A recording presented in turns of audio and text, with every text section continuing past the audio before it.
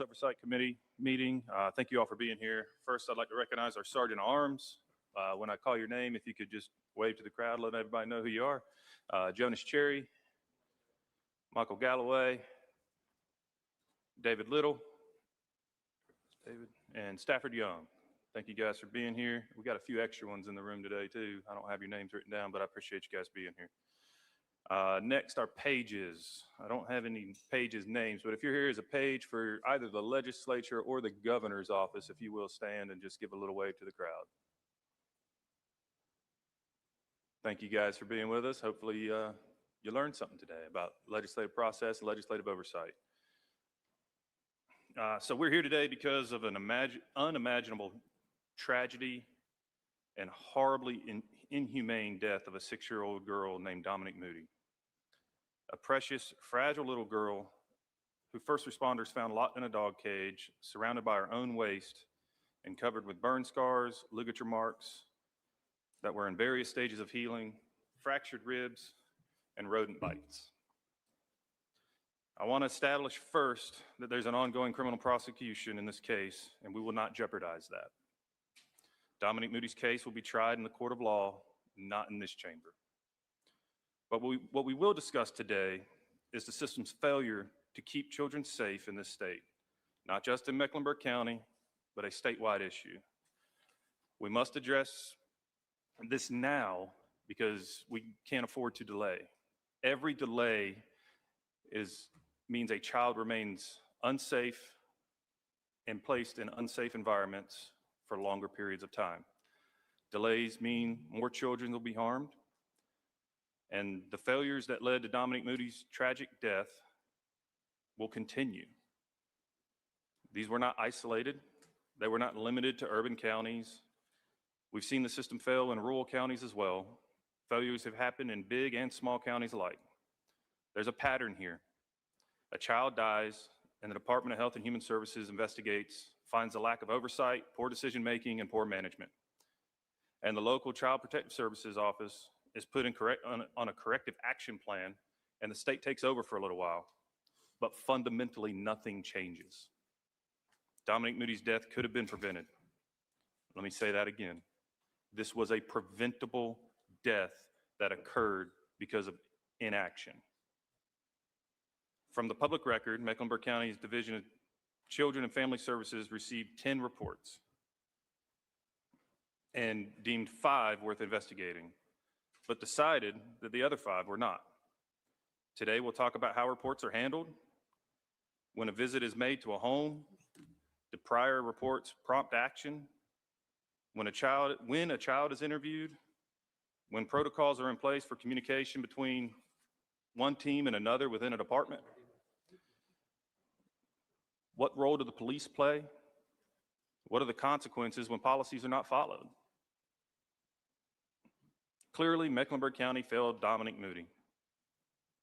We would be foolish to think they failed so tragically in her case and acted perfectly in every other case.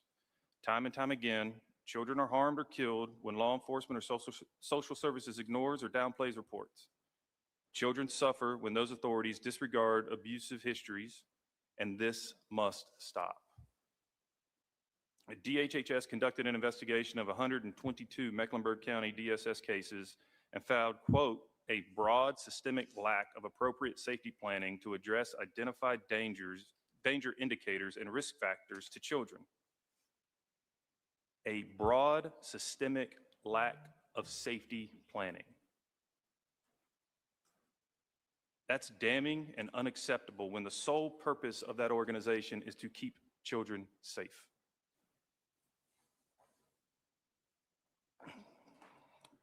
To help us understand how we can prevent tragedies like this from happening again, we'll have 3 panels testify today.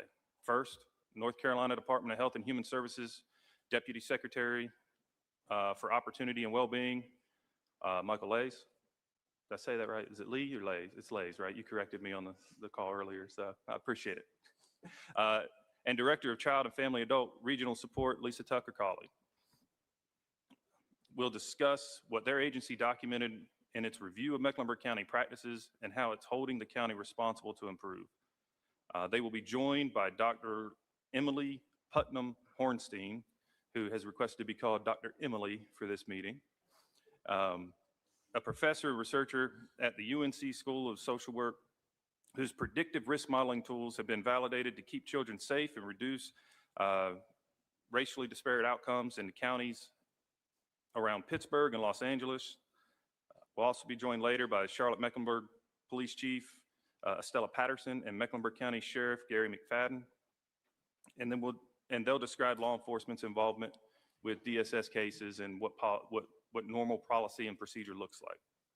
We'll close with Mecklenburg County Manager Michael Bryant, Director, Department of Community Resources, Yolanda Griffin, and Interim Director of Department of Child and Family and Adult Services, Letitia Lodeholt. So on to our first panel. Secretary Lees, Director Cawley, and Dr. Putnam Hornstein, if you would, stand up and raise your right hand.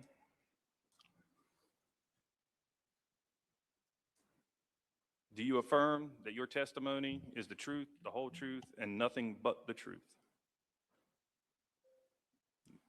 Are all your microphones on? We'll go ahead and address that. If the green light is on, it's on. There we go. For the record, they all indicated that they do.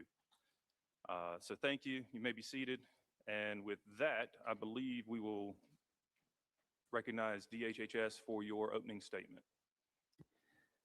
Thank you, Mr. Chairman and members of the committee. My name is Michael Lays. I'm the Deputy Secretary of Opportunity and Wellbeing at the North Carolina Department of Health and Human Services. The Opportunity and Wellbeing portfolio is made up of 8 human services divisions, including child welfare services within the state's Division of Social Services. DHHS works every day to create a North Carolina where children are protected and families are safe. We take seriously our responsibility to ensure the health and well-being of children and families, and our goal is for every child to grow up in a safe and nurturing family and community. Today, we are here to discuss the department's work in response to the death of Dominique Moody in Mecklenburg County. The death of any child is an unthinkable tragedy. The death of a child as a result of alleged abuse or neglect is even more difficult to comprehend. At DHHS, it is our job to engage and look closely at a child fatality to help determine what happened and what, if anything, could have been done differently. But as a father, I can tell you Dominique's death has affected me and the rest of my team on a deeply personal level. We believe that transparency is of critical importance here, and we have a strong desire to provide this committee with as much information as we can. At the same time, we are mindful of the state's confidentiality laws, and we take very seriously the department's legal obligations to maintain the strict confidentiality of all sensitive child welfare records and information. Because of this, there will likely be some questions you may have that we are simply not able to answer, particularly those that specifically pertain to Dominique Moody's case.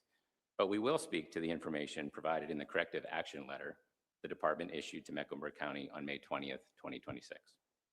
We have submitted written testimony in preparation for today's hearing, including information that our department has released publicly on our fatality case review, findings from our broader review of more than 100 child welfare cases in Mecklenburg County, and requirements of the resulting corrective action plan.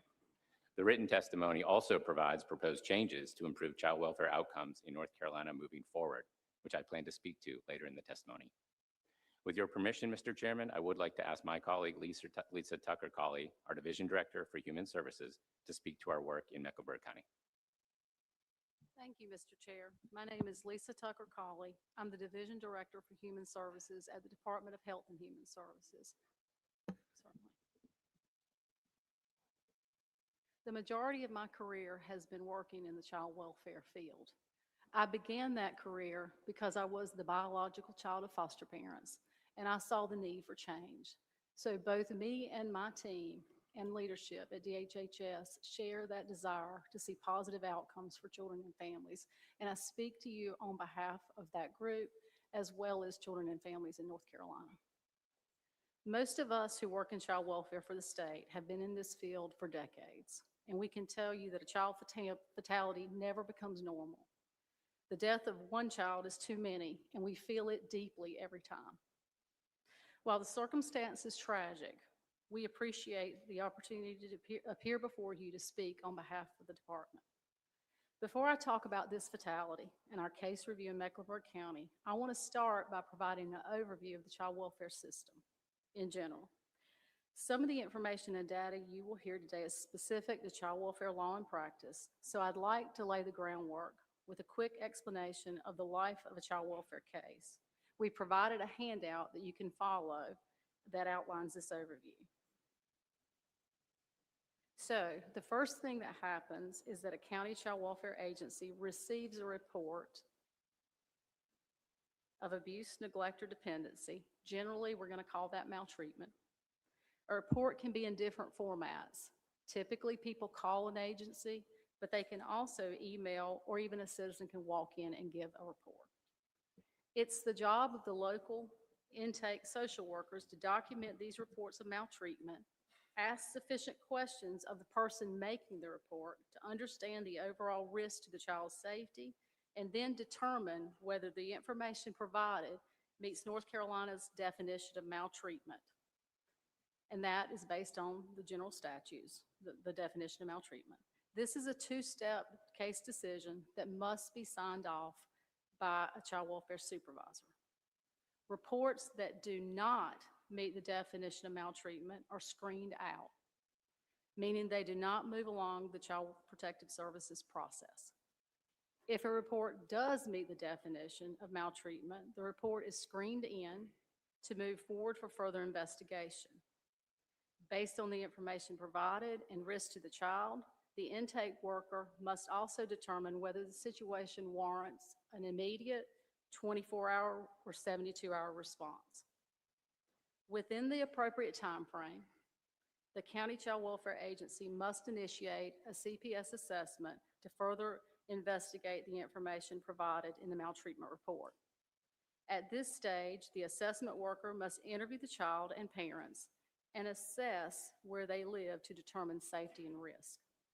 The worker also reviews the family's child welfare history and calls collaterals, people like teachers, neighbors, doctors, or family members who can answer questions about the family's ability to provide a safe home for the child.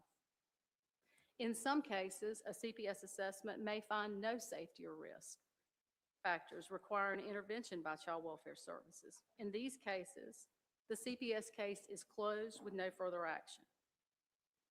A CPS assessment can also lead to child protective in-home services, meaning the social worker identifies the safety and risk concerns, but also identifies that a child can remain safely in the home while these concerns are addressed. A safety plan is put in place for the family, and the case remains open with ongoing contact until the agency determines all areas of the safety plans have been addressed. If the CPS assessment identifies that risk cannot be mitigated safely while the child remains in the home, the county agency is responsible for petitioning the court to take custody of the child or children, and the child enters foster care. The case remains open with ongoing contacts as the county agency works to move the child from foster care to permanency, either safely reunifying with their parents or custody or guardianship to a relative, or even adoption.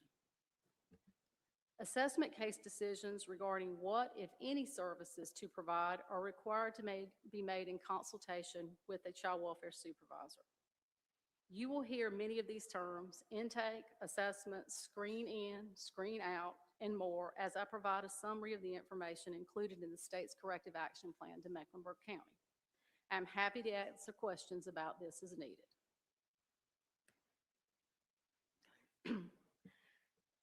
Our department was made aware of the death of Dominique Moody in Mecklenburg County on December 16, 2025.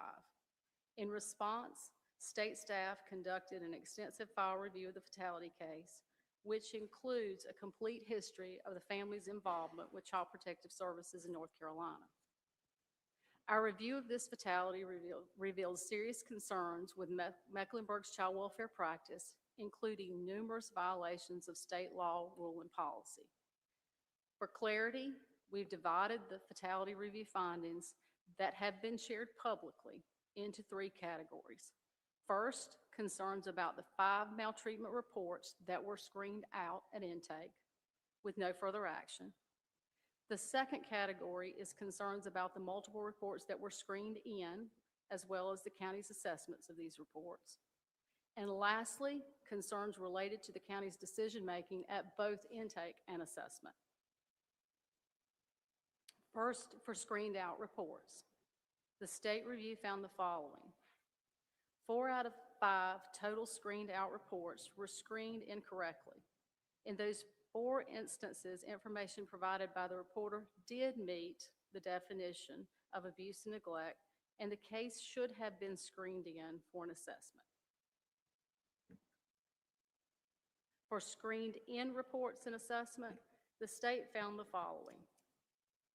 Contacts were not made frequently enough to assure child safety. Protective services history was not reviewed, which would have shown a pattern of abuse and neglect.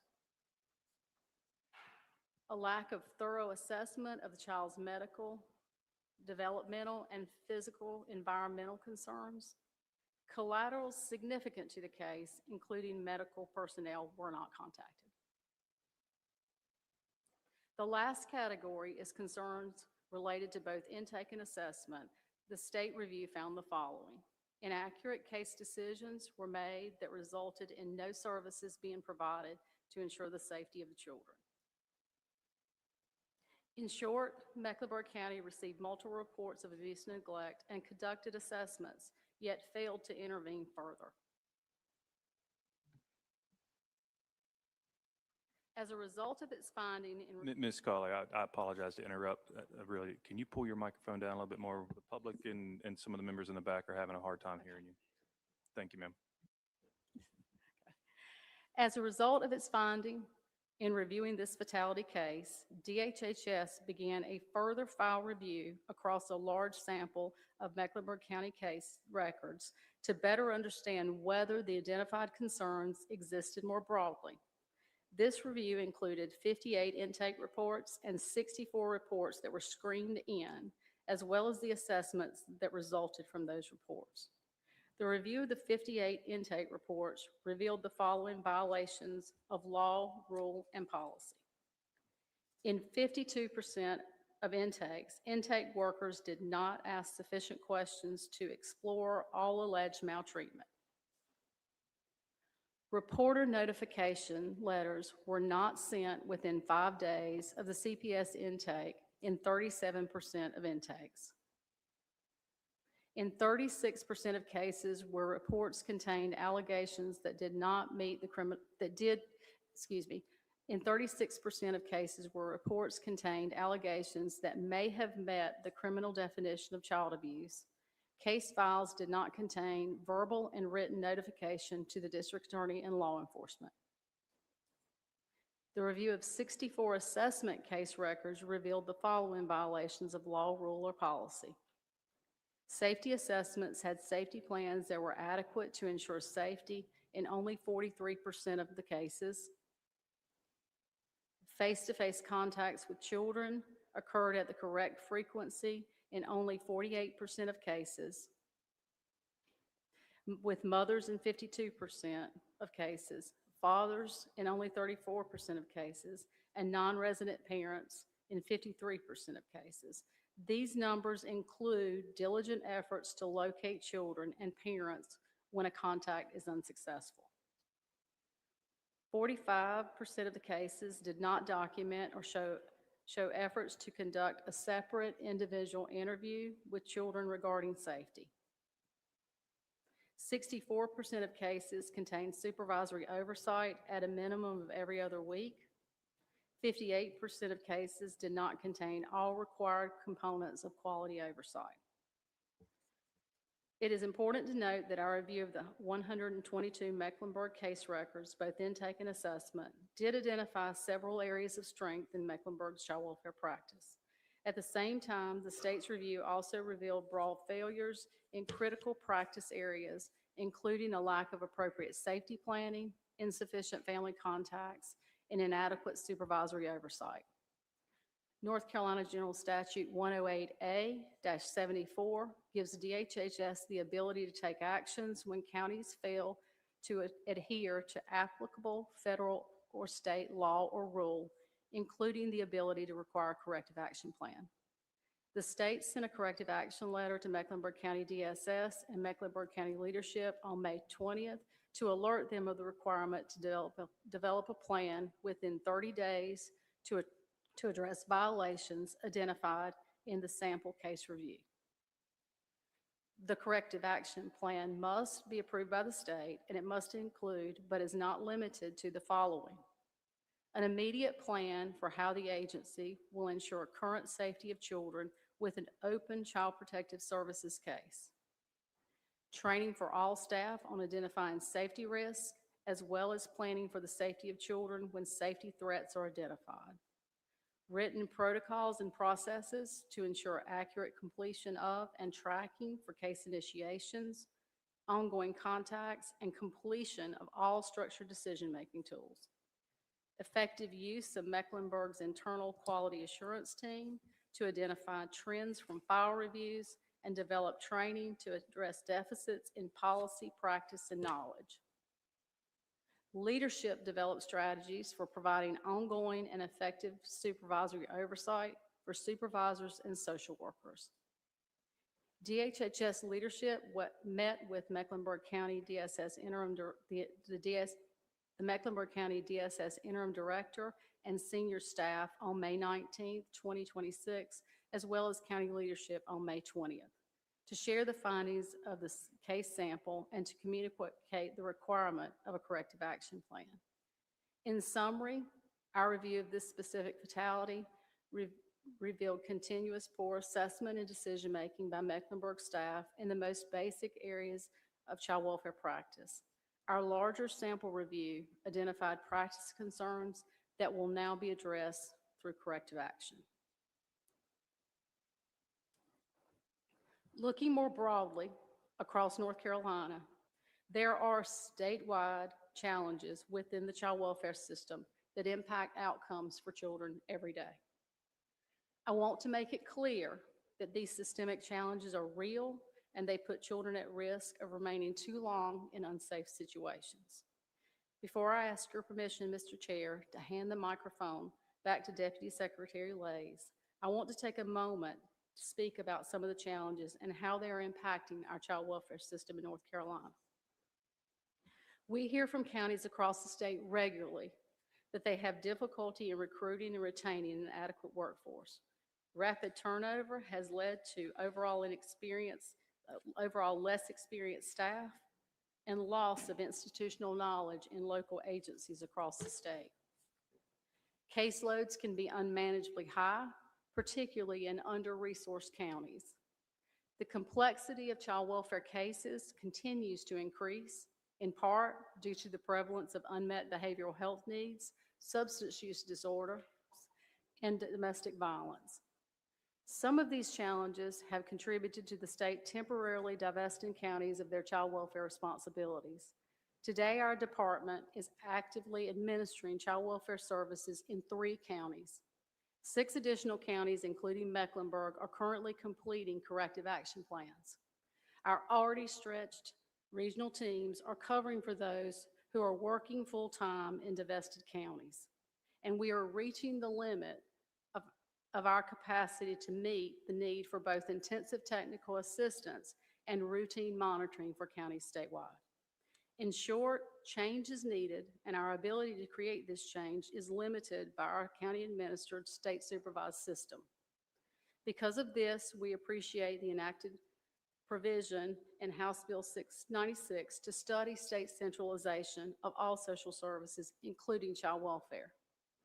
DHHS continues to work within our authority toward a more consistent, better quality child welfare practice statewide. But in a county-administered system, outcomes will always be influenced and impacted by the practice of the county where the family happens to live. This study will give us more insight into how to begin to address these challenges and improve outcomes for children statewide. Thank you, and with your permission, Mr. Chair, I would like to turn it back over to Deputy Secretary Lays. Thank you, Mr. Chairman, and thank you, Director Cawley. In addition to information about the Mecklenburg County DSS sample case review and corrective action plan, We appreciate the committee's request to discuss potential changes needed to improve the child welfare system. There are changes we can make now that will have a long-term impact on the safety, protection, and well-being of children and families in our state. First, state oversight. Legislation such as the Fostering Care Act, House Bill 612, has given additional authority to DHHS to intervene in specific case activities. This type of oversight is critical for the department to fully meet our responsibilities as the child welfare supervising agency for the state. The escalation team proposed in House Bill 1144, the Dominique Moody Safety Act, presents a similar opportunity, as that kind of team would give us the ability to intervene sooner with the goal of preventing fatalities. Second, system modernization. The General Assembly's continued funding to complete implementation of our new statewide child welfare information system, PathNC, is essential. This system provides important new tools for county and state child welfare staff to support children and families. This includes providing staff with automatic access to a family's complete CPS history, no matter where they have lived in the state. PathNC also guides county child welfare staff to better identify maltreatment and assess risk through newly redesigned structured decision-making tools built into the system. This system improves our ability at both the state and county level to monitor outcomes, identify concerns, and address problems before tragedies occur. We are pleased to report that all 100 counties are in PathNC for intake and assessments. We continue to roll out the rest of the system, which includes functions like child protective in-home services, foster care, and adoption assistance. After PathNC is fully integrated into county practice statewide, North Carolina will have the infrastructure in place to continue exploring other methods for modernizing the child welfare system, including tools like advanced analytics or predictive modeling that can help identify high-risk situations, as well as better services and placements. We are grateful for the General Assembly's continued support of PathNC. And third, supporting the workforce. Recruitment and retention of North Carolina's child welfare workforce are critical to improving outcomes. All counties must offer sufficiently competitive salaries to attract trained professional social workers capable of making life-altering decisions. It is also important for the state to look at ways it can offer additional support to help counties build and retain a qualified workforce. Our mission at DHHS is to ensure the health, safety, and well-being of children and families in North Carolina. In child welfare, that means a stronger child welfare workforce, better access to services, and more consistent county practice to improve outcomes, no matter where a family lives across the state. In alignment with this mission, we appreciate the partnership of the North Carolina General Assembly as we continue to work together to improve outcomes for the children and families we serve. We look forward to answering your questions, Mr. Chairman, and those of other committee members. Thank you. Thank you. By way of just putting things in perspective for the committee, we're going to do both opening statements, and then we will question all the panelists in whatever order you guys choose to. While this opening statement is going on, if you want to go ahead and get in the queue, just signal the chair. Thank you. Dr. Putnam-Hornstein, your opening statement, ma'am. Terrific. Members of the committee, thank you for holding this hearing. Thank you for the chance to speak. I'm the John A. Tate Distinguished Professor for Children in Need at the UNC School of Social Work. I'm a researcher, but for nearly 2 decades, my research has been grounded in the real work of child protection.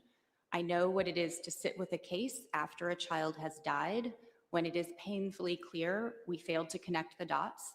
And I also know the difficulty of reviewing open investigations while there is still a child to protect. Much of the work I have done has been in systems built like North Carolina's, county administered and state supervised. I will not repeat the graphic details of Dominique's death. What I know is drawn largely from media coverage. Much has not been released, and while I'm no lawyer, I do not find the arguments that releasing information would compromise a prosecution at all persuasive. I will also add that this case underscores important questions about how we screen kinship placements as our agencies face relentless pressures to reduce entries to foster care. I'm here today to speak to a single question: what role might a predictive risk model have played in Dominique's case? When repeated community concerns signal a strong possibility of ongoing abuse and neglect, when the same family appears in our records again and again, At what point do we treat that pattern as the emergency it is? This does not appear to be a situation where the warning signs were absent. Some children die very young, tragically harmed by a caregiver before anyone outside the home had reason for concern. Those deaths are no less devastating, but they raise a different question than the one before the committee today. Dominique was not invisible. From what has been made public, both law enforcement and Child Protective Services were inside the home repeatedly in the years before she died. Dominique was not a child no one saw. So why was there no action?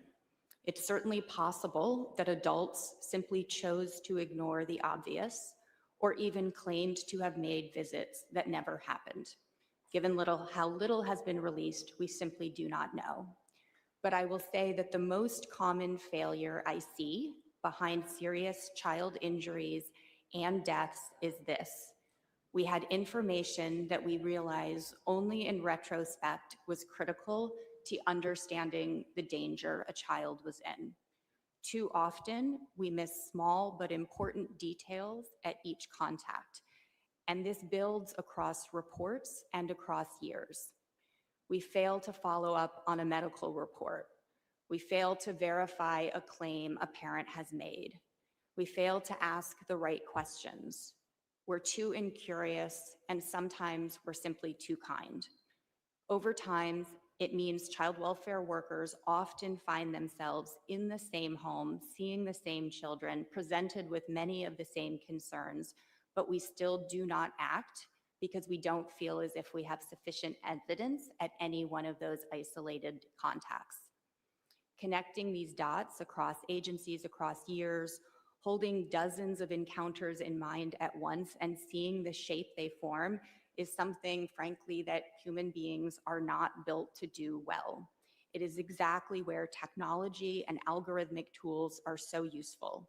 They do not replace human decision makers or a well-trained workforce, but they do become incredibly critical decision support tools. The failure to see the pattern of risk in these reported calls is the precise gap a predictive risk model is built to close. And just for the committee's awareness, I think we often assume that we go out, we investigate once, and that's it. I regularly see cases where we've had dozens or more prior referrals. We often have many families where there is chronic involvement, and not all of those are families where the child is so endangered we need to intervene, but it does become very difficult to detect the signal from the noise. A predictive risk model harvests information from the full record the state already holds. It requires no new data entry. It uses machine learning methods to identify patterns that help classify risk. Our systems already store information. These new models and technologies help to surface it, and in seconds. Applied to a family with Dominique's history, repeated reports over the years, dozens of contacts with law enforcement, a child placed with a relative after her mother's drug use, her young age, I have to imagine a model would have flagged her case for closer scrutiny. The Federal Administration for Children and Families is now urging states to not just modernize their case management systems, as North Carolina is and has done, but to ensure the workforce can actually use the data it enters, not merely store it. Two counties highlight what this looks like in practice and what each raises about how a predictive risk model might have helped in Dominique's case. The first is Allegheny County, Pennsylvania. They built the first model more than a decade ago, and they built that model because they realized that their intake decisions were highly inconsistent across workers. Allegheny is sometimes described as the unicorn in child welfare. They have a comprehensive data warehouse. So their workers were being asked to review criminal justice, behavioral health, 911 calls, you name it. And they realized they weren't giving their workers at hotline screening the tools that were adequate to help them consistently use and weight that information. They realized they were screening out far too many calls where the family then came back. And they were also intervening in cases where it could have been that they didn't actually need to go because they could have handed it off to a community partner. They have continued to use that model, and they have gone further since. So now their model is not just used to support workers at intake decisions, but they are using the model to flag especially complex, high-risk investigations, which are then escalated to an independent child safety team, of which I am a member. We monitor the case for as long as it stays open and elevate concerns with county leadership when the handling of it could place a child at risk. A second county, Los Angeles, has also implemented a predictive risk model. It is used for a very specific purpose: to flag the highest risk investigations for supervisors so that they can concentrate their attention and make sure that in any situation where an important detail is missed, these are the cases where we go and track it down. Their use of their predictive risk model has now scaled from 3 offices to all 19 of their regional offices. In Dominique's case, we do not know her full history or the histories of other children and adults named in those investigations or what was weighted. But certainly, again, I do think that a model would have absolutely identified hers as a case that warranted greater scrutiny. I want to be clear that these tools do not require perfect data.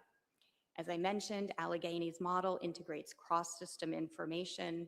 In Los Angeles, they are only using child welfare records, and I will say that we are still using a system that was built in 1998. We are still waiting for our new case management system, and when the new system comes on board, that predictive risk model will simply pull information from the legacy system, integrate it with the new system until that is fully up and running. North Carolina does not need to wait. And the results are real. When these models have been studied by independent researchers, measures of child safety have improved. We had at least 2 RCTs in Colorado counties implementing predictive risk models where we saw statistically significant improvements in child hospitalizations for injuries. In Los Angeles County, the decision to scale countywide was based on a reduction in near fatalities and fatalities of 23% once we were equipping supervisors with this information. We've also seen that while there is significant concern that these models and tools could have disparate impact, that they've actually reduced racial disparities in Allegheny County and have had no adverse effects on racial disparities in other jurisdictions. Skepticism about government AI or algorithmic tools is healthy, which is why these models should be independently validated and always watched for disparate impact. But predictive risk modeling should not be mistaken for a vast technology project, one that North Carolina knows painfully well as it has moved all counties to a single case management system. It's an entirely different thing. It simply runs on the data the state already keeps. It does not require replacing everything underneath. As I mentioned, other states have kept these tools running straight through multi-year overhauls of case management systems. The team I work with was able to stand up a model in Idaho that was in use within 6 months of gaining access to the state's data. 6 months. And I think we have to move forward with real urgency when we consider every month we wait is another month where we are not using the best tools to support our workforce.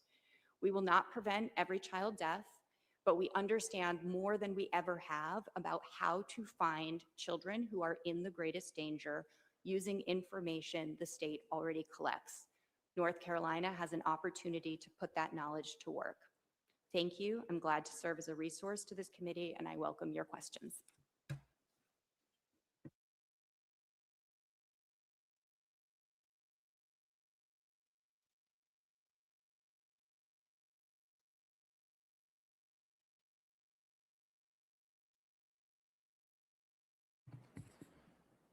Apologies, taking care of some administrative stuff up here. All right, panel, we've got a few people in the queue. We're going to limit 5 minutes per member on the first round of questions. Again, if you want to be in the queue and you're not, let us know. And Dr. Reeder, you are recognized for the first round of questions. Thank you very much for being here today. And in my role in working in the emergency department, I meet with, interact with the intake officers very often, but not so much down the role. So I'm really looking, to understand the intake, the supervisor, and the assessment. So that's what my line of questioning is. Are the intake person, are they doing the assessment, or is that three different people that do those roles? Thank you for that question. That would depend on the county and the time of day. So typically, there is an intake role, which is very different from an assessment role. So the call comes in, a worker takes the report. In large counties, they're going to have a number of people that take intake reports, and they do not do the assessment. Then once the intake report is screened in, it typically in a large county is going to go to another workforce, which are the CPS assessment workers. So but the supervisor has to sign off on the intake, and that's the decision whether it's screened in or screened out. Correct. In a small county, I have to say, in a small county, you might have the same person who does the intake, who does the assessment, but there would still be a supervisor that signed off.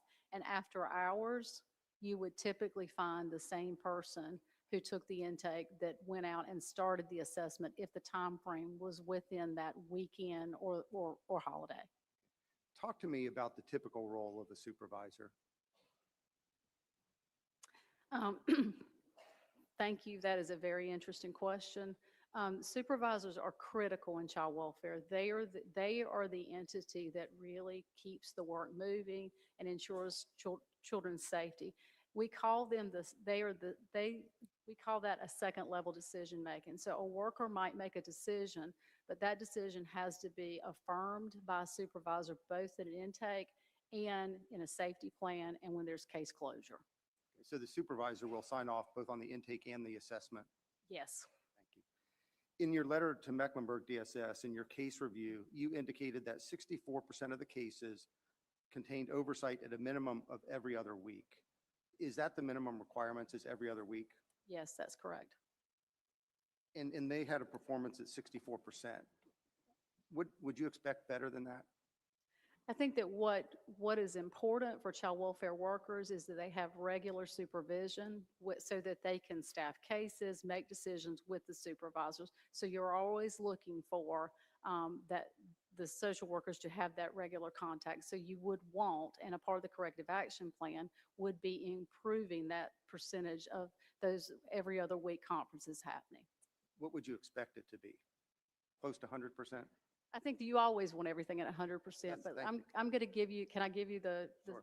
when we look at counties that have had a corrective action plan coming out of the corrective action plan, you look at 85% as the threshold. And would you expect more regular than the minimum if the case was at higher risk? Contacts with families, No, the supervisor oversight. Would you expect if it was a high-risk case with multiple calls that there would be more than that minimum of every other week?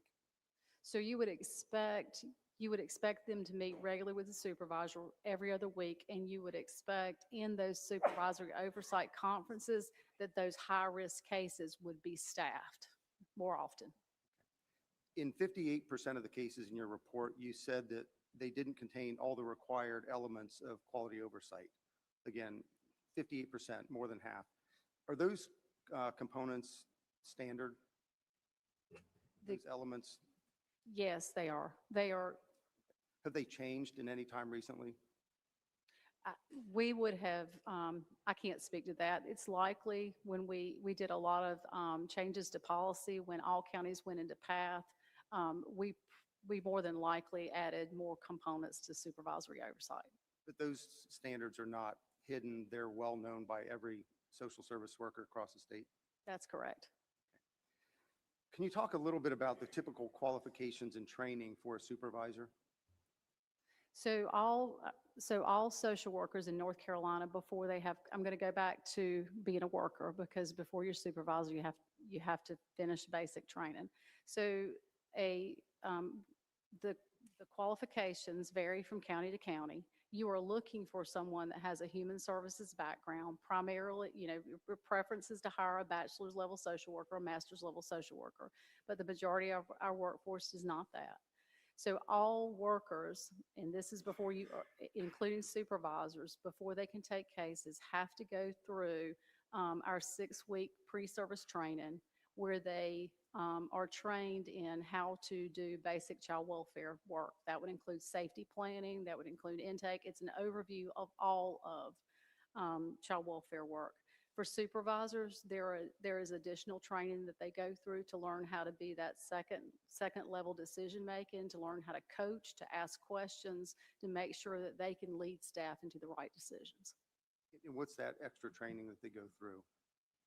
Is it the extra training to be a supervisor, you said? You said there's initial 6 weeks, but you would expect more? Yeah, there's extensive training for child welfare workers. There's the pre-service training. They have, we call them And I'm track. mostly, sorry to interrupt, I'm mostly interested in the supervisors, Okay. because you said that they're the linchpin. There is training for supervisors. They go through a supervisory training course. Is there a minimum time in that role before you can be a supervisor? No, there's not. And I'll also say that while the law requires a certain number of hours for pre-service training, it does not require that supervisors receive any training other than the pre-service training. So that might be something for us to look at. That's correct. We're here because we had a tragic case, and DHS described serious systemic failures. And you mentioned before that you have 3 counties under your direct supervision and 6 under corrective actions right now. Is this a typical number that you see, or how many in the last couple of years different counties have been or are under? And can you tell us the 3 that are under your direct supervision now? So the 3 that we are currently have direct authority over child welfare services are Vance County, Bertie County, and Davidson County. The state has never had 3 at one time, so this is new. There are 6 counties that we have divested directors of duties in. 1 Bertie twice, so there's 5 with Bertie twice. Corrective action counties, it's 20. It's 20. I think it's 24. I could follow up to provide the actual number. So it's not an uncommon or an isolated county failure in this that's going on right now? I think that the corrective action plan, our corrective action plans is a plan we put in place to help counties correct. It is a part of our oversight. Does DHHS do? Dr. Reader, your 5 minutes is expired, my friend. Okay, sorry. You're fine. I can put you in the queue for a follow-up if you like. With that, Representative Sheetzel. Thank you, Mr. Chair, and thank you all for being here today. I think it goes without saying none of us really wants to be here, but I appreciate you being here and being willing to talk with us today. I want to follow up a little bit with some of the questions that Representative Reader was asking. First about, Director Cawley, you mentioned that supervisors are second level review. They are taking it, talk to me first about the first level review and who is doing that first level of intake and what sort of decisions are they making? What sort of questions are they asking? So intake, I will say intake in North Carolina is improved. All counties are now in Path NC, and there are structured decision-making tools that help intake workers make better intake decisions. What happens is you ask a person, tell me what you're concerned about. You let people talk, and then you look at what did they tell you. Our tool helps you look at that within the context of the legal definitions of abuse, neglect, and dependency. And if it meets those legal definitions, it's screened in. But you also ask questions about, is the worker safe to go to the home? So you gauge safety of the worker.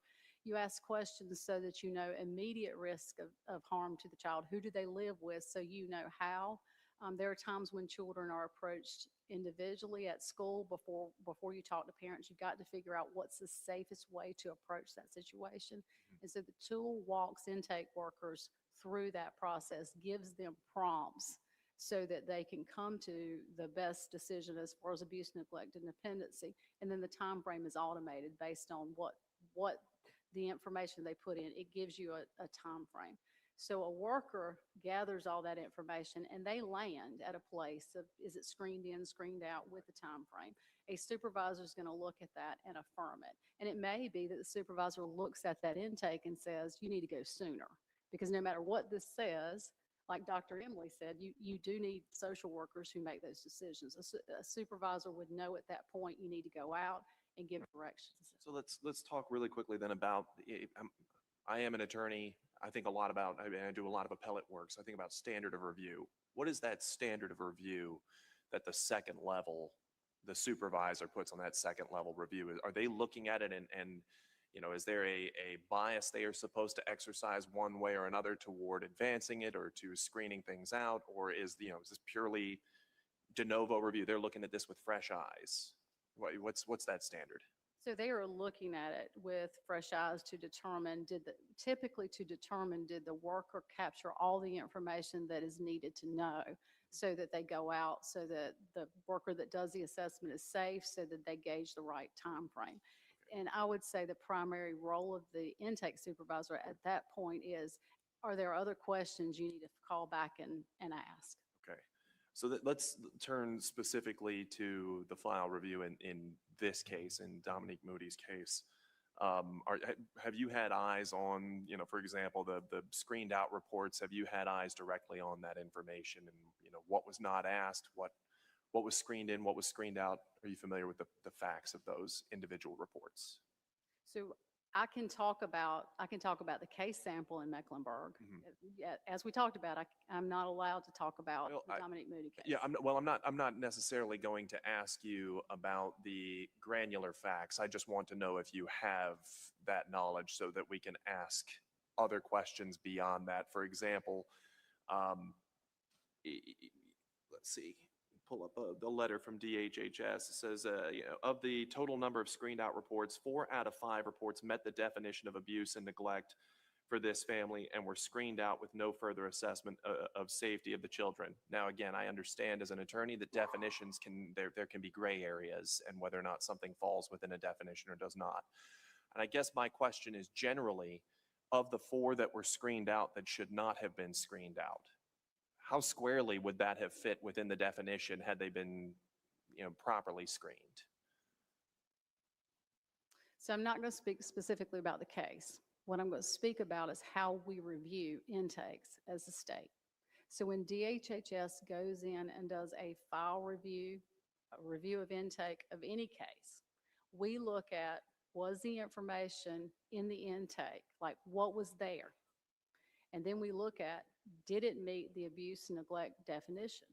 If the county screened it, if it was there and they screened it in appropriately, we say you do that appropriately.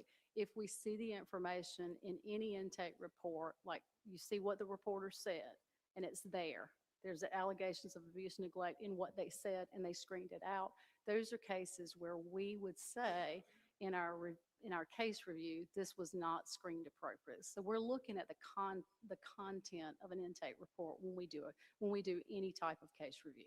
And I just want to be clear, I'm not asking about the details of what are in these reports. I just want to have some information about where the failures are here so that we can do our jobs as the legislative body here. What were some of the most common questions, do you think, that go unasked based on not just the Moody case, but the entire review? Where were things falling through the cracks here in terms of the intake questions that should have been asked but were not? And I'm going to speak to you about the sample that we looked at. Yes, please. Okay. So when we looked at their intake screening, and this is a sample, this is after Path NC. Remember, I said there were tools that helped you get intakes right. That happened when counties went in Path, and Mecklenburg went in Path NC in October.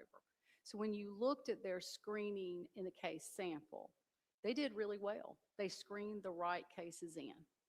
But there's a different level that we noted in a need for improvement in the corrective action plan. And that was that they needed to ask more questions in their intakes, because those questions determine how fast you go out. So we've talked a lot about children staying too long in unsafe situations. If you don't ask specific questions, you don't know what's the level of risk. Somebody calls and says there was someone in the parking lot, beating their child. What does that mean? Were they hitting them with something? Was it their hand? Like, what happened? All those questions are specific to intake that you have to ask so you know what is the current level of risk right now. Questions about who lives in the home. Just questions that help you gauge what is the time frame and what do we need to respond to now.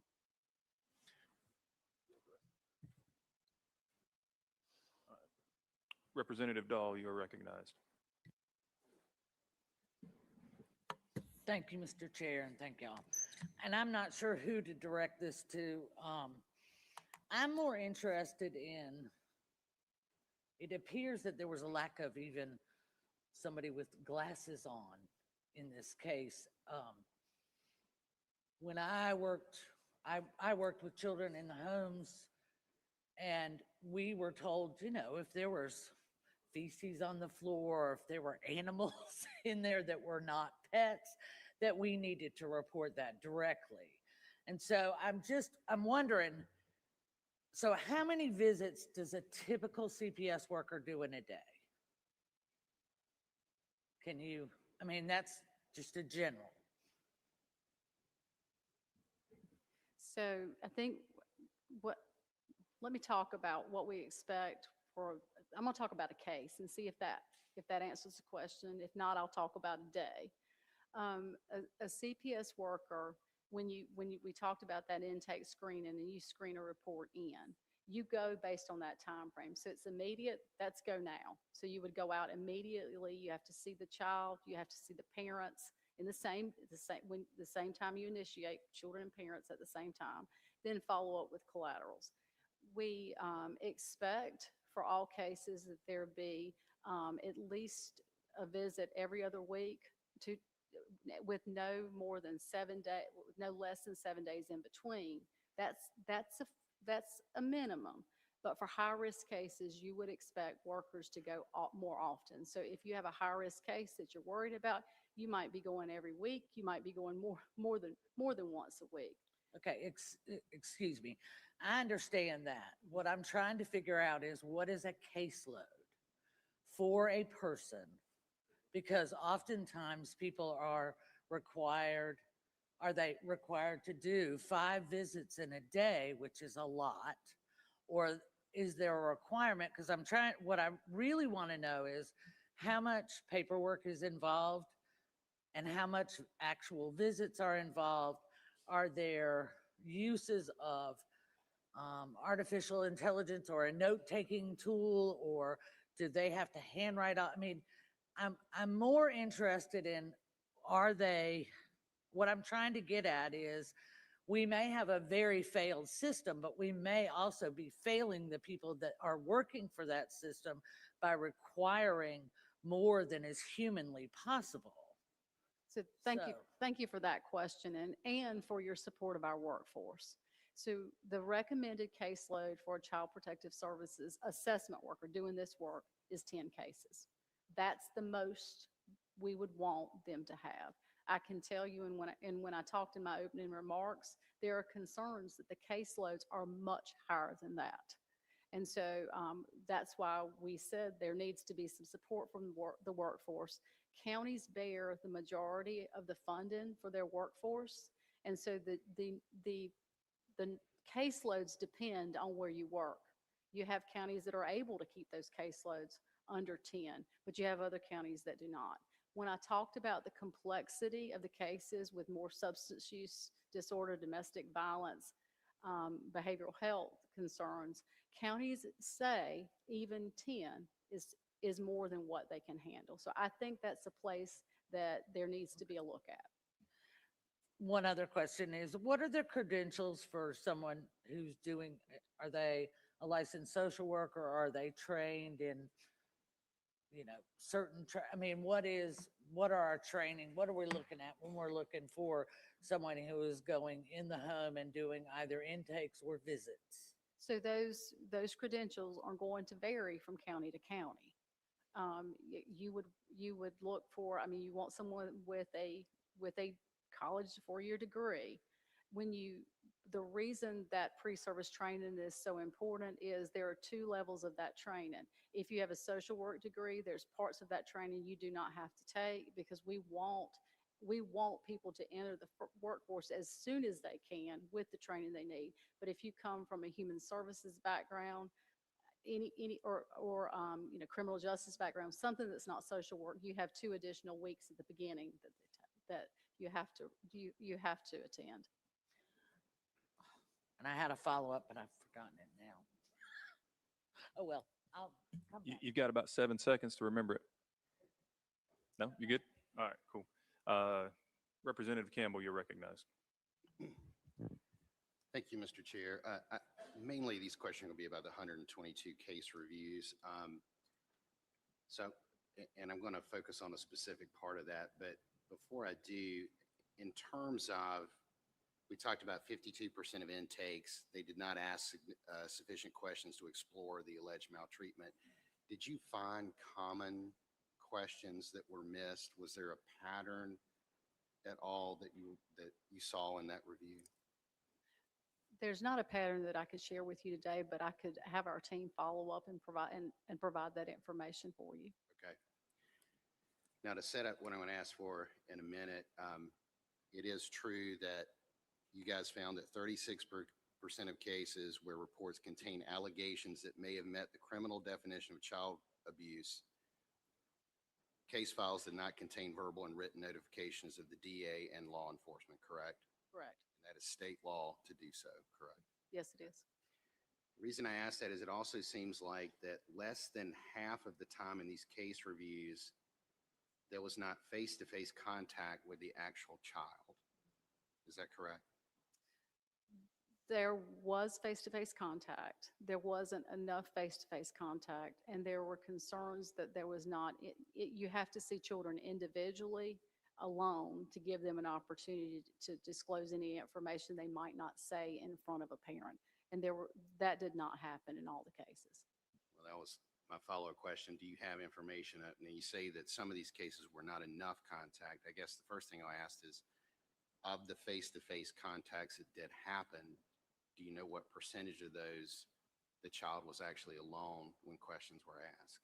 No, but I could follow up and see. I do know that that was one of the concerns and one of the areas that will be addressed in the corrective action plan. So would you say that the less than half that I'm looking at where that says there wasn't face-to-face contact, you would say it was either no face-to-face contact or insufficient face-to-face contact? I would say there was insufficient if you look at face-to-face contacts with children occurred 48% of the time when you look at when they would have been expected to occur. Yes. Now, are you saying that that 48% was when it did occur? Yes. So the remainder did not occur at all or did not occur sufficiently? Did not occur. Did not occur. Okay, that was my original question. Okay, getting back to the required report to DA and law enforcement, I'm at a loss as to how that can even be done without a face-to-face evaluation of the child to even determine if the DA and law enforcement should be contacted. So that requirement is at intake. It starts at intake. So if someone reports, often people will say information about child maltreatment, and in it, there is information that is a crime against a child.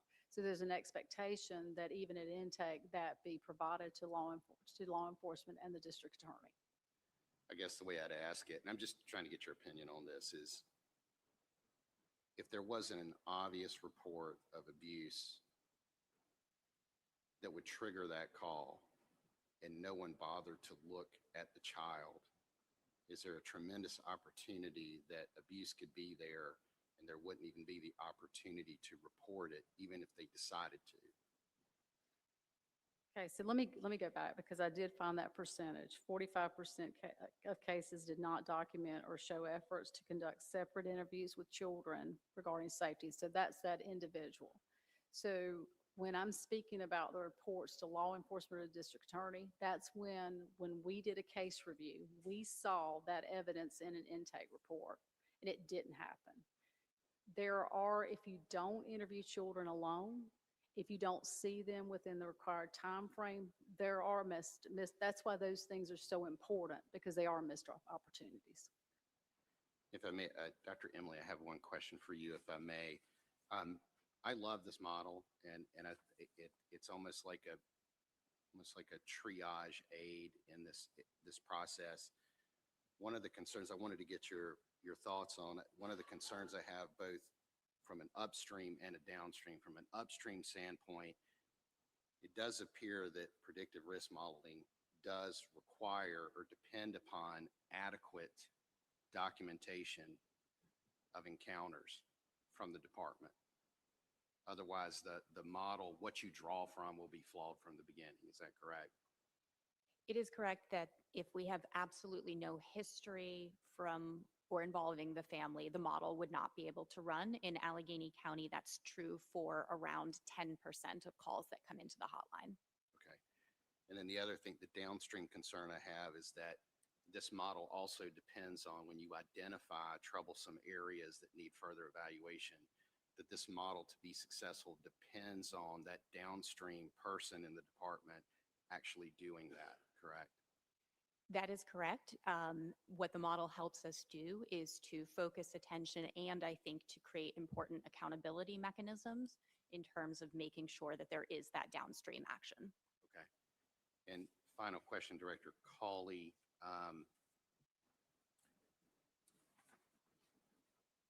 In the response to the committee, and this is about the Moody case specifically, so please, if you can answer it, just please tell me. But the committee was told that CPS history was reviewed, that medical collaterals were contacted, and the child's physical condition was documented with each visit. It does not appear that your report agrees with that assessment. Is that true? Can you ask that question again, please? So in the county's written response to this committee, they state that the CPS history was reviewed, the medical collaterals were contacted, and the child's physical condition was documented at each visit. This is for Moody specifically. It does not appear that your review agreed with that assessment. Is that fair to say? Can I want to check. Let me. Of course, yeah.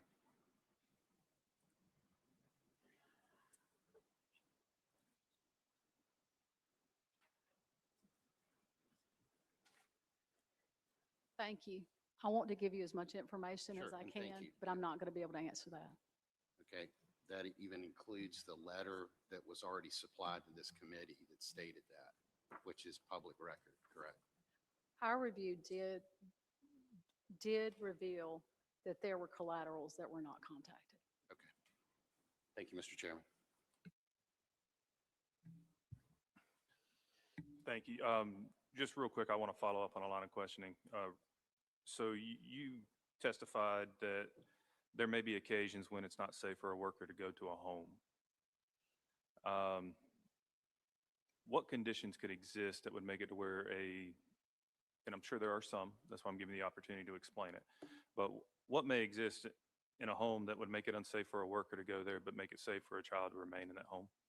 So it's never not safe for a worker. A worker goes. There are times when a worker goes with a law enforcement officer. So let me clarify. You do go, you call and ask for a law enforcement escort. Some of the things that would make you concerned would be if you looked at who lived in the home and there were people there that you knew had been, were dangerous, or had criminal histories that you were concerned about. Those are the types of things that you tend to call and ask for a law enforcement escort. And there are some counties that just because it's late at night and they have to go immediately late at night would call on their law enforcement partners to go. Okay. And when you guys do a case review, how are the cases and files that you guys review, how are they chosen? We do a random sample. And how do you get the sample? Is it provided by the county or do you go in and claim the sample yourself? We claim the sample ourselves. The cases being in Path NC now make it much easier for us to find a sample of cases. And how do you land on the number of cases that you find appropriate for a sample size? We look at the size of the county and the number of cases that they serve, the families they serve. And where's the sweet spot as far as what you're looking for as a percent of the total cases? I think we're just looking for enough cases that we would have, I don't have a percentage for you, but we look for enough cases so that we would be able to tell trends in practice. So my question is, how do you determine whether it's going to be statistically significant? Our team has that information. I'll follow up. Thank you, ma'am. Next up will be Representative Savanya. Thank you, Chair. Comments and questions to the people here. Thank you. Before I begin with my questioning, I want to acknowledge the tragic death of Dominique Moody. No child should ever have to experience what that young woman, young girl had to endure. So my thoughts to everybody who was her loved one and all those affected. I want to provide some background.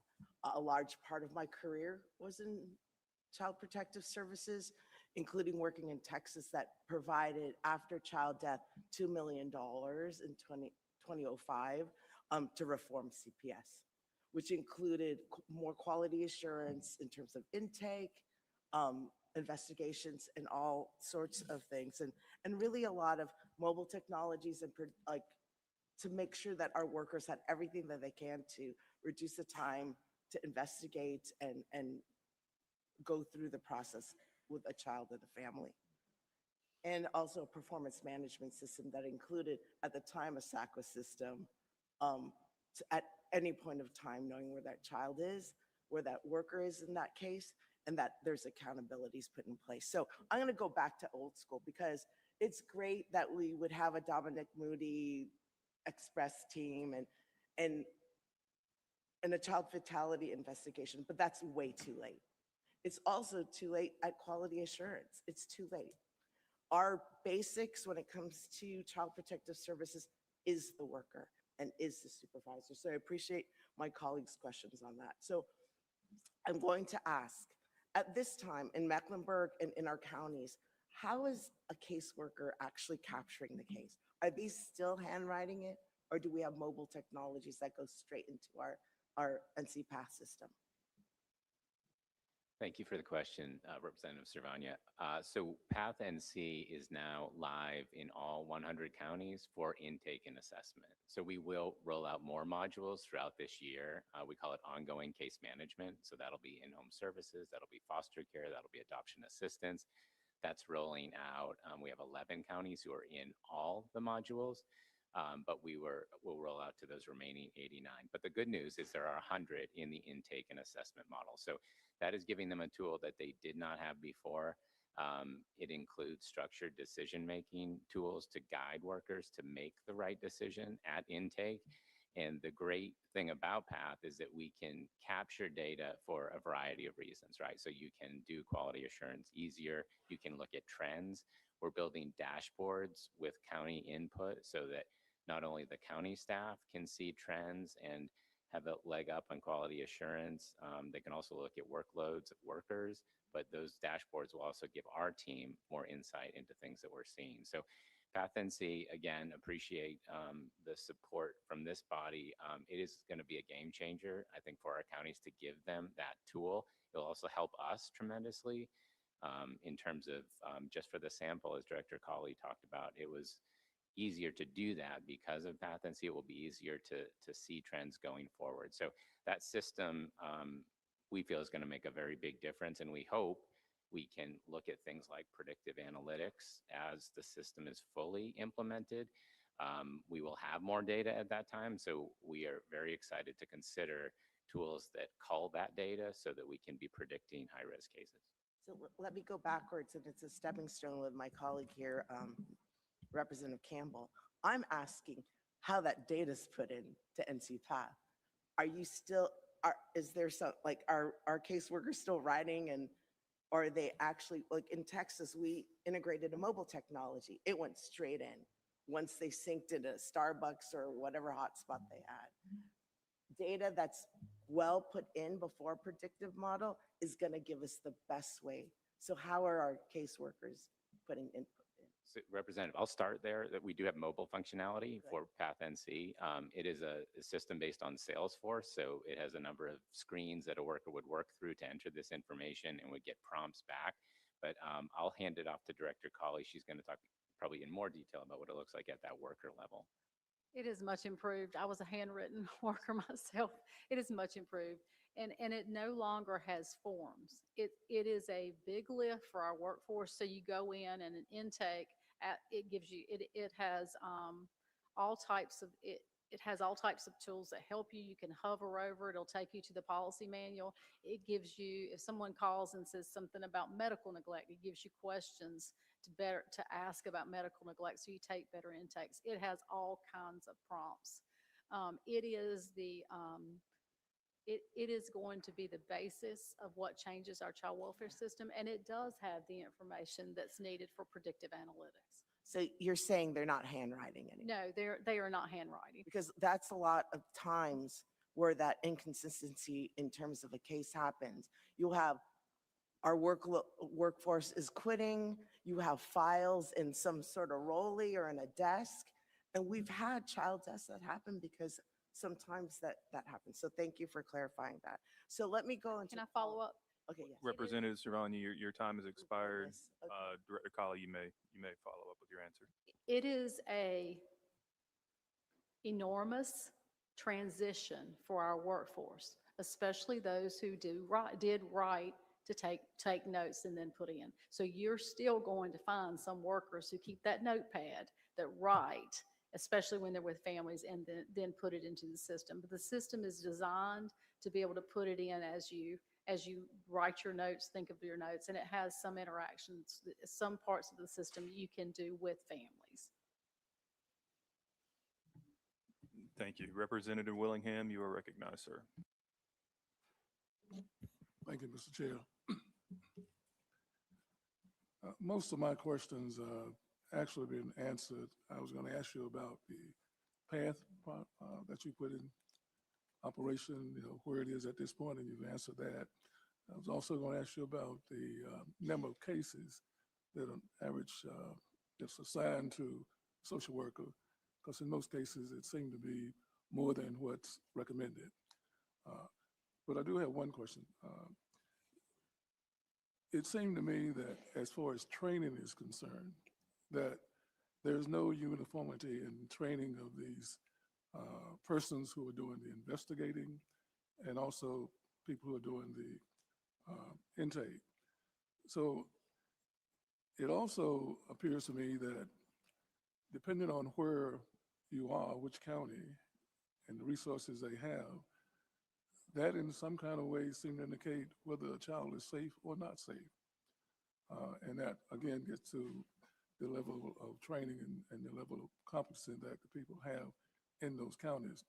But has that been something, or is there something that you're doing to try to address that? So if you live in my county, in Edgecombe County, I mean, you'll know, you're just as safe as someone who's living in Durham County or Mecklenburg County. So, but I don't see any kind of uniformity when it comes to the level of training that these social workers have, or non-social workers. You say they're probably most of your people are non-social workers, and they probably should have some kind of social worker degree or something in that area. So is that something that you're addressing, you're looked at or considered? Thank you for those questions, and they bring up a lot of information. So the training is uniform. All child welfare workers, including those who eventually become social workers, go through uniform training. The training, it is training before they meet with families, and it's training where we test their knowledge after they finish the course. What has to happen next, though, is you can't just train people and expect that they learned it and they're done and they're going to be good when it is things that are as important as how do you assess a child's safety. So there has to be time for them to learn how to use that training, how to apply it with families. So in the best, I'm going to tell you, in the best of worlds, someone would go through that training and they would do their first, let's say, four weeks. They can have some contact with families. They would get a few families to interview with someone like a supervisor sitting beside them, making sure that they use what they learned. They would get that caseload of 10.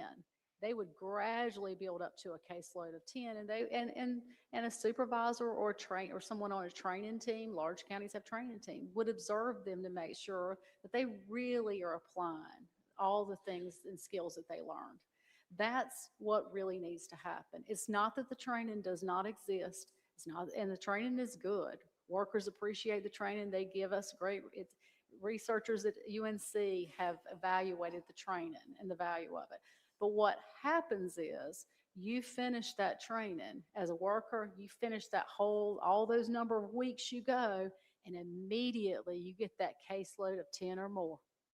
And so you might end up in a county where because of the number of cases they have, not enough staff, you get 15 to 20 cases. It's hard to hold on to what you learned, be able to practice when you're in that crisis setting, you have too many cases. So the issues go back to, it is workforce, it is counties having the capacity to allow new workers time to enter the workforce and use what they learned.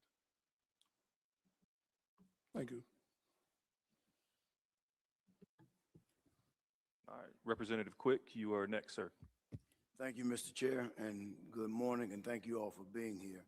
I think everyone in this room and across the state will agree that there are two words that are disconcerting and unsettling to all of us, and that is child death, particularly when it is preventable.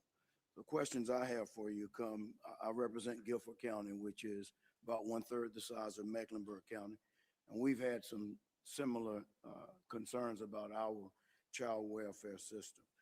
I haven't, Representative Reeder and Representative Willingham and others have asked a question, but I don't know that I've gotten the exact answer. I've heard you say, Director Carley, that you would look for someone who has some requirements and your preference is someone who has a bachelor's or a master's at social work.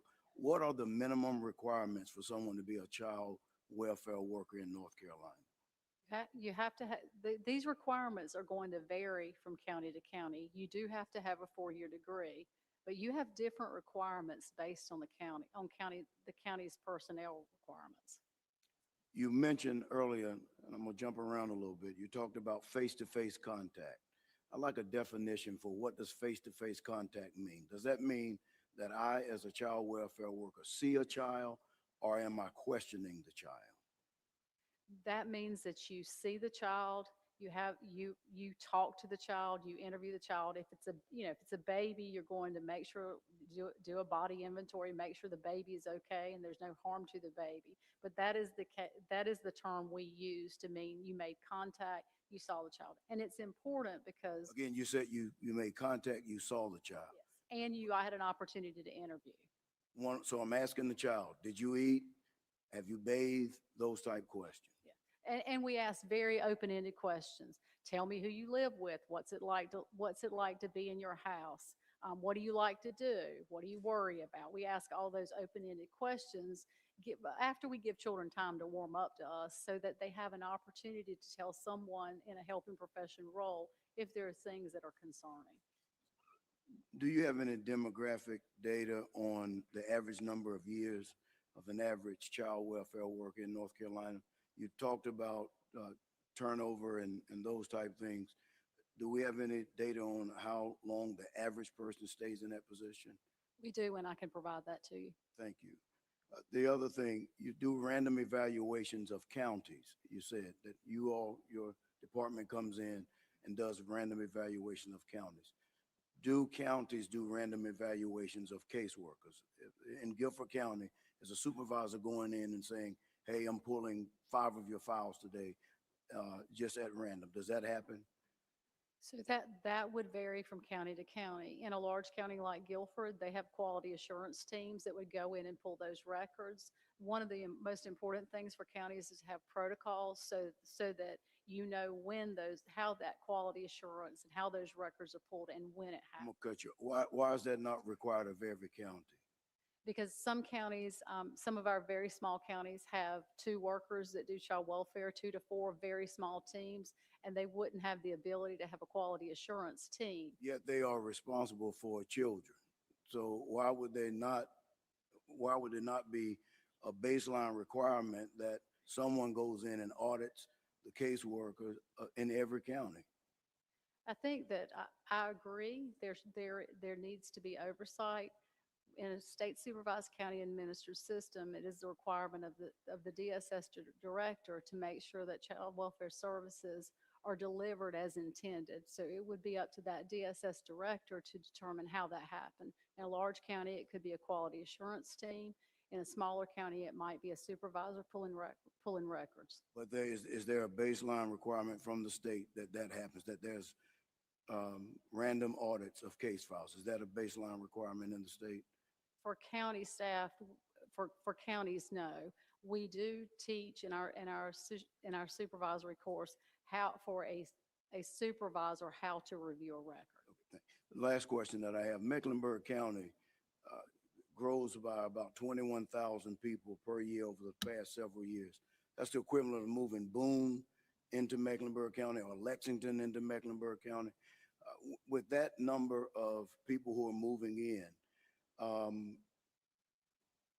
is there any data that shows us the number of people who move into Mecklenburg County or large counties? How many of those people will need DSS services in 2 years, 5 years? I'm talking about food assistance. I'm talking about housing assistance. Is there any way to predict that, or any data that would show us that those needs will be coming into our larger counties?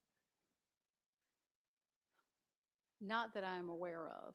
I think You would agree that with 56 people per day moving into Mecklenburg County, some of them are going to need at some point in time DSS services. And I didn't mean to cut you off, but that's correct. And I think some of, when we look at larger systems changes that would happen, helping counties being aware of that and knowing in a way that, because that is important if you think about staffing. If you know you have this many number of people that move in, you have this percentage of usage of child welfare services, knowing that information would be helpful. What's different though is how often people are reported varies from county to county. So you would have to know that as a baseline for each county. I have one further question. If I have time. If it's short, I'll allow it. I promise you it'll be a quick question. Yes, I bet. All right. Timeliness of processing additional services for families. For example, a family needs food assistance. In our larger counties, we're having a problem with processing those needs for services, which could lead to neglect, which could lead to frustration on behalf of parents, which is oftentimes inappropriately taken out on children. What are we doing to help with processing timeliness of additional services? Representative Quick, I'll take that one. So it's a great question. And within my portfolio, we oversee the SNAP program, for example. And so there are federal requirements around timeliness processing for each county. And so we monitor that. When we see disparities, we work with counties. If it happens on an ongoing basis, we will put them in a corrective action plan and try to give them the supports to get that number down.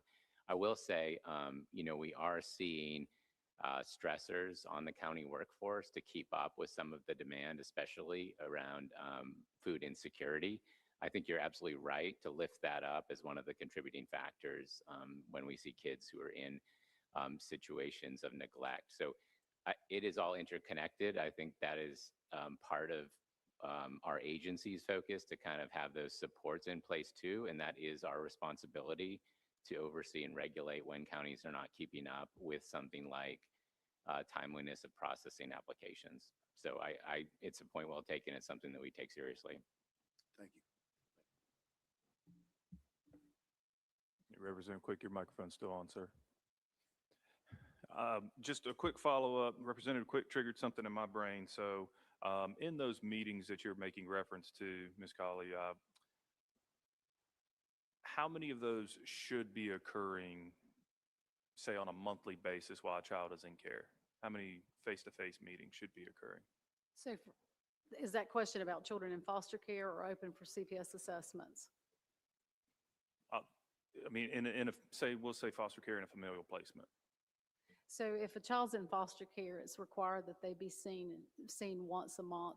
And it's that face-to-face, allowing them time to give information and to give them a safe place and time with their social worker. So fair to say no less than 12 times a year. Correct.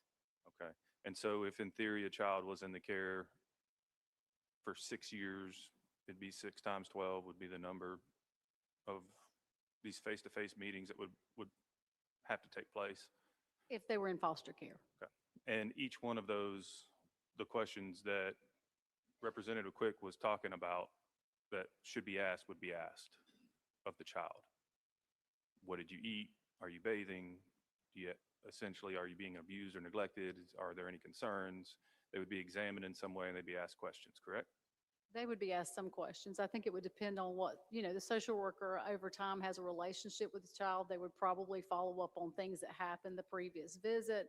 If you knew the child was eating and they looked healthy and they'd been in a family that was a good fit for them, you might not ask the questions as specific to, are you being fed? You would ask more open-ended questions like, tell me what's it like to live here? What do you like? What's going well? What are you worried about? You would start there. Just so that it would be open-ended, because it may not be about where they're living. It might be school. It might be things with their biological family. And is there a preference on where these conversations take place? In the home, outside of the home? Yes. At school, at a doctor's office? In the home, but in a way that allows them individual time with their social worker. Thank you. Representative Cunningham, you're next up. Thank you, Mr. Chair. Let me try to get a little bit closer. I'm not sure who needs to take this question, but I want to talk about the PATH program. It just got up and running. And what we found is that the dots were not connected in this particular case, and lots of other cases, is the calls that came in, who captures the calls that come into 911? And how do DSS get that information? We noticed that not just the 911 calls, but also the other calls associated with first responders, police officers going to the area. How is that captured? Who captures that so that the department, DSS, is able to see the connection of the dots? Is PATH going to be able to do that?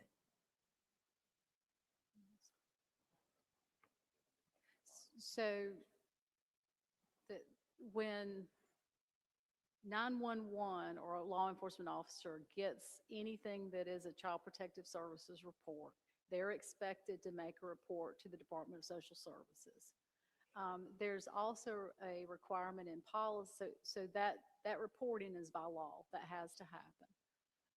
We talked about the notice when a citizen calls or someone calls in and there's a report to the district attorney or there's allegations that there's a crime against a child, that report goes back to law enforcement. So there's a working relationship between Child Protective Services and law enforcement that is critical to each conducting their own investigations, the assessment for the Child Protective Services worker and the criminal investigation or for law enforcement.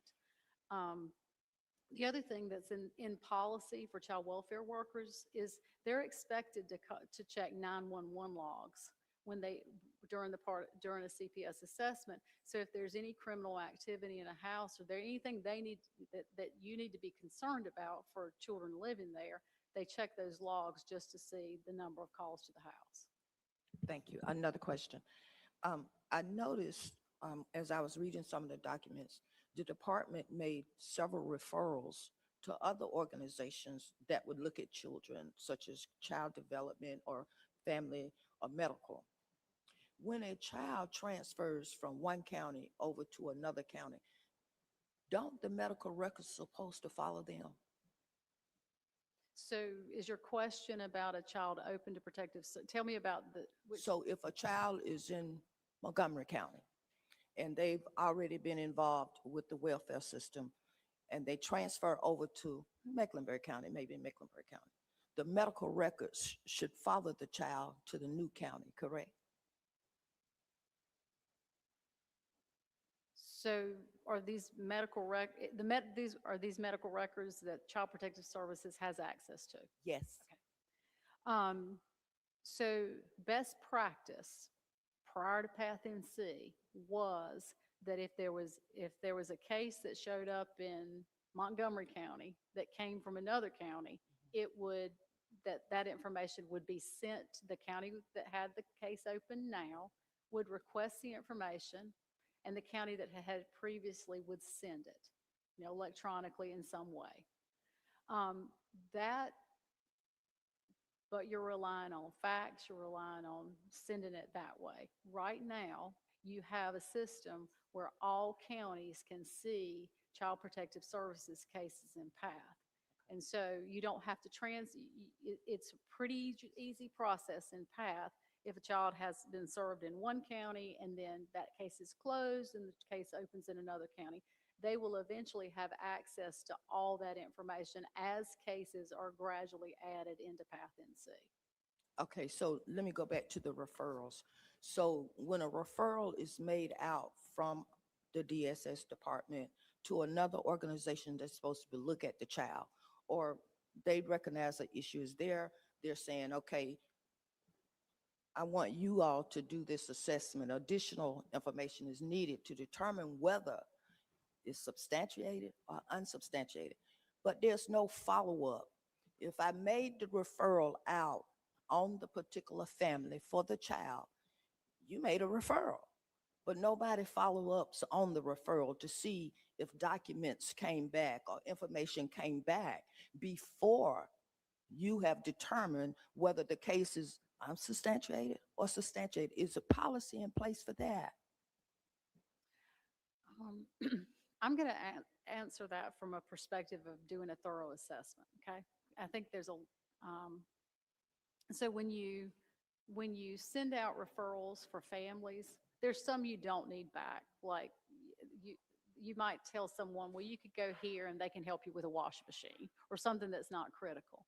But when you make a referral for something that is important to the case and to making a case decision, you would look at that as information you would need as the case progressed. So you would want that information back. But I just want to say social workers do a lot of referrals for a lot of things, so it would depend on which one. Mr. Chair, this the last. I'm really concerned about the referrals because these were not low-level referrals. These referrals were made to other medical organizations or entities, and there was no follow-up. There was no documents received back. And even though still the cases were unsubstantiated, if you make a referral as a nurse or a doctor, you make a referral, you expect something to come back to you to say what's going on. Or some policy needs to be in place. If you made the referral, you're looking for something to come back. Thank you, Mr. Chair. Yes, ma'am. Representative Ryan, you are recognized. Thank you, Mr. Chair. Thank you for being here today. I want to talk, Director Colley, a little bit more about your evaluation of the Dominique Moody case and of the 122 reports and assessments, and really back to some of the patterns and find out how far this evaluation sort of drills down and what you discovered. Did your evaluation connect any dots between, are there groups of problem supervisors? Are there issues with certain social workers? Are there specific days of the week or times that, when oversight maybe was a little lax or reporting was lax? Tell me about the dots that were connected in your evaluation. So when we looked at cases, we saw this across it was across the agency. There wasn't one particular unit. You could say it was this unit, it was that unit. And so I think that some of the work of the corrective action plan going forward is to answer those questions, to understand more about the contributory factors.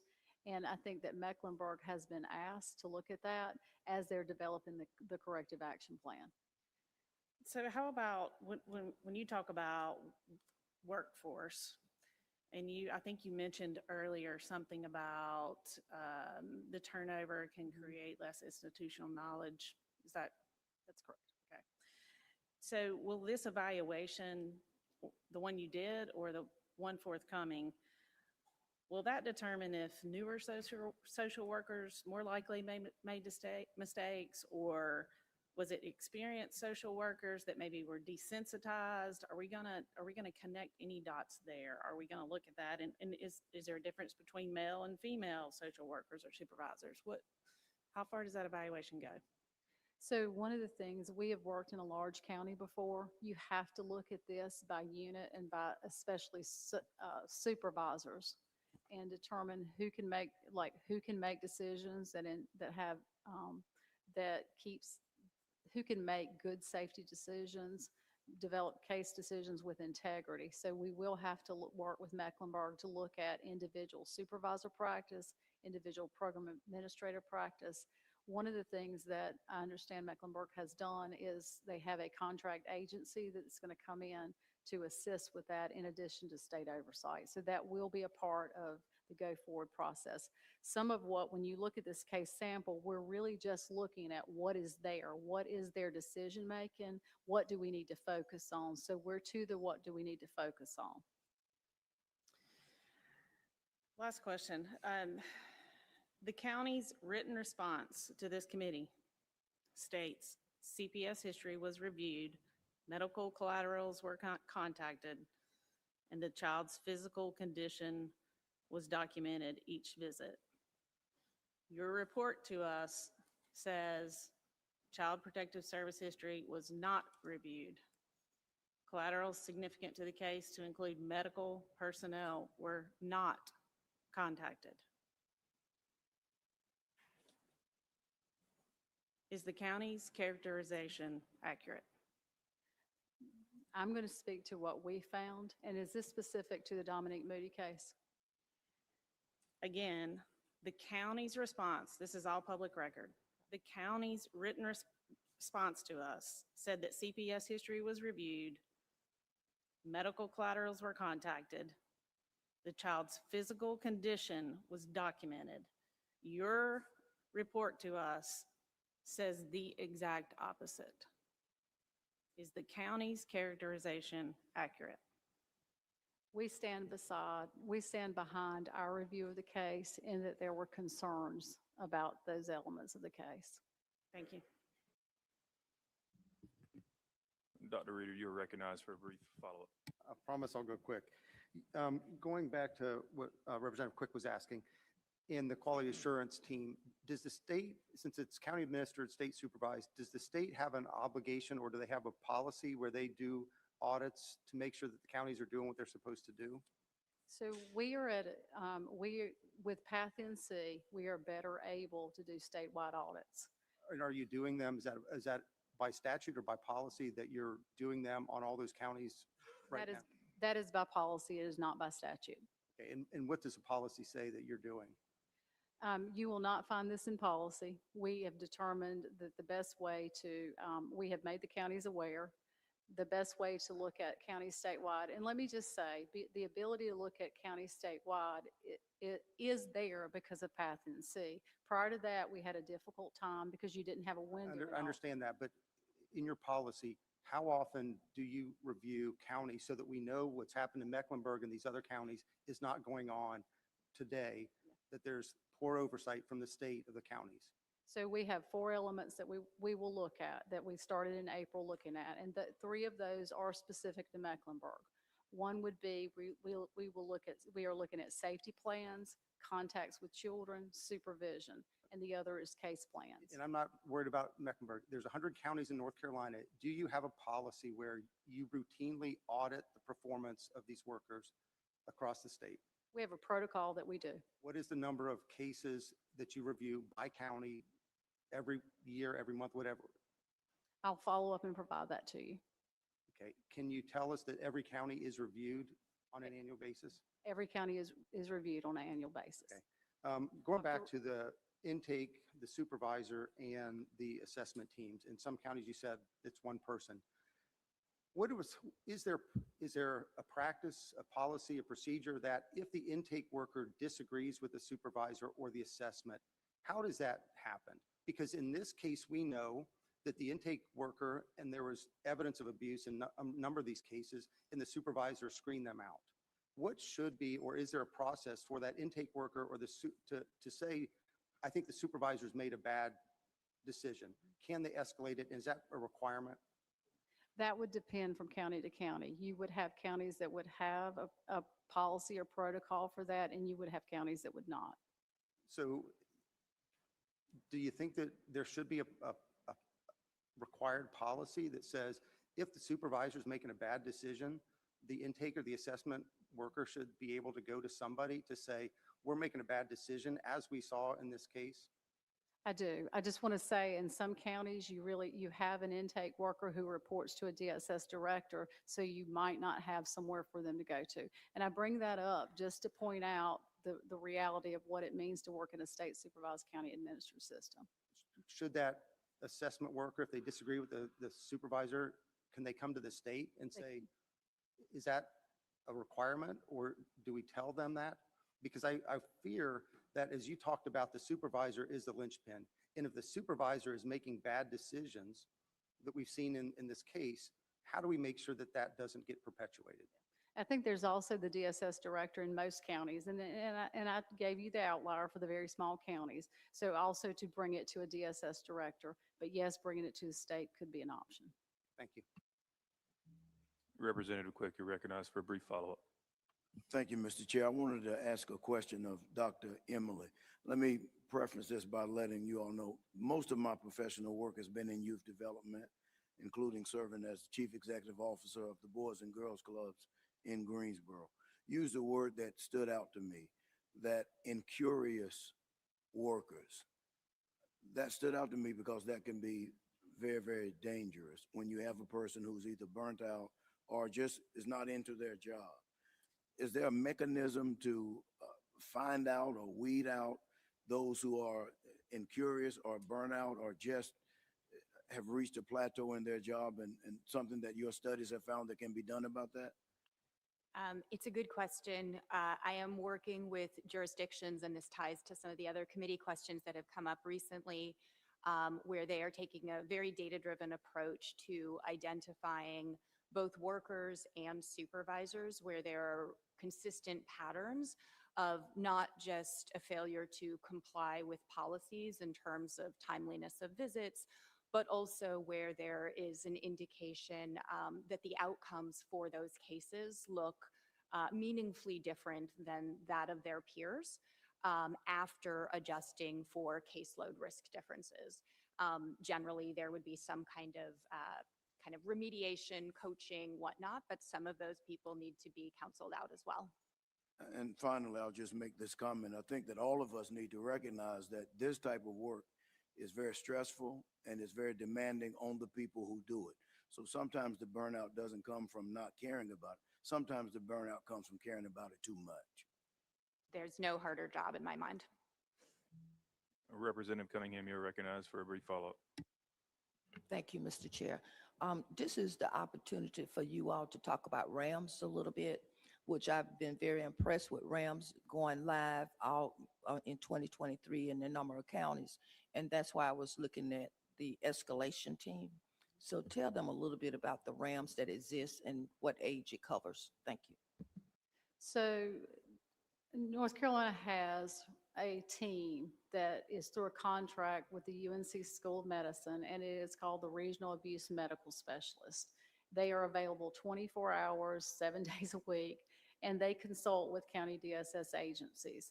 They're connected with the Beacon team, which does the child medical evaluations where children are evaluated to determine if they're abused or neglected. So they are social workers that have medical expertise. The RAMS team for for children 0 to 3, there's a requirement in policy that the RAMs be consulted at intake. So there's a touch there. Also, when you safety plan, you contact the RAMs, and then when you make a case decision. So for young children who don't talk, and you said, Dr. Emily said something about being too kind. Sometimes it's difficult for young children to believe that parents would actually hurt them. And RAMs will go over what the medical evidence is in a case and help a worker put a plan in place to protect, make sure that the right case decision is made. And that's one of the ways that we have better protected small children.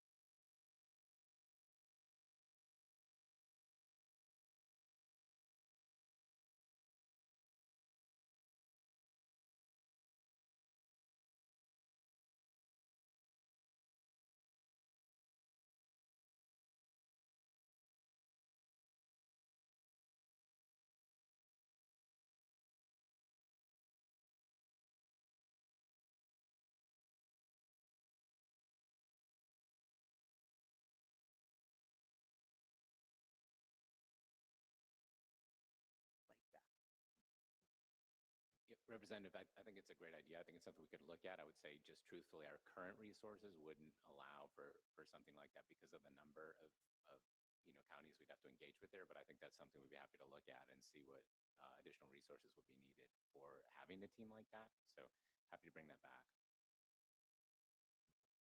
Representative Campbell, you are recognized for a brief follow-up. This is for all three of you or any one of you if you want. I'm going to draw on your knowledge base a little bit. Do any of you have an opinion in terms of reporting suspected abuse or like from a hotline standpoint? Do you have an opinion of whether a centralized state hotline would be more effective and less likely to result in what we're dealing with today or 100 separate counties? Just wanted your opinion, if you have one.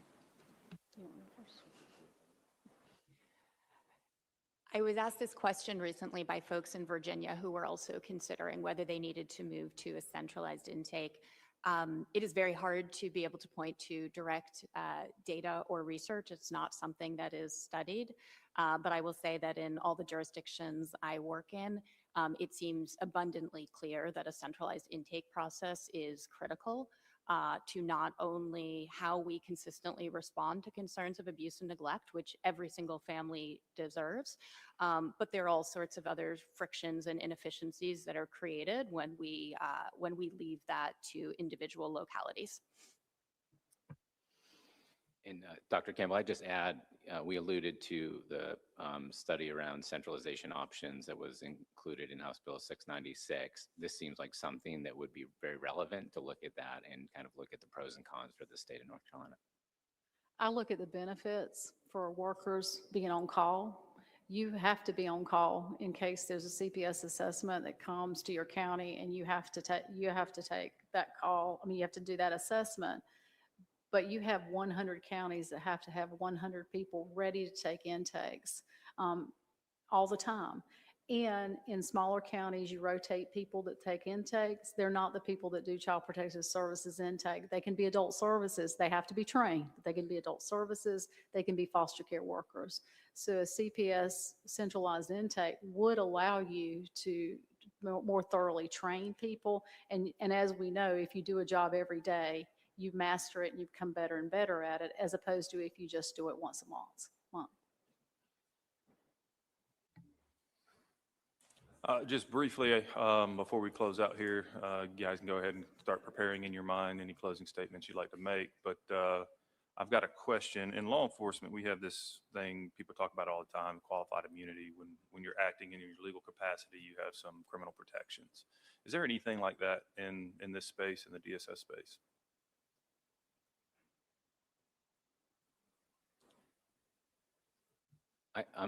Mr. Chairman, I'm not sure I'm aware of anything like that, but I'll defer to my colleagues here.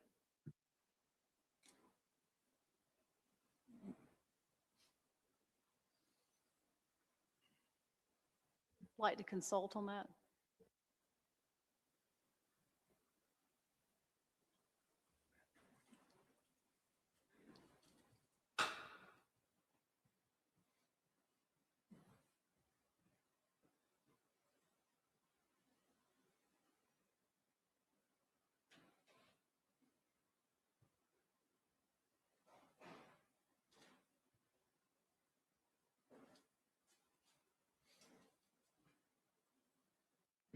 Our immunity is written in the state law. We can't speak to other agencies. If there's follow-up, I'm glad to work with you on that.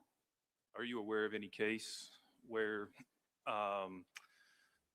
when you're in the review process, I know you've got a longstanding history of doing these reviews. Have you guys ever made criminal referrals or seen criminal referrals come out of this for neglect on behalf of the DSS agency? Given my time in the seat, I would not be able to speak to that statewide. Anybody want to take a stab at it?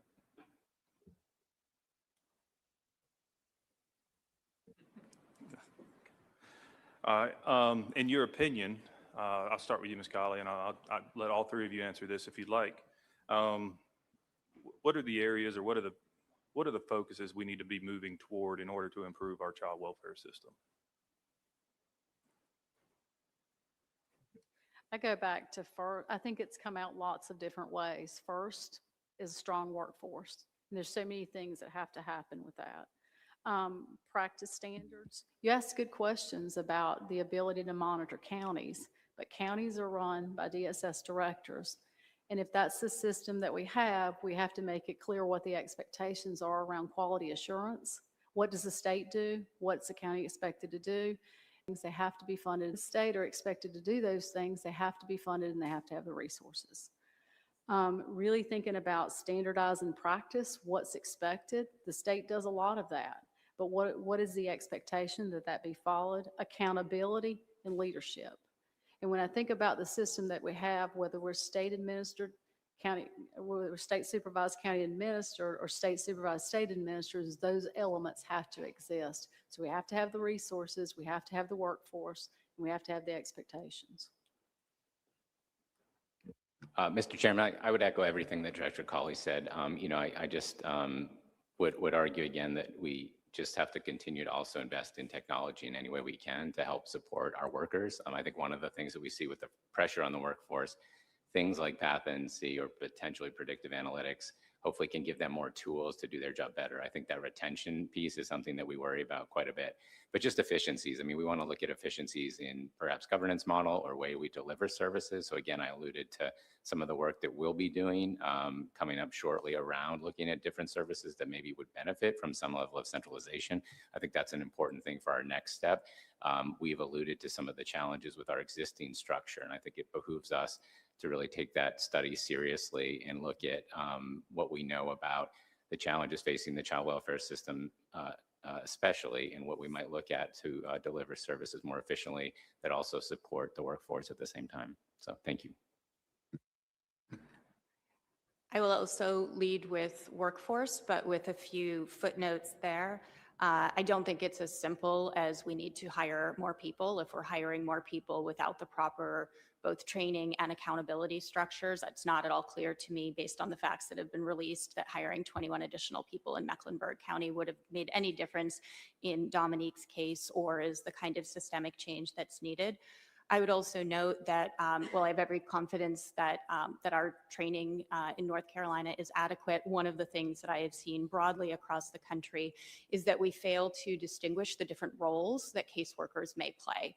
And I do think that the investigation role and the types of workers, temperaments, training, experience that is needed to do that really hard work, going into a home and asking the right questions, getting the right information in place, following up on the collaterals is just a very, very different skill set than frankly many of our social work grads come out with. And I say that as a professor in a school of social work. So I think that yes, training, but also particular training around investigations, which is so critical to everything that follows. Obviously, I think there are tremendous opportunities in terms of technology. I've obviously spoken about predictive risk modeling today, but the committee has touched upon other ways that we can make sure that that workforce is equipped with the tools that they need. All agencies are woefully behind. And so when we continue to see failures, it does beg the question, is this a workforce failure, or is this a system failure because we continue to not give them the proper tools and information that they need? And the final thing I will surface is I am a huge fan of transparency. The only time that we take a close look at our child protection systems tends to be when there is a high-profile tragedy and a dogged reporter. And I think that child protection is a core government function that deserves proper oversight and proper visibility by the public and by the community. I know that we are somewhat restrained based on federal and state laws, but there are all sorts of ways that jurisdictions are figuring out opportunities to release more information. We have our citizen review panels. I'm working with a jurisdiction where they're not only doing the random sample of cases that Director Cawley talked about, but then they're also releasing those to the public properly redacted so the community can weigh in on, were these thresholds properly applied? What services were needed? Did we do right by the child and family? So I just wanted to close with anything we can do on transparency, I think will improve the system. Thank you. Chairman Warren, you are recognized. Thank you, Mr. Chairman. As one of the co-chairs of the committee, I just want to thank you, Dr. Emily, Ms. Cawley, and Mr. Secretary. Thank you so much for your attendance today. I thank you for your presentations on behalf of the committee, for your succinct answers. Thank you so much. I wish you a great afternoon. Echoing that, I'd like to thank you guys for your time and your effort on this case and coming before the committee, your professionalism, your answers. Thank you. With that, the committee will stand at ease while the Sergeant at Arms rotates our presenters. And you guys, obviously, I wouldn't leave Raleigh, but you're dismissed from testimony for right now.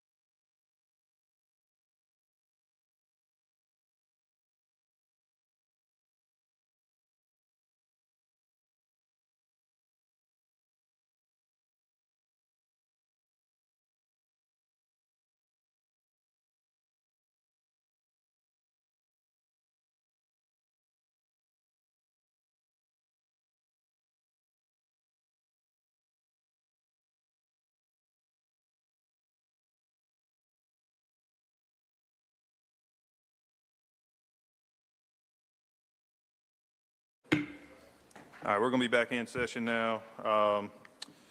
Let's see, we're going to be moving on to the law enforcement officers or officials from Charlotte Mecklenburg PD and the County of Mecklenburg with Sheriff Gary McFadden and the Chief.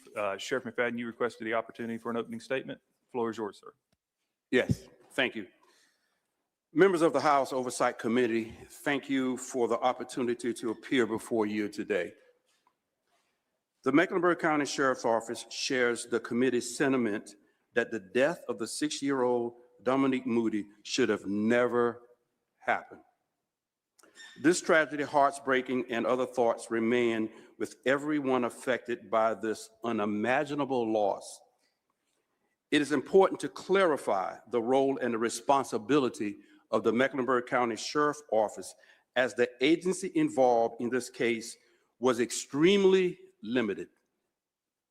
Long before I became sheriff in Mecklenburg County, almost all of Mecklenburg County is incorporated into 7 distinct municipalities, which have their own law enforcement agency.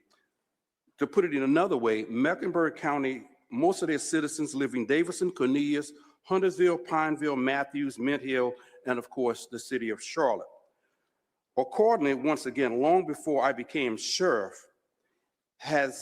Mecklenburg County has ceased the function as a traditional law enforcement agency.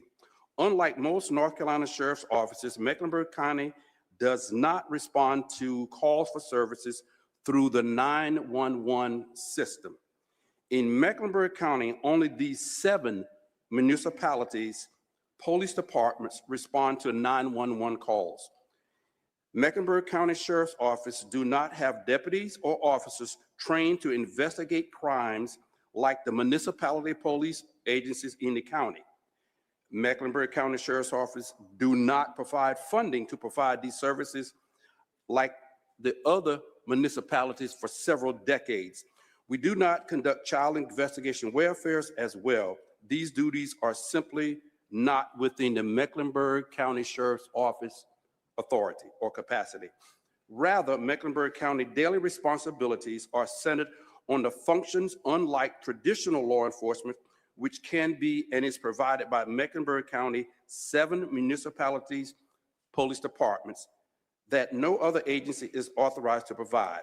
These responsibilities include operating the largest detention center in the state, as well as providing courthouse security, civil process, carrying out summary judgment, eviction, sex offenders registry, and gun permitting. The most direct involvement Mecklenburg County had to this case of Dominique Moody was through a civil process. In 2020, and again, most recently in 2023, Mecklenburg County deputies served domestic violence protection orders, commonly referred to as 50B orders, against Tanya McKnight at 7608 Gwynn Hill Drive. In 2022, a deputy also served a complaint of a custody violation upon Tanya McKnight on behalf of Tarion McKnight at the same address. Since December 10th, 2023, Mecklenburg County's deputies had not been at that residence. To be clear, the Mecklenburg County's deputies ever encounter a child distress or observe circumstances that rise to concern of a child's safety, we take these situations seriously and address them appropriately, intervening as necessary. As the sheriff and as someone committed to protecting the citizens of Mecklenburg County, I wish Mecklenburg County had seen Dominique suffering or had some reason to question whether she was being properly cared for or not, or she was at risk. I wish we had been given the opportunity to intervene before this tragedy occurred, but at no point did our deputies witness or receive information that Dominique was put in any harm's way. This case is devastating, and I wish more could have been done to save this child's life.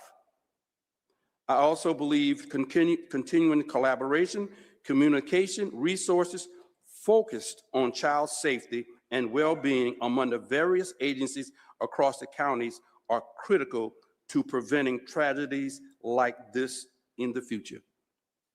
Thank you. Thank you. And apologies, I forgot to swear you guys in. So if you guys would both stand. Raise your right hand. Do you affirm that your testimony is the truth, the whole truth, and nothing but the truth? I do. And specifically to you, Sheriff McFadden, do you swear the same is true to your opening statement that you just read in? Yes, I do. Thank you. Chief Patterson. Thank you, Mr. Chair, and to members of this committee. Thank you for the opportunity to appear before you on behalf of the Charlotte-Mecklenburg Police Department. It is certainly my honor to represent the city of Charlotte and the men and women who serve our community proudly every single day. Since our last visit, or my last visit in Raleigh, we have been busy in Charlotte working for our community. Since our last discussion, our department is remaining focused on reducing and mitigating violent crime, also to working with our community collaboratively, and also building the morale within our organizations. These are priorities that I have set forth as the Chief of Police since being appointed in December of 2025. In April of this year, we are very proud to report that our crime numbers looked very good in Charlotte. We saw reductions in crime across the board, but that would not have been possible without our partners. I am a collaborative person. I believe in working very closely with our other law enforcement partners, as well as our business community, our nonprofit community, and such. The results of the work that we have been doing comes because we are partnering with state agencies, our federal partners, and such. We had several operations that we have done to address crime and to make our communities safer, but I do want to highlight that just last week, we shared the results of our Garden Inn operation that was conducted in North Charlotte. And it was a culmination of a 6-month investigation that we did with our federal partners to include the FBI, as well as our U.S. Attorney's Office of the Western District of North Carolina. Following that work, including surveillance, undercover operations, and controlled purchases, we executed coordinated arrests and search warrants at the Garden Inn in the North Tryon Division. And I bring that up because at that hotel, we had children living there, residing there. We were very concerned about their well-being, and that is one of the reasons why we were looking at that location. Because of the great work of our team, 11 individuals were arrested, 5 were charged federally with drug and firearm offenses, and during the course of the investigation, significant quantities of fentanyl, cocaine, and other narcotics were seized, along with illegal firearms removed from circulation. This operation really reflects what is possible when we bring local, state, and federal partners together. At the same time as we are trying to reduce crime in our community, we are working aggressively to address the staffing challenges within CMPD. I talked to you about that the last time I was here. And I'm so grateful that our city, and with help from the state, we hope that we will see critical investments in public safety, including a 10% pay raise across the board for our police officers. We are grateful to you, this body and the General Assembly, for the Back the Blue Pay Act that you are looking at. I think that is going to help law enforcement across the state. It is a meaningful recognition to the service and the sacrifice of our law enforcement officers, and I think that it will make a great difference in recruitment and retention efforts. Now, turning to why we are here today, I will tell you that our oath is not simply to enforce the laws of this state or of our local laws, but our oath is to protect people, especially those who cannot protect themselves, our vulnerable populations. The death of 6-year-old Dominique Moody was an absolute tragedy, and no statistic, no policy, or no explanation can diminish the reality that a child is gone. A child lost her life under horrific circumstances. A family will be forever changed. A community will be left asking a lot of questions about this, and they are difficult questions. I can assure you that the men and women of CMPD, especially our Crimes Against Children unit and our Homicide unit, approach this investigation with urgency and a clear sense of responsibility. They work tirelessly to uncover the facts and follow the evidence wherever it led. That work ultimately resulted in criminal charges, including felony child abuse and murder charges against all 3 caretakers. But accountability after a tragedy does not erase the tragedy. We recognize that. Justice is essential, but justice cannot restore a life that has been lost. And so we are happy today to talk about our policies and procedures as it pertains to CMPD and how we approach this case. Thank you.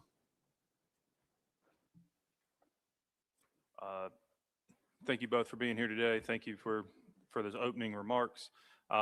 Same process before. Members, 5 minutes per member. Go ahead and get in the queue if you want to be in the queue. The chair is not anticipating us getting stuck anywhere today. We have Representative Campbell in the queue first. Thank you, Mr. Chair. And I really only have one question. And before I do, Sheriff, if I heard this correctly, correct me if I'm wrong, that if there was a suspected abuse that was going to be reported to law enforcement, that would not come to the sheriff, correct? That is correct. Okay. So, Chief Patterson, a bit of a hypothetical, but unfortunately not. If social services has a visit to a child and there is suspicion of criminal abuse, the police force, the DA's office, I know they're not here, but I'm kind of including them on this as well, are kind of the protectors that are brought in. So if they make that assessment of suspicion for abuse and they do not bother to make the effort to notify law enforcement or the DA's office, it essentially makes your job impossible to protect those children. Is that fair to say? So, Mr. Representative, I would say that if we do not receive information, whether it comes from the public, whether it comes from DSS or some other avenue, it does make it very difficult for us to be able to investigate or to take any corrective or criminal action against the person or the entity. Thank you, Chief. That's all I have, Mr. Chair. Well, I'll go ahead and take some prerogative. Would you guys want in on it? Yeah. Sheriff McFadden, I'm going to start with you, sir. What were some of the reasons for your visits to that residence that you annotated earlier? You referenced warrant service, correct? Yes, and it took place in 2020 and 2023, but those were domestic violent orders against Tanya McKnight. Okay. And those are the only two interactions you had at that residence that, Yes, that you're aware of, sir? We had, with my deputies, 1, 2, 3, 4, 5, 6, 7. We had 7 times we went to that residence.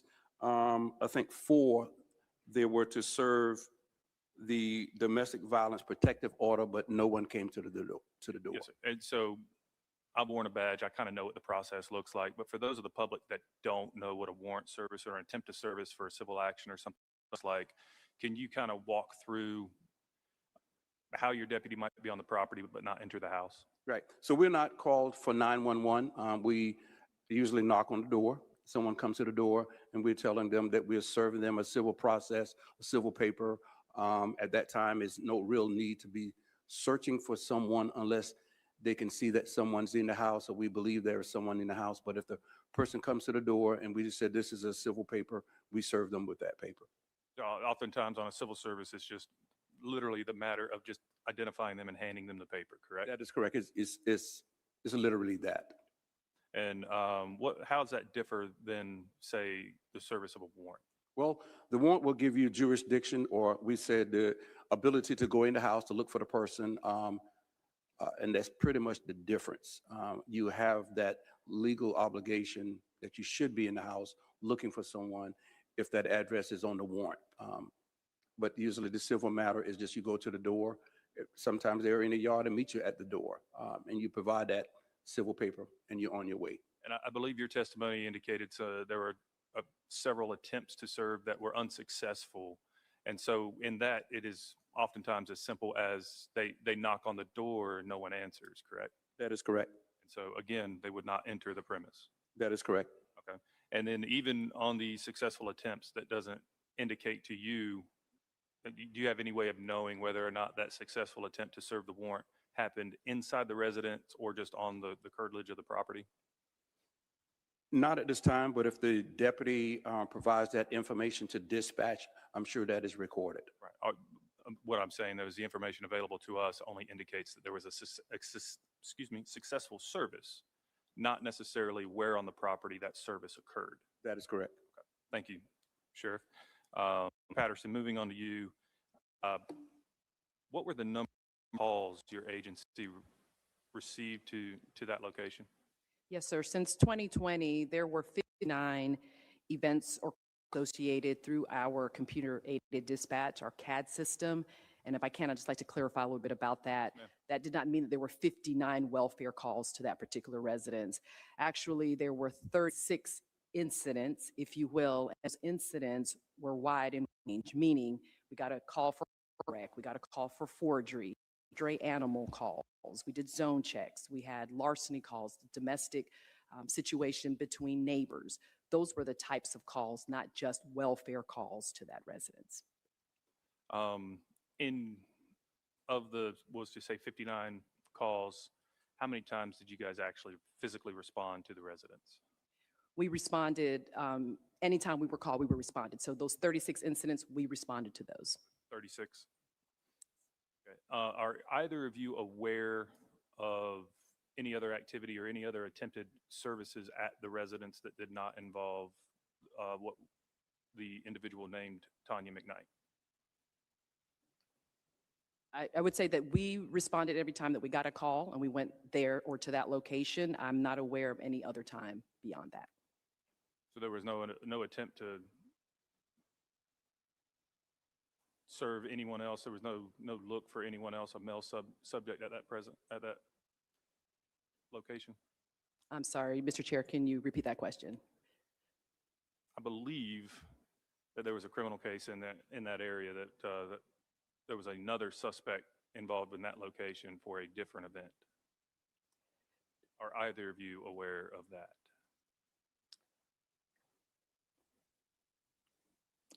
I would say, Mr. Chair, pursuant to the protective order. Has nothing to do with that case. Is it okay that I confer with Yes, my ma'am. counsel on that?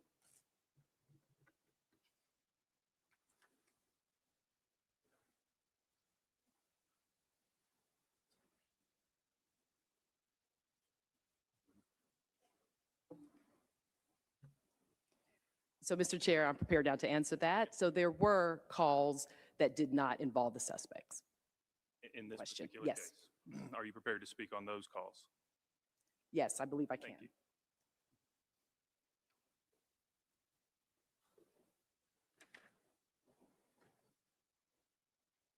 There was one call in which an individual was arrested at that residence. It And was a domestic call. it was a domestic call? Yes, sir. And do you have any reason to believe that there was no access to the house at that time? From the response of our officers, we do not believe that there was. And is that the only incident that you're aware of? Yes, sir. So are there any other relatives that may have been staying in the house that were accused of a crime that either of your agencies went to that house looking for? With our calls for service, when we investigated the case, there were 3 individuals who were arrested, and they pertain to the case. Aside from that, I'm not aware of anybody else. We'll come back to that. I believe, Dr. Reeder, you wanted to. Yeah, just a couple quick questions. Law enforcement, you're required reporters for child abuse, correct? If you have, yeah, thanks for being here. If you have a suspicion, you're an obligated reporter, correct? Yes, sir. Mhm. And so my question is, in this case, there were a number of calls and you responded to several of those. And you had conversations with DSS. Did did your police force make referrals to DSS about this case? Yes, sir. And I would indicate that the call that we received where a DSS referral was made was not at this location. It occurred in April of 2022. It was a call for service that we received. Do you get follow-up routinely after you make that referral to see what happens? Sometimes we do, sometimes we do not. It just depends, I think, on the disposition of the case. If it's going to continue on, if our investigators are going to continue to investigate it, then of course we're having communication with our other partners to include DSS. If the case is screened out and there's no further workup on the case, then there's no further communication. And maybe in general, in this one, there was a lot of calls that you were aware of, and they were well-known family. Do you have a policy or practice, or if you feel like DSS is not making a good decision to screen in calls or screen out calls? Because we know in this case, a number of the calls were screened out. If you have suspicion. So our leadership particularly in our crimes against children unit, which investigates felony cases primarily or sexual assault cases, they would speak to the supervisors over at DSS or the other agency, any other partners, if there are suspicions, if there are questions about the response, about the timeliness, the efficiency, that kind of thing. They do have conversations with them. What would be the typical practice if the child criminal investigating unit, which you described, if they felt like they weren't getting the adequate response from social services or from social services? So particularly for our detectives, if they were not getting a response, that would be elevated to our supervisors, who would then communicate with the supervisors on the DSS side. Okay. And if the supervisors on DSS that we know in this one screened out a lot of calls, what would be their next step? We would continue either to try to communicate with them. It would be elevated to a higher level. Okay. Do you know if in this case that any of the detectives went beyond the supervisors to try to get help for this child? I am not aware of any. Thank you very much.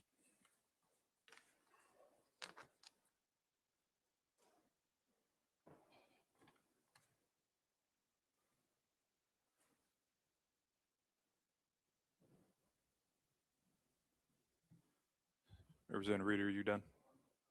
Yep. Representative Sheetzelt, you are recognized, sir. Thank you, Mr. Chair. Thank you both for being here again today. I believe all of my questions are likely going to be for Chief Patterson, so thank you. I believe the materials that we received said, we mentioned the 59 calls, 36 incidents related to the residents here. On none of those calls did our officers observe child abuse, child neglect, or child welfare concerns. Many involved matters entirely unrelated to domestic or family issues. Did CMPD and did any officers ever go inside the residence or have contact with any of the children during any of these calls? Yes, sir. On one occasion, our officers did note that they saw the children and that they appeared to be in good health. Okay. And how many of these calls were for domestic violence through that time? Do you know? Just if I can refer to my call log.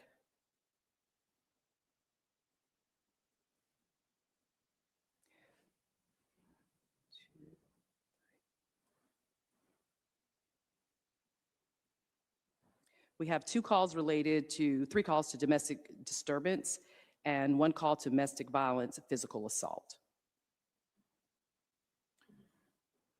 So the notes I have say that there were, I think, 8 different calls in 2023 alone related to domestic violence. Have we miscounted that?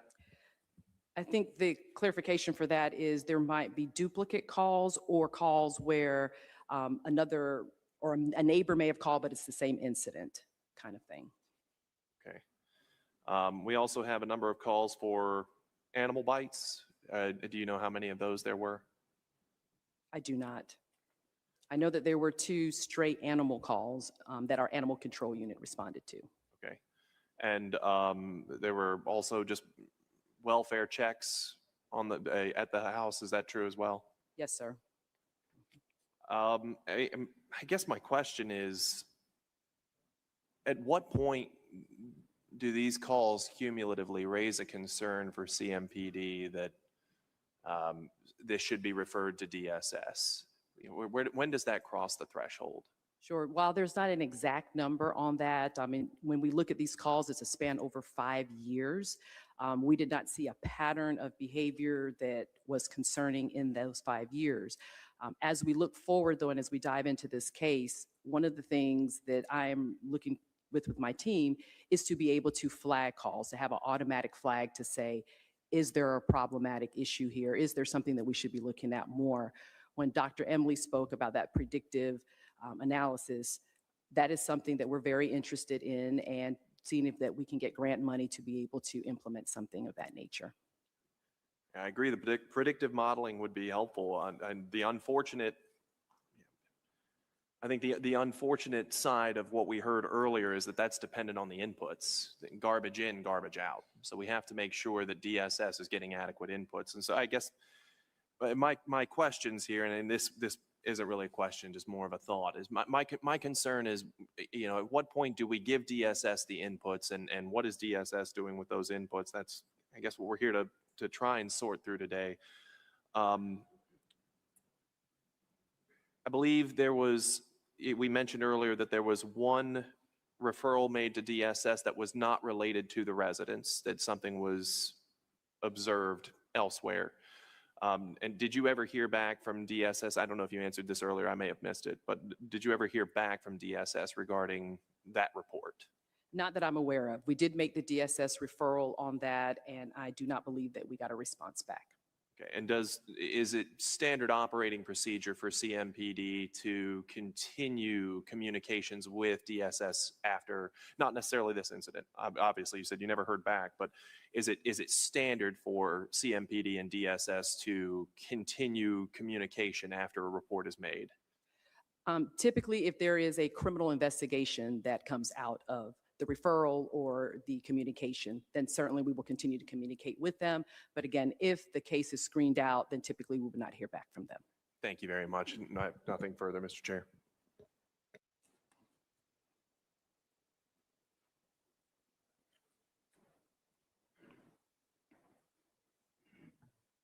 Representative Surbani, you're recognized. Thank you, Chair. A question for Chief and Sheriff, actually, whoever can answer this. First off, I share the remorse and condolences to the family. Share your thoughts when it comes to Dominique Moody. I do want to ask, Chief Patterson, you had expressed that there had been one time that the 3 associated adults of that residence were arrested.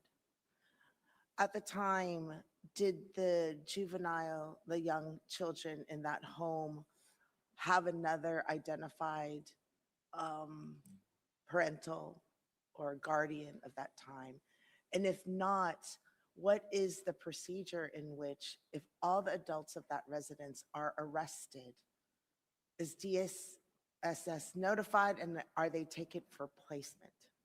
Yes, ma'am. In that instance, if any child welfare call, where a child's in danger, where we perceive that there is something that could be harmful to that child, we can make a take temporary custody of that child. We certainly have the right to do that, and we have done that in different instances across the board.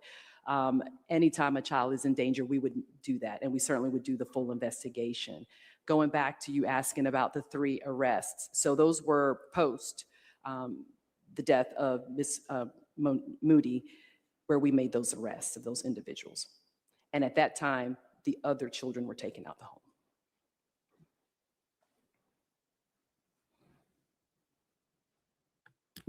Representative Quick, you are recognized, sir. Thank you, Mr. Chair. And again, thank you all for being here and welcome.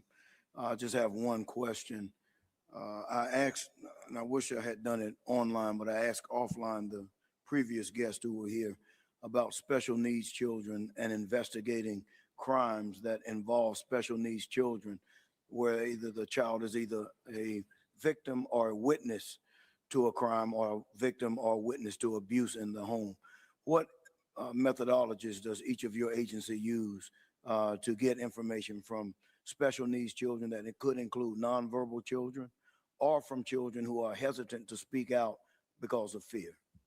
In those instances, our Crimes Against Children team, they are skilled, they are trained, they get special training in how to do those interviews. But often, most of the times, we rely on taking them to our Child Advocacy Center, where we have individuals who are specially trained in doing those forensic interviews, particularly with those children who have special needs.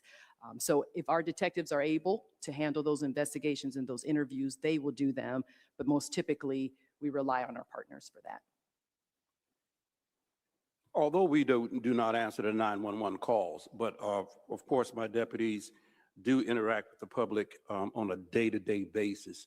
And we are required by law, and I think everybody should know that with the North Carolina General Statute 7B 301, we are required by law to report that immediately to DSS or Protective Services, and need be, we will get in touch with our local law enforcement agencies, any of the 7 in Mecklenburg County. And if we have a language barrier, as you say, we would have the resources, we hopefully in each county to remove that barrier, whatever means are necessary.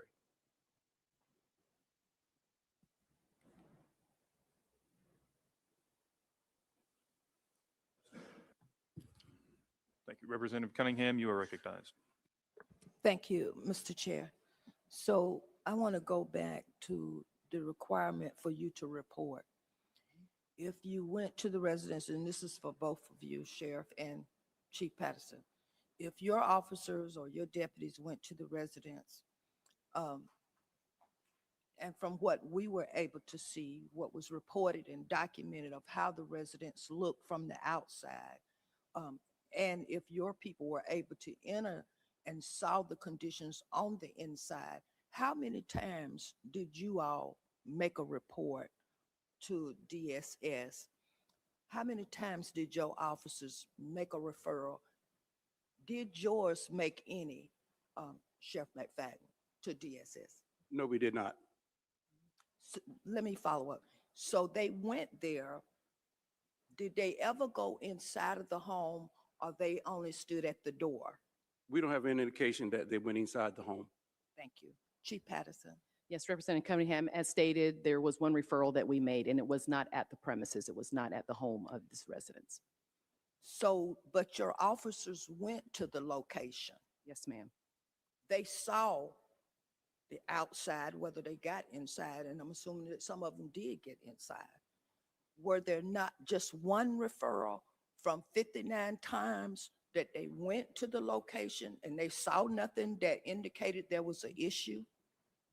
There was one occasion, as stated, where there was a DSS referral. One outside of this location and one at the location. I'm done.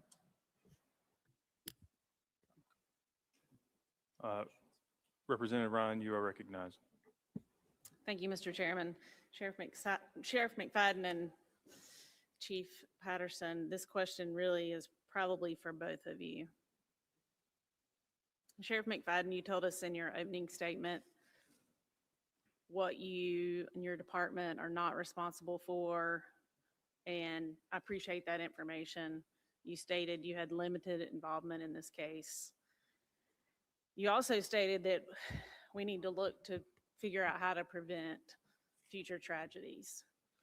What I have found in complicated cases like these involving different people, different departments, is that best practice, good leadership is to get people around the table and figure out not what we didn't do, but maybe what ownership we can take in this. What piece do I take in this? Instead of pointing fingers or this wasn't my fault. So for both of you, I'm asking, what ownership do you take? What ownership do you or your department take in this tragedy, the system's failure of Dominique Moody? Which piece of it do you take, if any? Which areas of improvement do you have? What ownership do you take in the system's failure of Dominique Moody? So I would say from a CMPD perspective, as we have been looking at this case, delving into it further, I think we need to have more communication, definitely with our DSS partners. I think that we could do more thorough investigations when we look at these kinds of cases. As everybody has stated, this is a tragedy. If it could have been prevented, we should have done everything we could in our power to do that. Looking forward at some things that we can do, move to better, or to look at ways to minimize things like this. We've looked hard at our body-worn camera reviews, having a system in place where we get an automatic report every single day of any case, any call involving children, no matter what it is, to be able to look at it more closely to see if there are patterns and trends and that kind of thing. And this would be a supervisory review of the body-worn camera. Also to our umbrella center that's going to go online next year. That is going to be a location where our victims have resources. Will all be under one roof. Our detectives can talk to DSS representatives. We can talk to other partners. Sheriff's office will be at the table. Everybody is there to talk about the cases. And while I know these are things we're talking about for future, it doesn't change what happened. I think there isn't, you asked me what do we hold, or what's the responsibility that we have. I think moving forward, this is where we have to communicate more and make sure that we're doing thorough investigations. Thank you for the question, but I think we first have to have knowledge of something before we take the ownership of it. We did not have knowledge of any of this occurring. And as I said before, I wish we had the opportunity to help this young lady, but we didn't have any knowledge. We didn't have anything about this young lady with our visits to the residents. I looked at our list. We had 7 contacts to that residence. 4 was unsuccessful, and 3 we did make contacts. But again, we are limited at what we were doing with that. At no time that we saw that this young lady was involved in any of our contacts at that residence. So just to clarify, Chief Patterson, you have identified some things that you're working on or going to work on in your department. Yes, ma'am. Sheriff McFadden, of the entire system and that failure, you don't take any piece of that. No, we will take that. We're going to, I think as of this past month, we take ownership of allowing our deputies to know that you need to be mindful, more mindful. And we sent out a memo stressing the importance of that, to be more vigilant. Can you clarify what more mindful means? Take that next step. Look around the house. Maybe, as we say, we never went inside the house, but we had no knowledge of this young lady. But maybe say that the conditions outside the house, or conditions that when you open the door, may be reportable to DSS or to the outlying agencies. Thank you. Representative Sheets, you're recognized for follow-up. Thank you, Mr. Chair. Chief Patterson, I just want to follow up briefly and clarify your response to one of Representative Cunningham's questions, because what I heard, and you correct me if I'm wrong or correct me if this was misstated, but earlier when we were discussing it, there was one referral, one report made to DSS that was not at the residence. There was one contact with the children at the residence in which, according to the officer who made that contact, there was nothing concerning that would require a report. But what I heard you say to Representative Cunningham was that there were 2 reports made, one at the residence and one away from the residence. Can you clarify that for me? Yes, sir, and thank you for that. I did misspeak on that. We had the one outside of the residence, and then we had the welfare check where our officers did go and talk to the children, looked at the children, and did not report anything unusual or anything that was neglectful. Okay, and since we've been talking about communication, we've been talking about CMPD making referrals to DSS. I want to ask if there was ever a point where DSS made a criminal referral to CMPD regarding the individuals at this household. May I confer with my attorney just one second on that?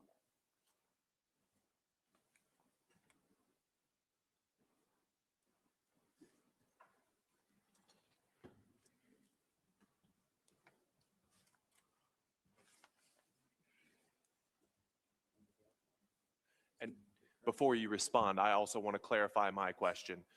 Before Dominique Moody's death, were there ever any criminal referrals made by DSS regarding any of the individuals in the home? Yes, so there was one in 2024. However, there was no finding of any criminal activity from that or any abuse from that. And so did the authorities enter the home at that point? Did anybody go to the home and investigate that? No, there was not, because it was screened out by DSS. So DSS made the criminal referral, but then screened out? So our Crimes Against Children's unit received that referral, and we then referred DSS to take a look at it more closely, to do a visit to the home, and at that time it was screened out. Like the power outlets plugged into itself. DSS makes the criminal referral, and then CMPD takes that referral and refers it back to DSS. Is that what I'm hearing correctly? So there was no, and I know that it sounds complicated, and I'm really trying to do my best to navigate. Sounds circular. Yes, sir. Yes, sir. And so when our Crimes Against Children unit received that referral, they looked at everything in it, and there was nothing that would indicate necessarily a criminal offense. And so our detectives then referred it to DSS to do a home visit, and then it was screened out at that point. Okay, just a quick comment, Mr. Chair. You know, the public reporting on this, there's a lot discussing the home's condition.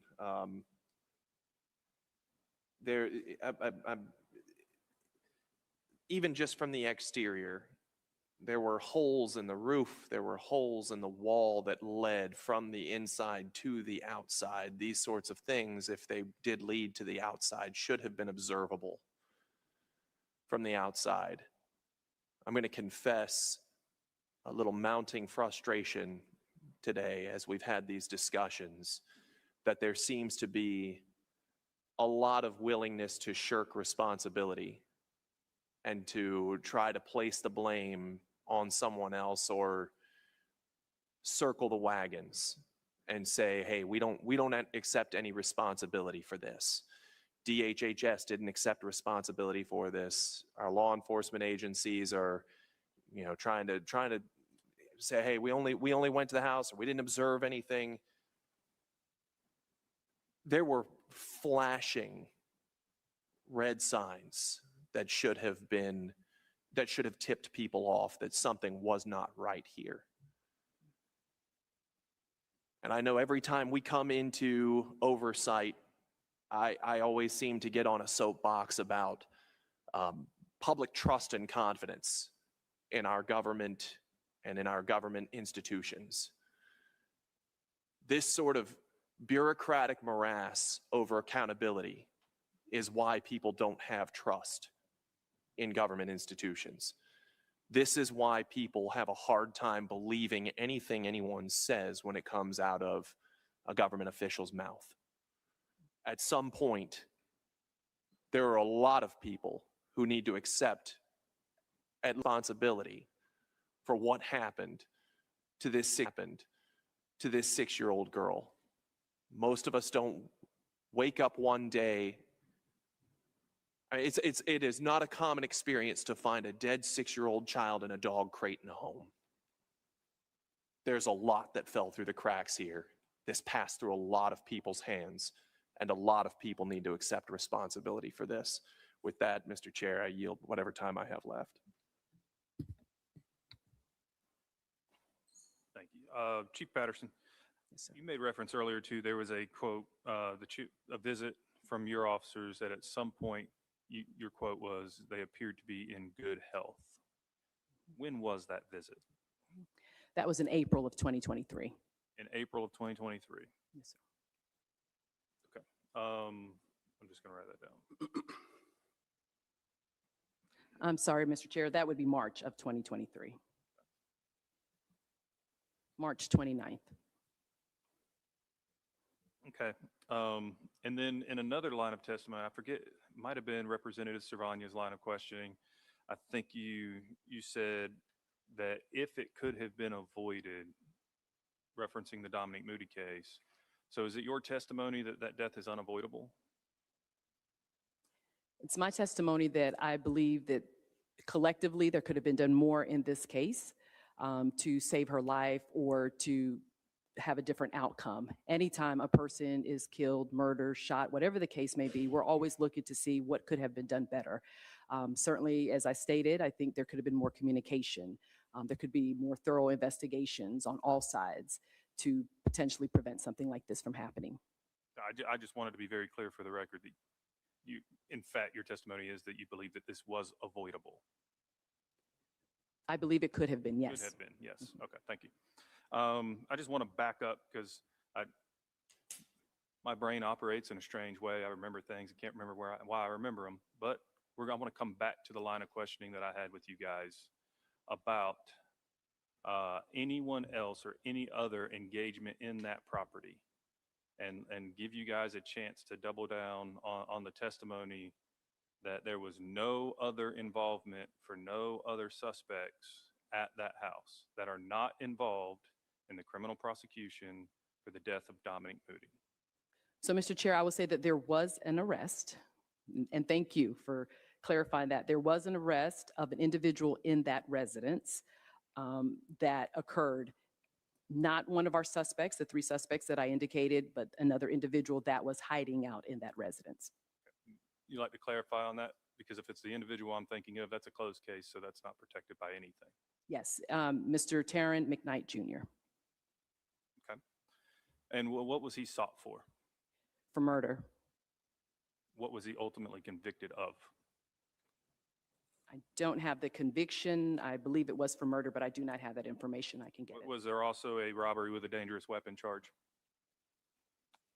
Possibly, I can get that information for you. And what other interactions with that individual associated with that property did your department have? If you don't have that prepared for us right now, I understand. I do not. Yeah, so that's the only interaction that your department had. As I understand it, yes, sir. Okay. And what day was he, what was the date again that he was arrested? He was arrested, let me.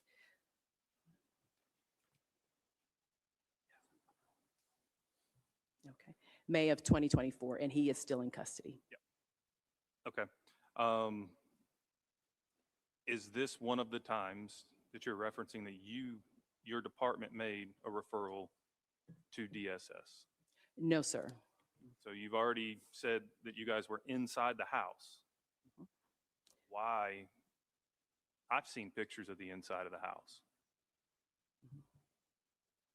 We made when we did the welfare check, that was on March 29. That's when our officers saw the children, and they appeared to be in good health at that time. The rest was made afterwards.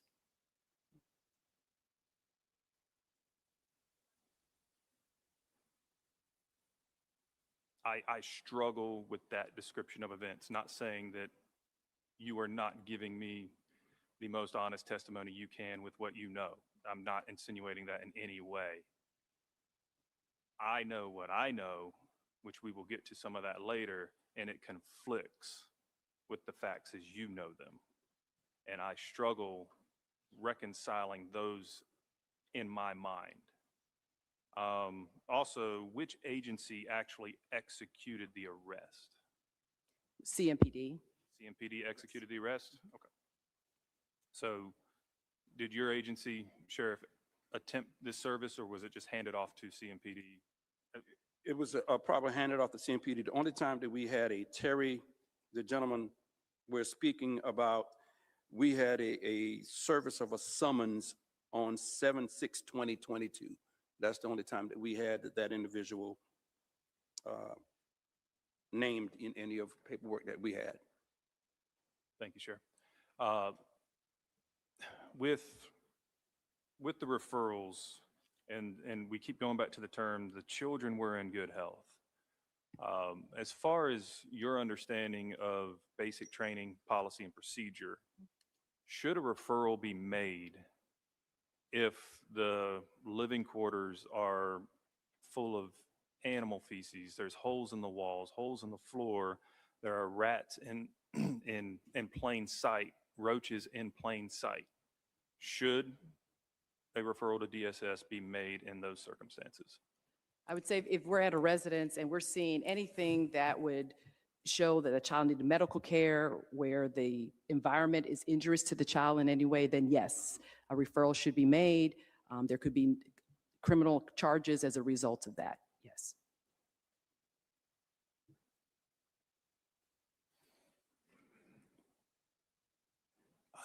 I've been involved in warrant services myself. I understand we talked about very basic warrant services earlier, Sheriff. I think you guys would agree when you are looking for a first-degree murder suspect that is also part of an armed robbery, that's carried out in a different fashion, would it not be, Sheriff? That is correct. It would be. That is correct. It would be.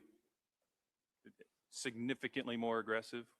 Is that an appropriate description of the way law enforcement would handle that investigation and that execution of the search warrant? Yes. Would proper protocol and procedure, would it be reasonable to suspect that every room was searched and every room was cleared of a threat in that scenario? Yes.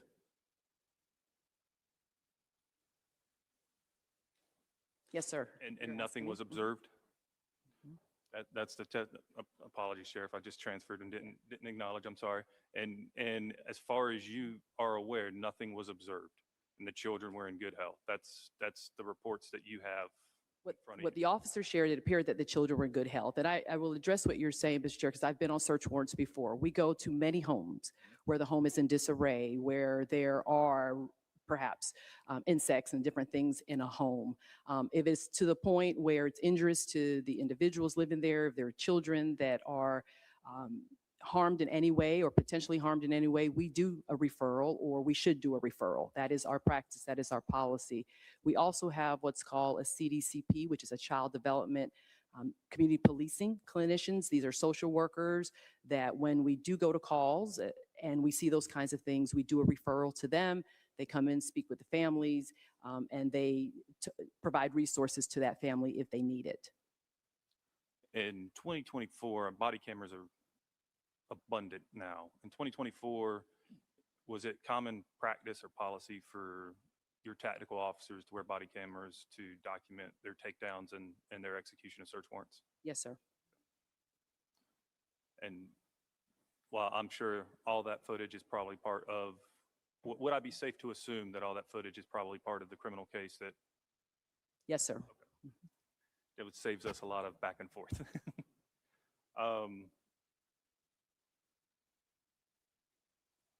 think that's all I have for now. Is there anyone else who wants to follow up? Representative Cunningham, you're recognized for a follow-up.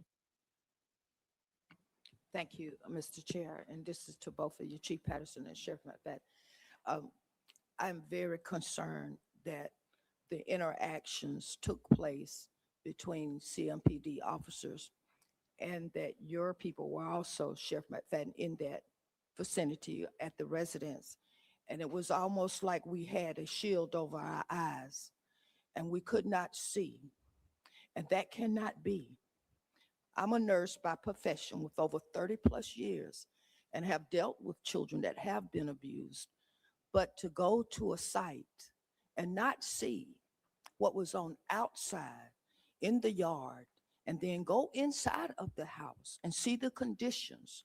And there were 5 children there living within that quarters and only one referral were made. So we are all responsible. You're not responsible alone. You're not. A lot of people close their eyes and fail to see. And I know it's hard, but that's what we are expected to do to protect the children in this entire state, is to keep our eyes open, observe and assess and report to the necessity for that child to survive. And we have failed. We have failed. Thank you, Mr. Chair. My pleasure. All right, so again, Chief Patterson, Sheriff McFadden, I appreciate you guys coming before the committee. It's a pretty heavy case, but I appreciate your efforts in here and attempting to answer our questions, given the limited nature of what you're allowed to share and even in your case, Sheriff, the involvement in the case. So thank you guys. And again, I reserve the right to call you guys back, so I wouldn't drive back to Charlotte just yet. But feel free to enjoy the beautiful scenery of Raleigh. So thank you. And we're going to stand at ease just for a moment so we can switch out our presenters again. Thank you. Thank you.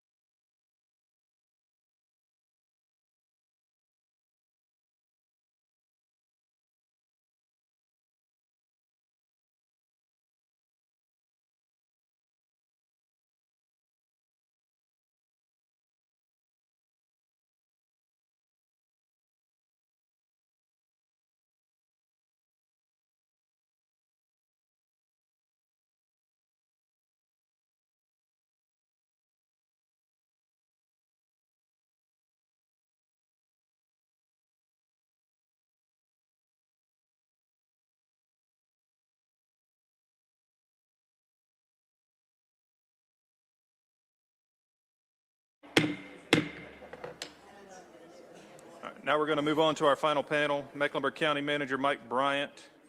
And I think we had a bit of a switch. So there's only two of you here today. And I believe the other one is Interim Director Letitia Lodeholt. Did I say that right, ma'am? If you both would stand and be ready to be sworn in, please. Raise your right hand. Do you affirm that your testimony is the truth, the whole truth, and nothing but the truth? All right, thank you. The members, now we've got everybody sworn in. We're going to take a brief recess. I think everybody's hungry. Everybody's sat here long enough. Do not leave. Stay in the building. And we will be back here. We'll call it 1 o'clock. 1 o'clock works. We are staying in recess until 1.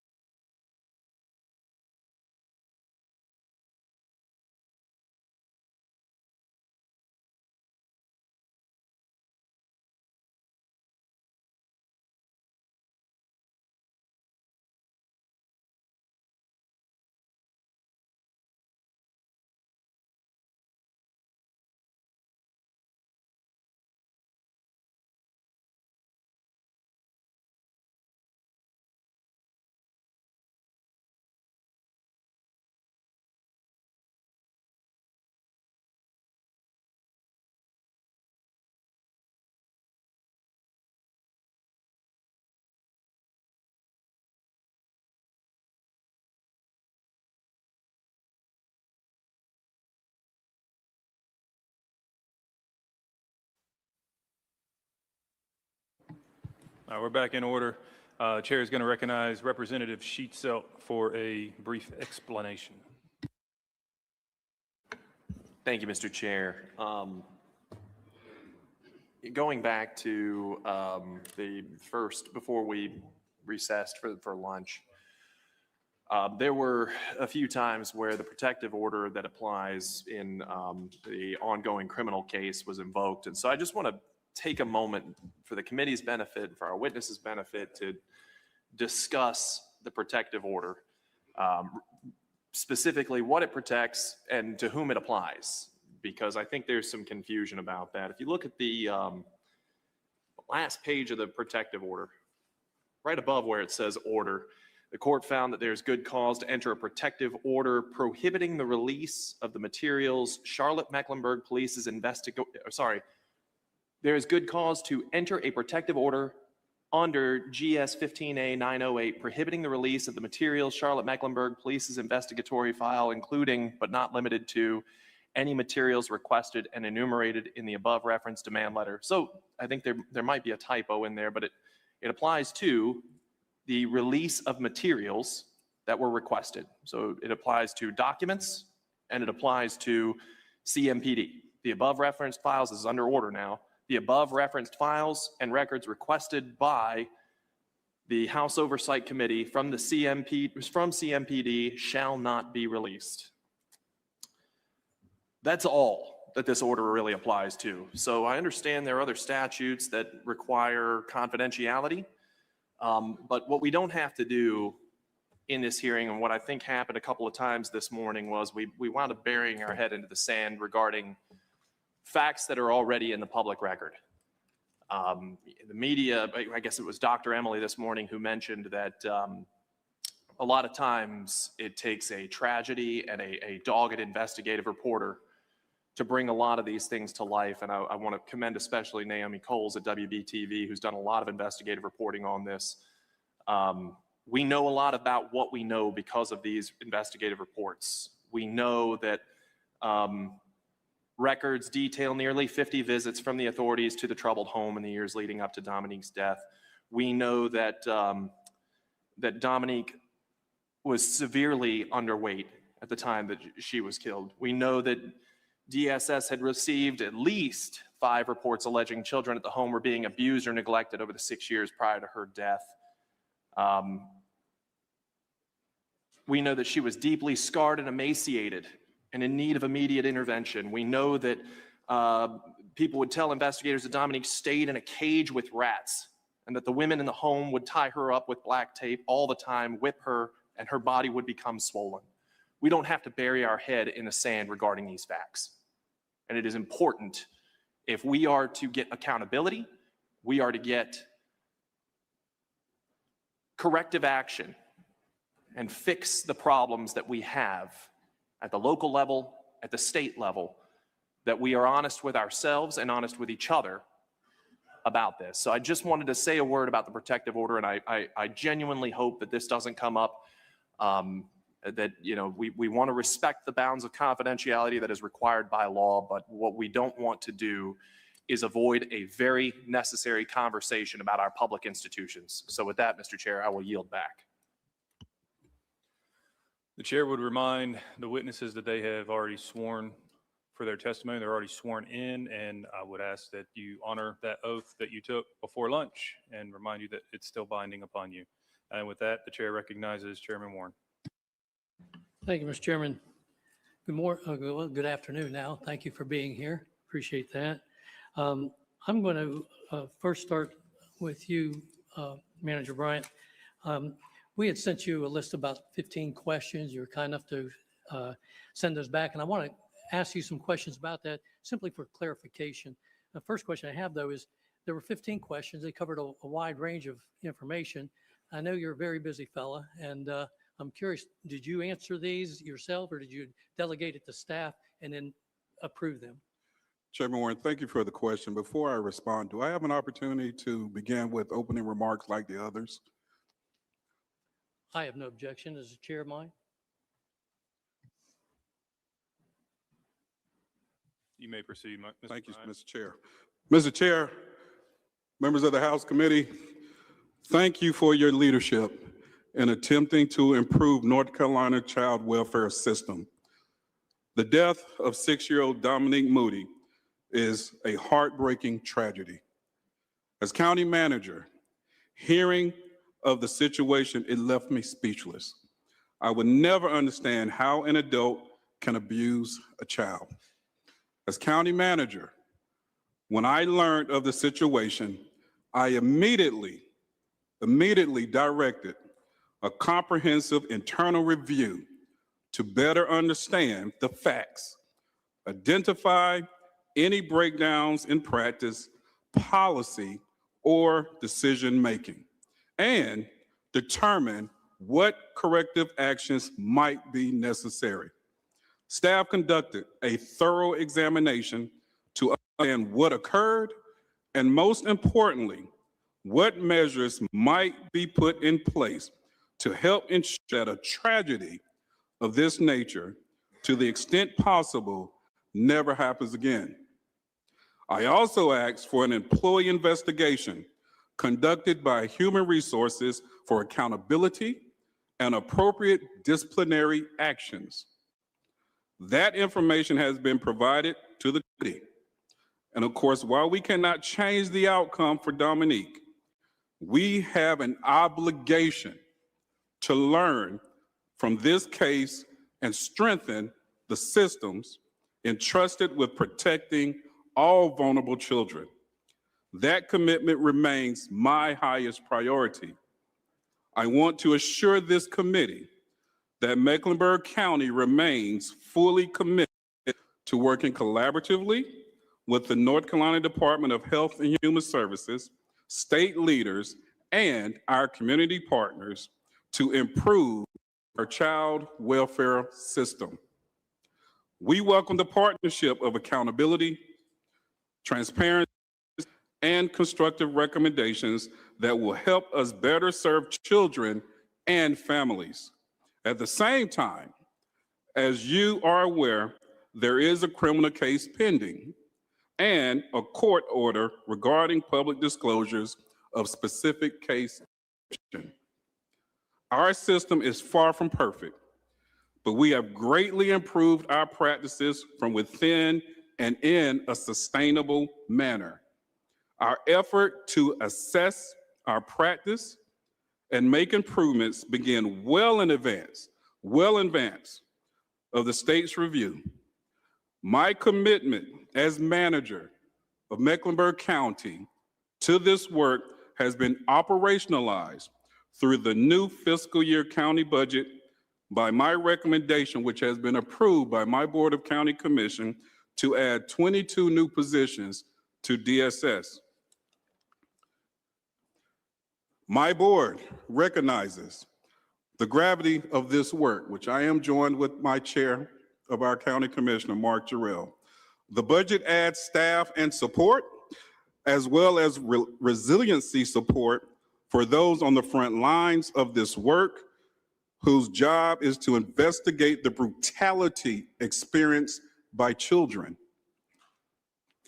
This work is grueling, and it takes an emotional toll on the workers who daily have to confront the horrific conditions that some children have to face.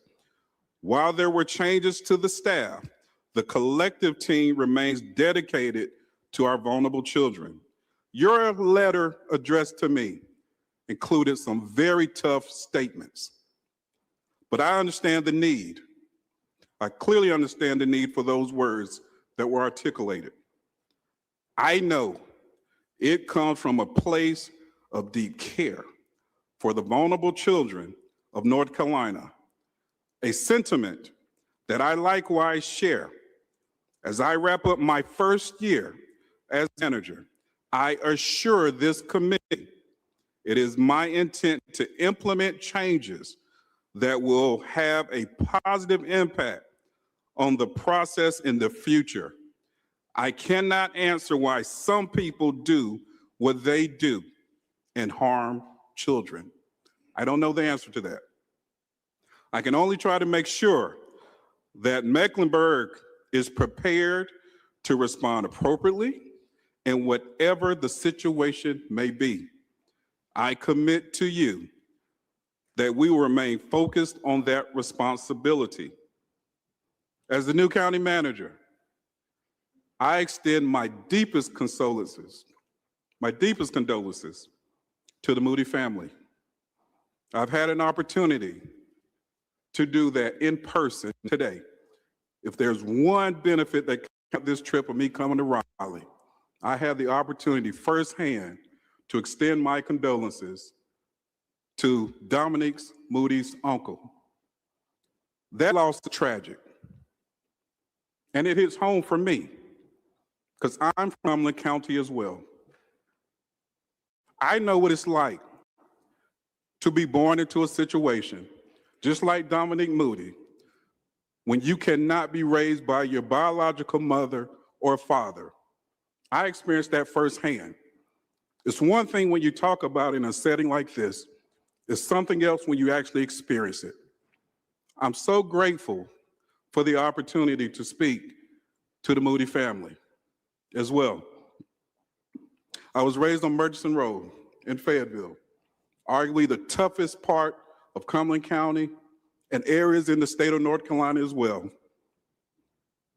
I attended E.E. Smith High School, the same high school as Dominique Moody's uncle, Mr. Peterson. And there's one thing about graduates of E.E. Smith, if you know anything about it, we're all family. You harm one, you harm all of us. I got in this line of work so that I can do my part to ensure that no other individual, a child, a family, whomever it may be, have to experience what Dominique Moody has experienced or what I have as well. This is not just a job for me, nor a career. This is my ministry. Thank you, Mr. Chair.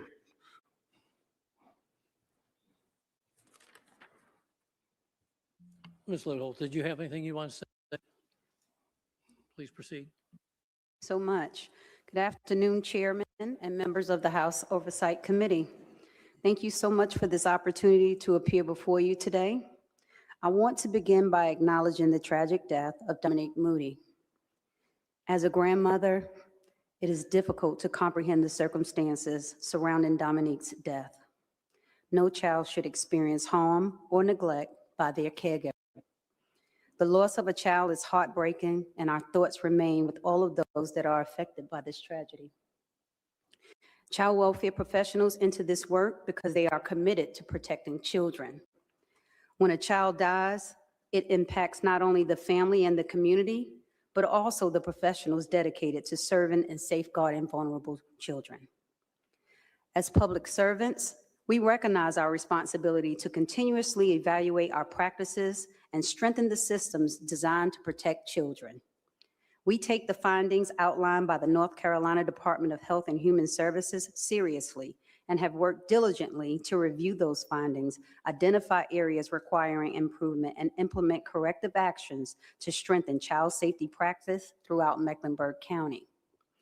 While there are legal limitations regarding certain case-specific information due to confidentiality requirements, ongoing criminal proceedings, and existing court orders, which this committee acknowledges, I will attempt to provide as much information as allowed by law. And thank you for recognizing those limitations and restrictions in your letter to me. Since Dominique Moody's unfortunate death, Mecklenburg County's Child, Family, and Adult Services Department has undertaken an extensive review of our practice and partnered with external reviewers to assess service delivery, including partnering with NCDHHS to implement a corrective action plan. And I also want to stress, this does not define the great work of our staff who work tirelessly to keep children safe. Our focus remains on strengthening our systems and supporting our workforce to make meaningful and lasting improvements to address reports of abuse or neglect in the community. I appreciate the opportunity to appear before you today and will answer any questions to the extent permitted by law. Thank you so much. Thank you both for your statements. Mr. Bryant, again, I asked, did you personally do the answers for those 15 questions, or did you have to rely on staff and then improve those answers? Did you? I'm sorry. Thank you for that question, Mr. Chair. It's going to be a combination of the two. I was heavily involved in drafting the responses with my team, but depending on how detailed your questions may be, I certainly may need to defer to Letitia. Sure. And because of that, that's why I assumed staff was involved at some point. I was just seeking your approval of and review of the Yes. answers. On question 3, we had asked, when did Mecklenburg County leadership first learn that 4 out of 5 screened out reports involving this family met the definition of abuse or neglect? Your answer was Mecklenburg County Child, Family, Adult Services leadership learned prior, and that's really all we need to respond to there. What I want to know is, what do you mean by leadership? Who is involved in that? Was it an individual, a group of people? To what extent of leadership are we referring Well, to? CFAS, sir, stands for our Child, Family, and Adult Services Division Department. So it would be the leadership of that department, as well as it was then brought to my attention also. Okay. When you say leadership, though, I mean, how far up the chain are we talking about? I mean, can you tell me how many people were involved in that? Keep me honest here. So it would be inclusive of, in the manager's office, myself, our deputy county manager over Health and Human Services, Dr. Kim Campbell, and then also at the time, the department head, Kim Henderson, and then also the division director, Letitia Lodeholt. Okay, thank you. Question 6, we asked if any, or has any employee been disciplined, reassigned, placed on leave, terminated, or otherwise held accountable? Your answer was that Mecklenburg County immediately took action to address the situation, and you have down that 1 senior social service manager terminated, a social worker supervisor resigned, and then we have 1 senior social service manager disciplined, 4 workers supervisors disciplined. You have that list, I'm sure. I have it in front of me. Yes, sir. So were these people terminated and the resignation, the disciplinary actions, all taken relative to the Dominique Moody case exclusively? These specific actions was associated with the case. Okay. Can you tell me what the tenure was of the service manager that was terminated? How long they've been there? We don't have that with us, but certainly we can get that to the committee. Okay. Were any of those cases that these folks worked on, are they being reviewed, or have they been set up to be reviewed for any other shortcomings or oversights? Thank you. So the case is, when we first learned of the situation, we immediately did a continuous quality improvement audit in our internally for just that specific team that worked on the cases, on those cases. So anyone that had been involved with the cases, we did an audit on all of their work. We also, after we looked at the audit findings, we actually enlisted a third-party entity to do a targeted case review to see what was going on within the entire department. So those cases were looked at by those people that were managing. Thank you. You're using past tense. They were looked at, so you've got a report back from those?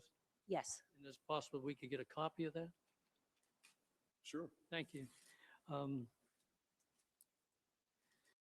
Let's see, we had asked, did Mecklenburg County leadership know that of broader screening, staffing, safety planning, documentation, supervision, or law enforcement notification failures before Dominique Moody's death?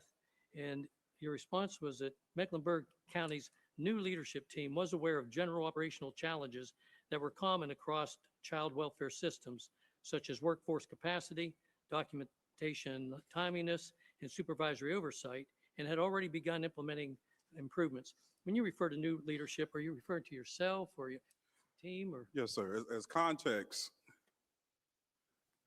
our former county manager, who was in place when the majority of this occurred, retired. Right. And that is not to deflect any responsibility to her. That's just me responding to your question.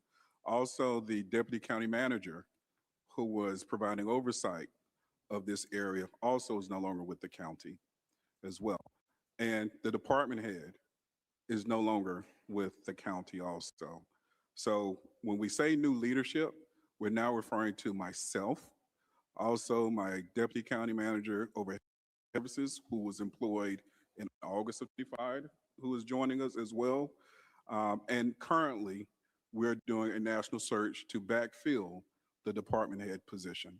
So that's why we stress new leadership, because we were not in place at the time when all of this primarily was occurring. Sure, thank you. When you refer to new leadership ago, did you have to do much replacement, or were you able to assume some staff that was there with your prior manager? There is some staff that is still in place that was in place under prior leadership. There's also some changes as well. Now, your answer went on to say these issues were being monitored and addressed through standard quality assurance processes and training. The fatality, however, prompted a deeper review that revealed the full extent of concerns. And I guess one of the questions I have off of that is, it implies that when you refer to the challenges that were recognized as being common across the child care system, would that not have sparked did it really require an incident like this to get you to look deeper, to take a deeper dive? That is certainly one perspective, Mr. Warren. The perspective that we were considering at this time, when I brought in my new deputy county manager, I challenged her with coming in to assess the entire Health and Human Service Division. So it's beyond CFAS as listed here. Because as it's been stated earlier, we know that this is a very challenging, complex operation and service. So I wanted to just ensure that bringing in a new set of fresh eyes of experience, a wealth of experience in that space, that I leverage that talent to see if there's anything out there that we can do better in Mecklenburg County in general. Upon learning about the transition of young Dominique Moody, it gave me even more reason to say, I need to step back and take an even deeper dive look into this to ensure that nothing like that happens again. I would think that that would be a natural reaction for sure. Number 10, we asked, did the county manager's office deny, delay, or fail to act on any request from DSS related to child welfare operations? And your answer referred to staffing. You said under previous county administration, staffing within child, family, and adult services was a holistic lens on the collective department, which encouraged filling of all vacancies before requesting additional positions. And that may have led to a perception within CFAS divisions that net new positions were discouraged by the department. Now, of course, and I'm not trying to point fingers or anything like that. I understand what you mean by previous county leadership. My question to you is, you were the deputy manager for 5 years, I believe. That's correct. So when you assumed this new position, did that policy stay in place? It changed. Let me explain why. Let me, and I apologize for getting in the weeds. Our practice in Mecklenburg County in general, not just unique to DSS, but in general, and when you're dealing with competing resources and limited dollars to support those needs, and you have your departments coming forward asking for additional positions, one of the first things we do, and it's a common practice, not just unique to Mecklenburg County, but one of the things we do as we develop our operating budgets is look at the existing resources. So if we see that there is 10 positions already in the department that haven't been filled, and they're coming back asking for 5 more, then that's the initial conversation. Why should we fund 5 more? And you need to focus on the 10 positions. That was the old practice, to your point. When I came in, I changed that practice and I said, look, regardless of what the vacancy rate is, what is your need? And that is reflected in my budget when I recommended 22 new additional positions, and it was funded and approved by my board. Sure, that makes sense. Ms. Little, if I may, when you've requested additional staffing currently or in the past, what response did you get?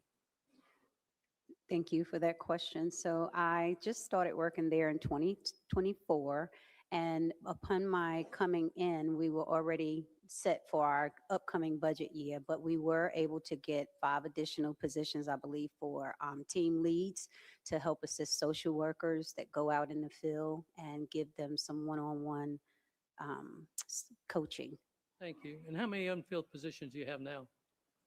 I'm not sure. I don't have that information, but I can get that information for you. Okay, thank you. Sure.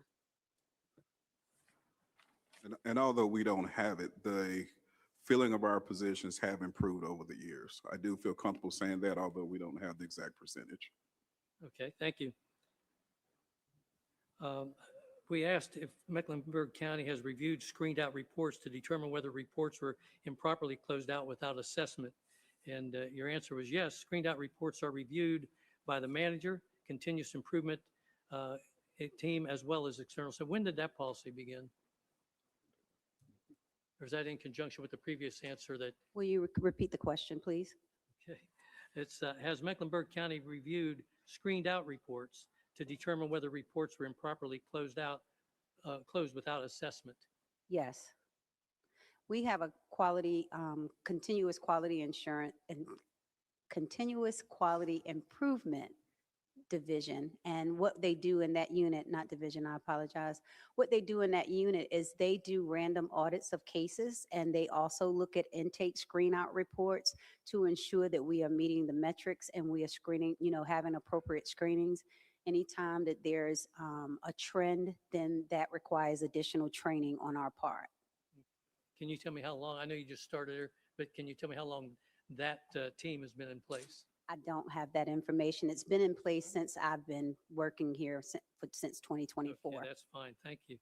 And your escalation process that you responded, Mr. Bryant, is that involving the director and the assistant director?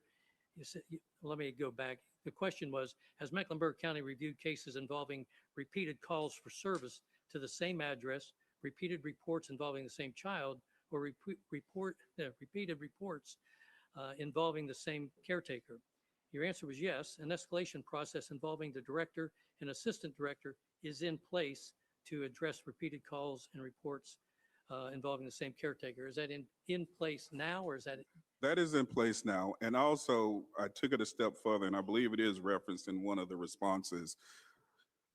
I've also implemented a weekly staffing. I, as manager, 8 o'clock every Friday morning, I am meeting with my CFAS team for these type of cases that we're discussing, because I also want to have direct insight where there's cases that have several touch points, and I want to know why. So in addition to what you have here, I also meet weekly now. I'm staffing just like the directors, the social workers as well, having the same conversations to ensure that I have firsthand knowledge of what's going on, and to also be more informed in terms of what are the resource needs for that department moving forward. Thank you, sir. Mr. Chair, I'm going to relinquish any remaining time I have with the caveat being able to come back. Thank you.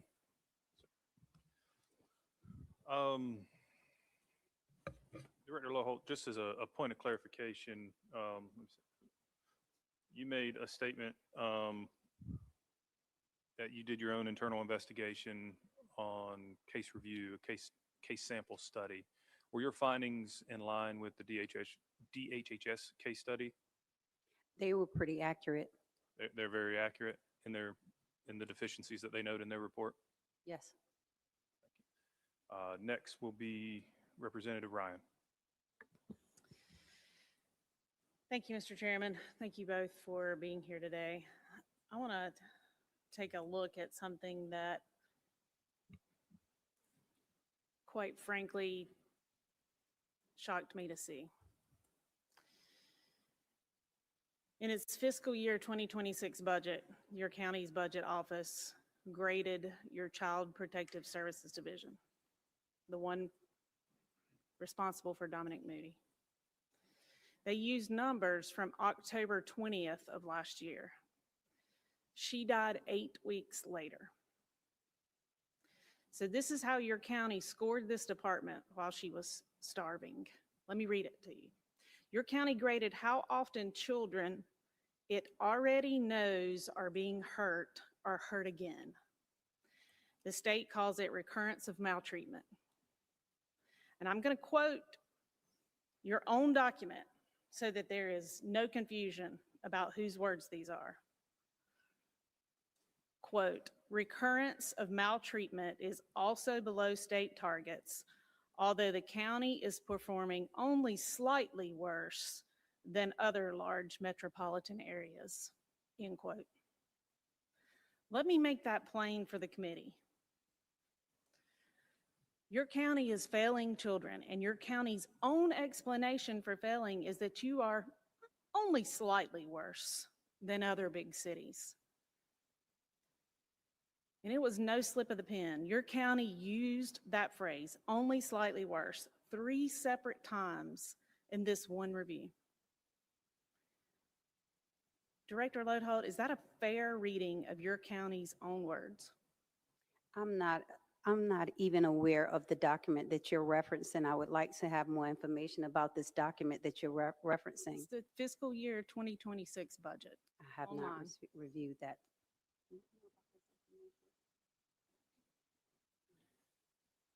So I'll have to say, I don't think that's a fair assessment. I'm not sure, how that language got in that document, but I don't have any comment to that. Director Lodeholt, if you stand by, we're going to put it on the screen for you. Sure, thank you.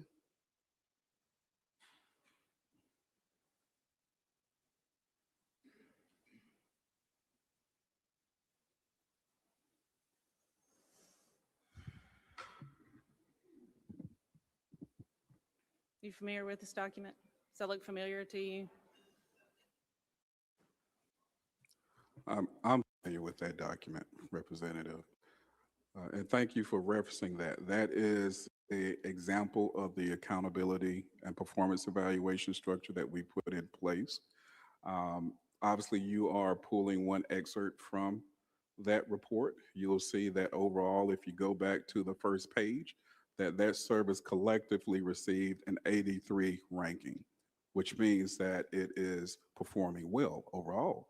But certainly there are some opportunities, and you've referenced some of those opportunities as well. What is missing from this document that the committee do not have privy to is the explanation that was submitted by the department in response to that. And Director Lodeholt wouldn't know that because she wasn't in that role. That would be a conversation between our budget shop and the director over CFAS. So what your county was actually grading as only slightly worse, in your words, slightly worse. Recurrence of maltreatment is a clinical term for something very simple. A child this county already knew was being hurt, getting hurt again. Dominique Moody was reported to this department over and over. She was starved. She was brutally abused. She weighed 27 pounds the day she died. That's what your county's number looks like when it stops being just a number. And your county's verdict on that number, your verdict was, well, we're only slightly worse than other cities. Almost like it's reassuring itself that it's actually doing a good job. Now that you've seen the child behind the rate, behind the number, do you still stand by slightly? Well, it's a couple of things. Obviously, we're not the authors of that report. It is from my organization, and it is from the Office of Management and Budget as well. In terms of this evaluation, when it was conducted, it wasn't factoring the case that you are discussing. It was looking at the entire universe of the operation itself. So I think you're taking it out of context when you directly tie these results to that case, because that office did not conduct this review solely for those purposes. However, I do accept the opportunities that were identified in that report. I'm not going to push back from that. Can you tell me how you think I'm taking it out of context? Because I know for sure they did not factor the Moody case. Because these numbers were used 8 weeks before she died.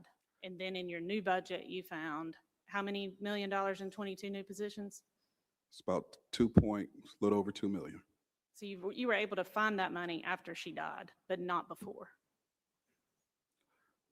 No. All right. Let's understand how your county decided it was passing. It graded itself on a curve. Its own report measures Mecklenburg against other cities. as only slightly worse, instead of against the one standard that mattered, the one standard that matters in this work, which is whether the child in your care is alive. But child protection is not school. And it's not graded on a curve. A 6-year-old doesn't survive because Charlotte is only a little less bad than Houston. So answer plainly. Is that the standard that this department actually holds itself to? That as long as you're no worse than other cities at letting abused children be abused again, you've done your job? I'm going to say no, because we have a lot of strengths in our county. Our county does very good work. And that might not be reflected in that report, and maybe that report is misworded, but I would like to share with you some of our strengths that our county does. Our county has gotten 96% of our intake decisions screened The appropriately. chair is going to interrupt briefly. Just a reminder to the presenters that the time belongs to the member, so I would ask that you answer their questions and not prolong the responses if it's unrelated. Sure. Dr. Ludholt, here's what your county wrote up as a success in this same report. Your budget office celebrates that you cut the number of children taken into protective custody by 25%, from 527 down to 395, crediting, in its words, successes in pre-custody interventions and kinship placements. Now read that against the rest of the document. Abuse reports to this county were up roughly 60%. 60%. More children reported, a quarter fewer taken to safety, and your county called it a win. Dominique Moody was a child this county placed with kin and never removed. Was she one of your supposed successes?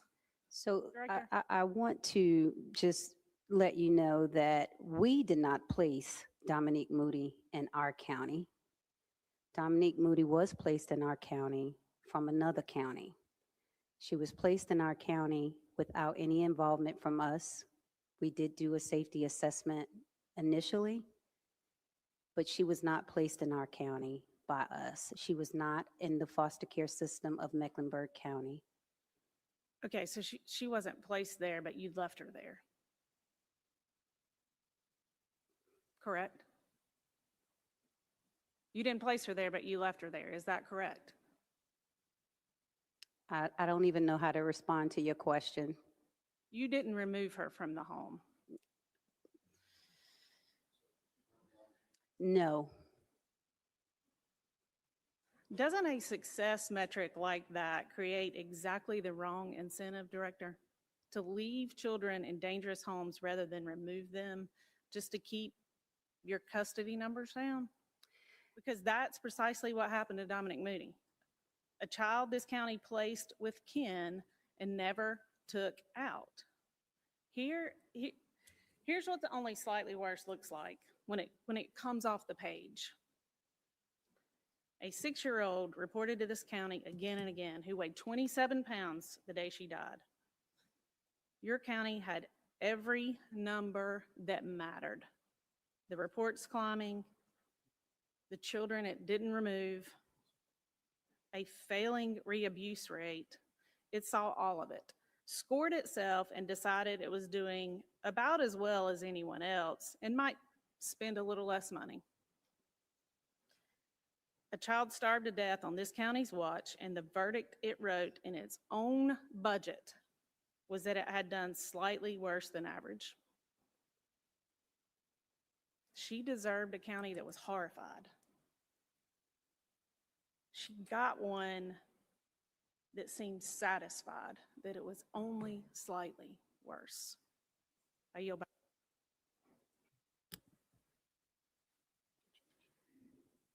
Representative Sheetzelt, you are recognized. Thank you, Mr. Chair. Thank you again both for being here today. I believe most of these questions are for you, Director. So we heard from DHHS this morning about the process, and I just want to make sure that I've got this correct regarding intake.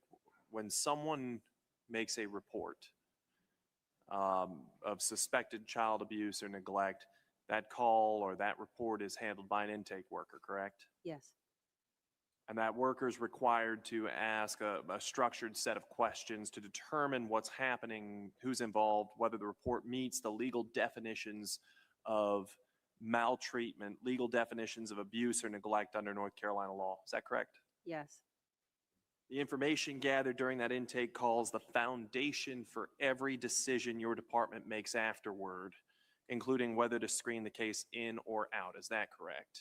repeat that, I'm sorry. So that information that's gathered by the intake worker, that information is the foundation for the decisions that your department makes regarding whether to screen the report in or screen it out. Do I have that correct? Yes,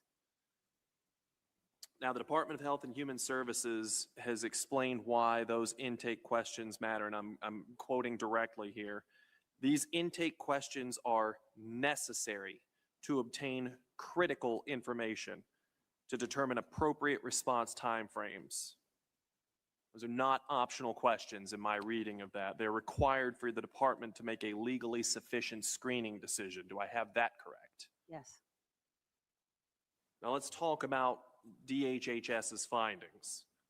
In a review of 122 cases from Mecklenburg's DSS, unrelated to Dominique Moody's case, the state found, quote, in 52% of intakes, intake workers did not ask sufficient questions to explore all alleged maltreatment. Have I accurately read the state's letter? According to what the state listed, yes. So in more than half of the cases that the state reviewed, outside of the death of this 6-year-old girl, your intake workers did not gather all of the information the state says is necessary to make a screening decision. Have I interpreted that 52% finding correctly? That's correct, based on the letter, yes.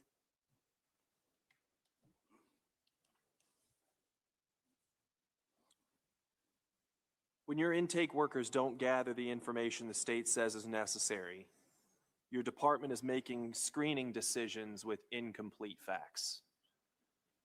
That's not about making a conservative decision or an aggressive decision regarding screening. It's simply an uninformed one. Do you agree? I slightly disagree, because when our intake workers are making screening decisions, they are using that screening and response tool.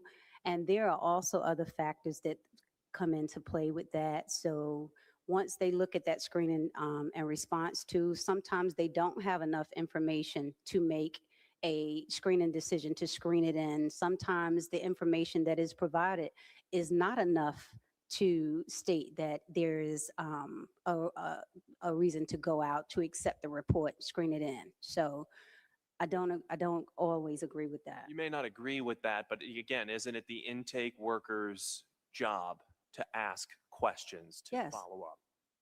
And so if the intake worker makes a decision to screen something out based on incomplete information, we're not talking about a bias towards screening in or a bias towards screening out. We're talking about making a decision in the dark. Would you agree with that? No, because the intake worker is not the sole person that makes the decision. So those decisions are made on a 2-level screening process with the supervisor. So the intake worker takes the information, and then once that information is obtained, then that information is staffed with a supervisor, and then a screening level will be determined. So if an intake worker screens something out, does that go before the supervisor? Yes. It goes before the Well, the intake worker cannot screen it out alone. and the supervisor has to determine whether adequate questions were asked, correct? Correct. Before they decide to screen it out. Now, I want to go back. In 52% of intakes, intake workers did not ask sufficient questions to explore all alleged maltreatment. You already agreed that I had read that correctly. That's DHHS's finding. If in 52%, more than half of cases, they did not ask adequate questions, then in 52% of cases, they made plainly uninformed decisions about whether to screen a case out. And that is both the intake worker and the supervisor, if the supervisor did not ask for more information. Am I interpreting this incorrectly? No.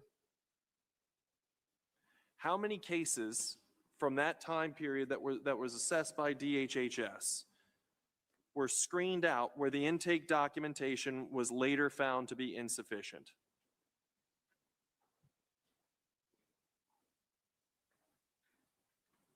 I don't understand your question, sir. Let me move on to a different question because I think the number is less important than the follow-up action.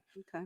After DHHS found that a number of these cases had been reviewed or had been improperly screened out without adequate information, did your department go back and and try to initiate corrective action on those cases or on those reports?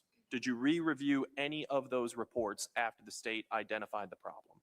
I cannot answer that question because I'm not sure. Intake is the only point where the department gathers information before deciding whether to investigate a report of child abuse or neglect. And if more than half of those calls are missing information the state says is necessary, then the screening decisions are being made without the facts required to make those decisions, to make legal determinations about whether a report meets the definition of maltreatment. So I will close with this. Why should this committee have any confidence in the department's screening decisions if the foundation that they are built on is incomplete more than half the time? Can I take that question? Please. So a couple of things, and it's specific to the letter. When I met with DHHS on May 20th, when they shared with me, sir, the results from their assessment, the feedback was very balanced, all right? And this is not for me to dismiss a single opportunity that they identified. I want to be clear. When we met with them, they highlighted several things that we're doing well. And part of their process is to read verbatim the letter that they intend to send to us via email and certified mail as well. So they said, Mr. Bryant, I'm going to read to you the letter that we are about to send to you. First, they called out several strengths, things that we're doing well in Mecklenburg County. And then they close with these opportunities as well. Now, they're professionals. I'm not challenging their integrity, but I'm very baffled when the letter that we get is not consistent with what they read to us verbatim as well. But what they also concluded on multiple occasions, they cited their confidence that the plan that we put in place to respond to their findings, my internal investigation findings, and the third-party findings, they said they are very confident that we can get this back on the road. That's why you should be confident, sir. I'm sorry, I don't buy that explanation, Mr. Bryant, because honestly, the reason that we are here and the reason that letter was necessary is because a 6-year-old girl was found dead in a dog crate in your county. That is unacceptable. And not only was she found dead in a dog crate, she was found dead in a dog crate after years of reports that went uninvestigated and unheeded. That is not acceptable. Well, while you respectfully I'm sorry, don't Mr. accept Bryant, it- this is, the Mr. time Bryant, belongs that to was the not a member and this is my question. time. You had your opportunity to try to contextualize this letter and explain it away in bureaucratic language. I do not accept that. This young woman is dead because of the malfeasance or misfeasance of the department, the failure to heed years of reports. So I'm grateful that there was a balanced report from DHHS, but we're not here to talk about the strengths. We're here to talk about why a child is dead, and dead in a gruesome and avoidable way. With that, I will yield back the rest of my time. Just based off of that testimony, Chair, as one follow-up question for Director Lodeholt. You just testified that you were unsure whether or not you guys have followed up on cases that the state has said you failed to ask appropriate questions to ensure the safety of the child. That was not his question. I understood his question to be, did we do anything about those cases as it relates to the intakes? So my understanding of his question was, did we reopen the case? Did we take that information and do anything else with it? I don't have that information. I would think, given the proximity to this hearing and knowing that you were going to be coming here to testify when you received that letter a month ago, that anything that you did within the last month to now would be pretty fresh in your mind. So you as the director probably should have ordered that cases that you failed to act appropriately on in that letter be reviewed, be reconsidered, be reopened, something. I think your lack of knowledge that anything occurred is pretty appalling. And with that, we will recognize Representative Ager. Thank you, Mr. Chair, and thank you both for being here. I think we all know that we're here because of a pretty horrific accident. And we've talked to lots of folks today. And I think the reality of it is we all bear some responsibility. I think we know that. Those of us sitting up here and those in Mecklenburg County and those at the North Carolina HHS. Representative Ager, just to declare the record, I would refrain from using the word accident when people have been charged with first-degree murder. Sure. I would say it was an absolutely abhorrent situation. And now when we look at accountability, and that's what we're here doing, right? We're talking about oversight. When you look at accountability, the way I look at it is we put people in leadership positions in this world to accomplish tasks. And our job as leaders, when we put those people in those positions, is to provide the authority, the resources to get the job done. Now, my first question for you all is, do you feel like you have the authority in state law to do the things that need to be done to protect kids in our state? So I think there's some opportunity when we look at systems. I think there's some opportunity for us being here today because you all are the ones that are able to make laws. One thing that we would need is some additional funding that would help.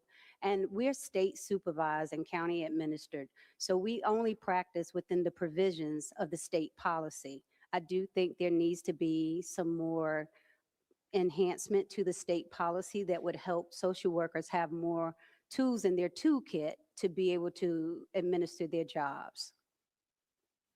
I appreciate that and certainly would be interested in working with you and others to get to that solution that you're talking about. You know, and that gets me to resources. And I think obviously money is part of resources, but personnel is also another part of that. And you've talked about the increase in personnel that have been added to the department in this year's budget. And that seems like a good thing to me. I would ask, you know, currently, where do we stand on cases, sort of the average number of cases that a worker in your department? I have that information if you'll just give me a second.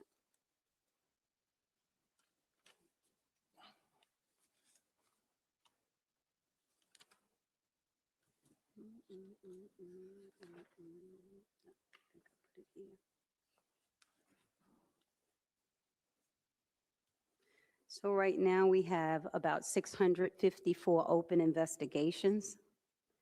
I'm sorry, new investigations, and we have 1,021 open investigations. And how many investigators do you have, or how, you know, I'm just looking for kind of a per person Sure. caseload. So we have 94 investigators. So we're talking well over 10 in any case. Investigators? No, Yes. well over 10 cases per, you know, about 100, you know, so they've got more than 10 cases apiece. They're averaging about 17 cases apiece. Yeah, okay, that makes sense. Yeah, and so, you know, as we look at that, what is a healthy caseload? If you were running a department with a healthy caseload, what would that look like, do you think? In a perfect world, Sure. I'd say about 8. Okay. 8 is kind of manageable. And, I think one of the things that we don't often think about is that when caseloads like that get really high, what falls through the cracks? And, I spent a big part of my life in the federal government. I know how some of these bureaucracies work. One of the things that falls through the cracks is training and the ability to really talk to each other and figure out how to do things better, right? Because you just don't have time to do it. And so I do think that ensuring that we have enough personnel is really important. And then the next question, if I still have a little bit of time, Mr. Chair, is how much are we paying, our sort of initial entry folks into this department, as well as, the middle managers? 1 second.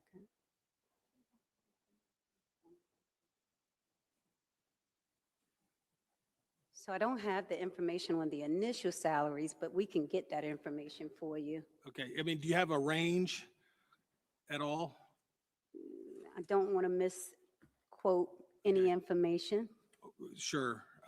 Well, and, in my sense, and we heard this today from another of our witnesses, that, this is the hardest job in the state. And so I hope that we're paying folks commensurate with that difficulty. And, this all gets me back to, the challenge that we always face in government is the amount of resources that we have versus what we can accomplish. And we, in my view, are not expending the resources that we need to do the job that we need to do. And so we need to continue to figure out how to do that better. So that's all I had, Mr. Chair, unless there's an answer here. Oh, go ahead, I'm sorry. I just wanted to add one thing to you. I do appreciate the context of our dialogue, Representative Ager, but I also want to just point out that when you look at these 1,021 cases that we have open, those cases could have a sibling group of 6 children. So when you're looking at those cases, it's not just one child per case. It can be 6 or 7 children, 2 or 3. So I Sure. just wanted to make that noteworthy. Absolutely, and I appreciate that. Representative, the salary that's been handed to me is $51,000. You got to put that in context. That's Mr. in Bryant, Charlotte. with respect, we have a proper format here. He's already yielded back. I allowed her to answer his question. He asked me to answer. So you had already yielded your time, Representative Ager. The time now belongs to Representative Reeder. Thank you very much. I'm struck by the May 20th letter from DHHS to you that stated a broad systemic lack of appropriate safety planning to address identified danger indicators and risk factors to the children was found. Do you agree with this statement? I accept their findings, yes. Do you agree with the statement? I agree with the statement. Okay, so broad and systemic, not individuals or isolated. Let me ask a question about the safety plans. When DHHS reviewed the opened assessment, these were the case reviews, found that the safety plans were only adequate in 43% of cases, only 43% for safety plans. So these are children who have been assessed, who've been screened, who believe that they are at risk. And in their review, only 43% of the time did you have an adequate safety plan. Can you respond to that? So I can't give any rationale as to why a safety plan wasn't completed as it should have been. However, what I can tell you is that the social workers are trained on our policy as per North Carolina Department of Health and Human Services, and that is the guidelines that they follow. So they follow guidelines, but they were inadequate based on that. What level of adequate review should there be for a safety plan? And again, a safety plan is when we've already determined that the child is at risk. Yes, so the safety plans are put in place. So when you go out, you do this safety assessment, and those are also done at a 2-level review, a supervisory review. And the information in those are based on what was observed by the worker and the state of the child. I mean, answer my question. What percentage of time should a safety plan be adequate? Again. Oh, what percentage of time? I apologize. Should it be adequate? I think it should be adequate 100% of the time. Okay, In a so. perfect world. So 43%, this was what the department found. You said that you had a third party and you did an internal investigation. What did you guys find when you did that? It was pretty much accurate with what the state found. Our third-party entity actually completed their assessment of the targeted case reviews prior to the state completing theirs, and they were pretty similar. What is it today? What is what? What is the safety plan rate of adequacy today? We don't have the numbers for today because we only get the numbers, they come in for the month prior, so I don't have the What was numbers it from last month? April. I don't have those numbers. What was it in February? I don't have those numbers. I don't have any of those numbers today. I'm blown away, quite frankly, that you acknowledged that in 43% of the time, a plan was inadequate by the department's review, your external review, and then your internal review. 3 different groups have said that you have inadequate safety plans, and you've put in a quality improvement plan you told us back in 2024, and you can't tell us today how many children who you've identified are at risk that you do not have the safety plan for. So we have safety plans for all the children that we work with. I'm blown away. Again, you said 43% of the time that you have an inadequate, and now you're telling me you have an adequate safety plan? So the state told you that there was 43% of the safety plans that were inadequate. I'm telling you today, we have safety plans in place. Now, the safety plans that we have in place today are in place per policy of North Carolina State Department of Health and Human Services. We've also put in extra review levels to ensure that these safety plans are adequate and all of the boxes are checked and all of the measures are met. We are not allowing social workers to leave the homes of doing safety plans without consulting with the supervisor. So those are some things that we changed to put in practice. With all due respect, how many of those plans are adequate today? You told me 30 seconds ago you did not know. I don't. But I believe that they're all adequate with all of the measures we put into place. So in your quality improvement plan, do you tell me about how often you screen these cases? Screen which cases? So I know a lot about quality improvement. And you said that you had a quality improvement team in place since 2024. These are the things that I would expect to be in a quality improvement plan. What are your 3 top measures that you measure in your quality improvement plan? So some of the things that are, thank you so much. 1 second, Director Ludholt. I have to interrupt again. If someone wishes to contribute to the testimony, that you need to be sworn in. Would you like to be sworn in?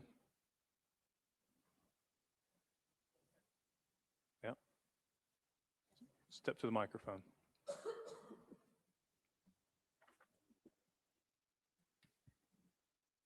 State your name and your title. I know who you are. We've had a meeting before, but state your name and your title. And if we could, is there a 3rd chair up there? She's getting it.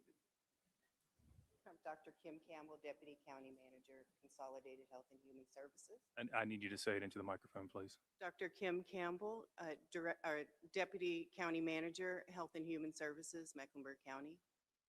And do you swear that everything you've contributed up to this point and what you will contribute in the future is the truth, the whole truth, and nothing but the truth? Yes. Okay, you cannot leave that table from this point forward. Thank you.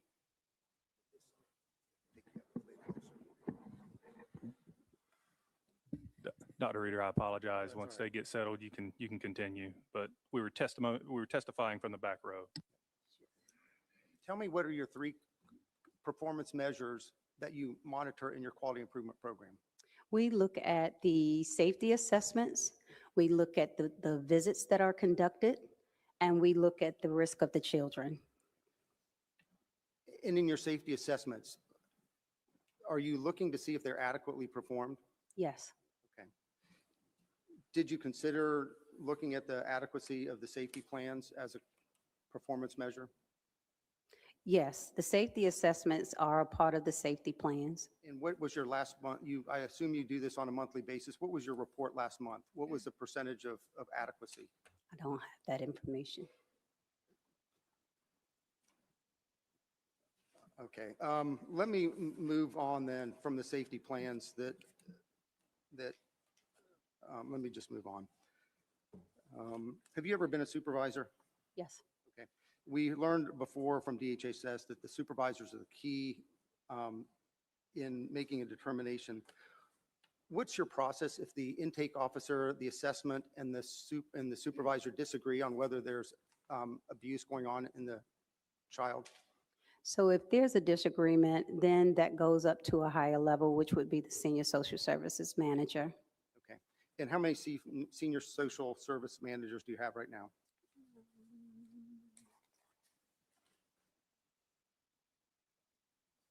Seven, And do you have any vacancies? one, Okay. And what about how many supervisor positions do you have? And how many vacancies do you have? 40 supervisor positions. I'm not aware of the amount of vacancies. Okay. Talking about the supervisors, again, in the letter from May 20th, 64% of cases contain supervisory oversight at a minimum of every other week. We learned from DHHS that these are required by statute, I believe, to be done every other week. And in only 64% of the time was that done. So 36% of the time, the supervisor, who, as we've said, are the people responsible, they didn't show up and do their work a third of the time. Is that still the case? So I want to say that the state's threshold is 60%. Isn't that correct? I think the state said 85%. Did she say 85? That's not what they told. Point of clarification? Go ahead. I don't know what the. For reference, until you have your name tag, if you could just state your name anytime you want to speak. And if the time is the representative, so if he recognizes you, you can speak. Okay, thank you. Please tell me. Yep, so for point of clarification is such that during the reviews with the state, when we asked what the benchmark was that they were measuring the indicators against, what we were told is that the benchmark is 60%. I heard Lisa Crawley today say that the benchmark was 85%. Okay. Even when they were done, 58% of the cases did not contain all the required elements for quality oversight. So you didn't show up 30% of the time, and 60% of the time, they didn't have all the required elements. Was this consistent with what you found for the internal investigation and the outside investigation or review? Yes.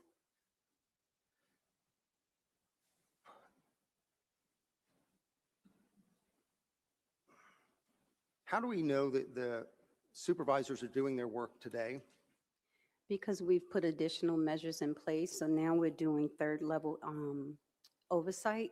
So with the supervisors, if there's a case that has been, had previous CPS history 3 times or more, then that case will be staffed with the program manager for oversight.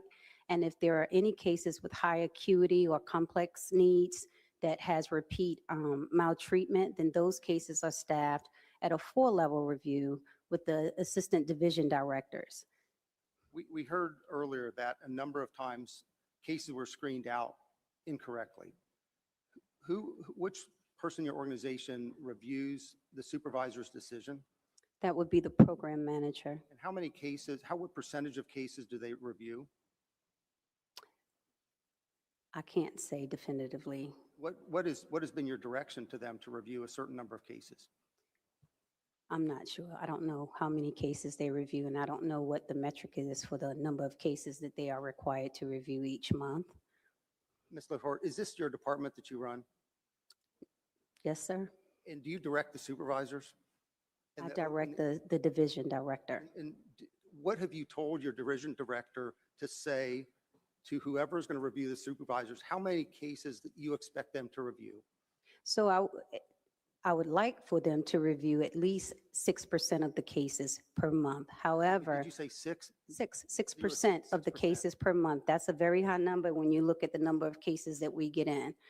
They cannot look at each and every case. So they do random case audits on the cases, and they pull a certain number of cases each month. But unfortunately, I can't give you the number of how many cases they're pulling and what that percentage looks like. I would submit to you that a random sample of 6% is inadequate. Okay. Manager Bryant, you run a large organization, and you talked before about how often now you meet with your director and the previous director. and you've changed that, so I think that that is good. Do you feel like the department is adequately protecting children right now? I feel like we put measures in place to improve protecting our children. I honestly, I'm in the opinion we can revisit our policies. As you know firsthand, this system that we operate in is not perfect. But to answer your question, I feel much better with what we've done to date and what we're going to continue to do.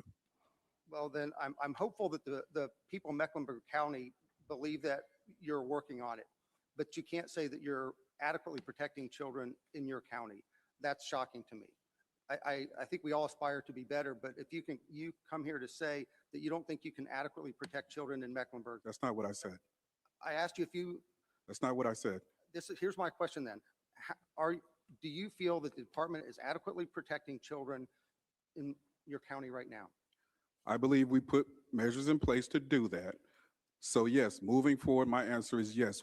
Today, yes. Okay, and what metrics have you established with your department director to ensure that the people that she employs that are doing the job that they're supposed to do? Whether, and I have to have Dr. Campbell respond to that, but it's based off of state standards in terms of what we're benchmarking to.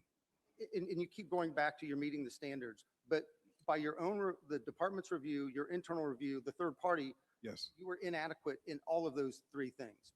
And again, I'm just seeking assurances that it's actually different. And you're right. And that goes back to what you referenced, and I do appreciate you acknowledging the steps I've taken. That's when I have my opportunities every Friday morning at 8 o'clock to take a deep dive to see what is going on, to see how we can continue to get better, and to ensure we do not have a mishap. All right.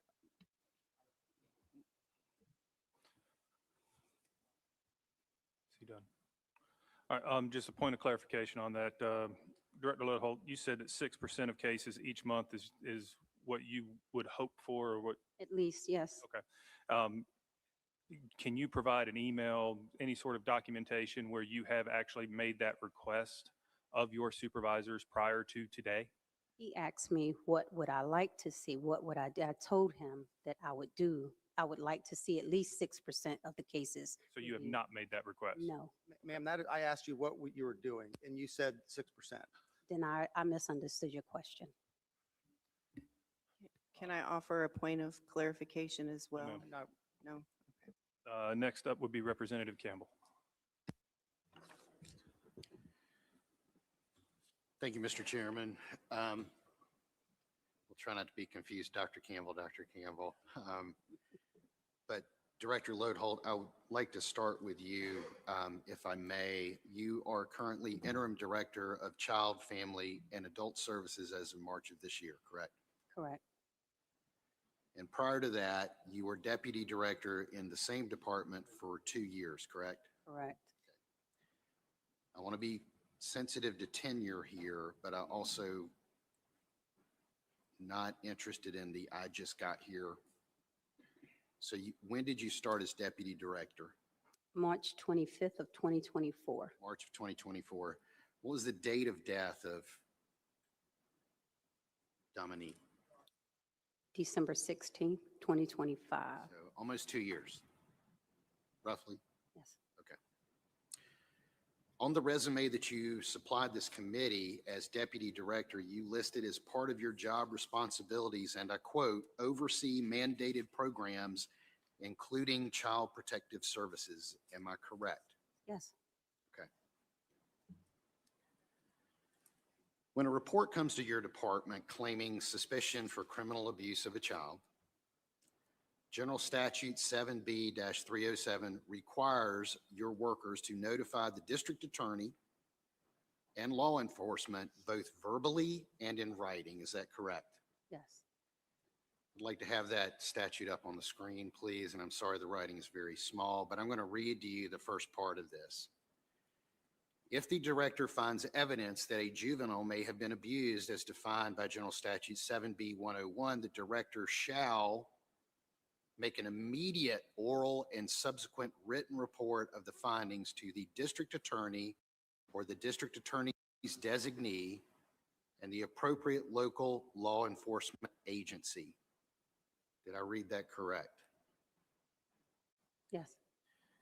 And I want to make notice here for the audience in the committee that the law says shall report, not may report.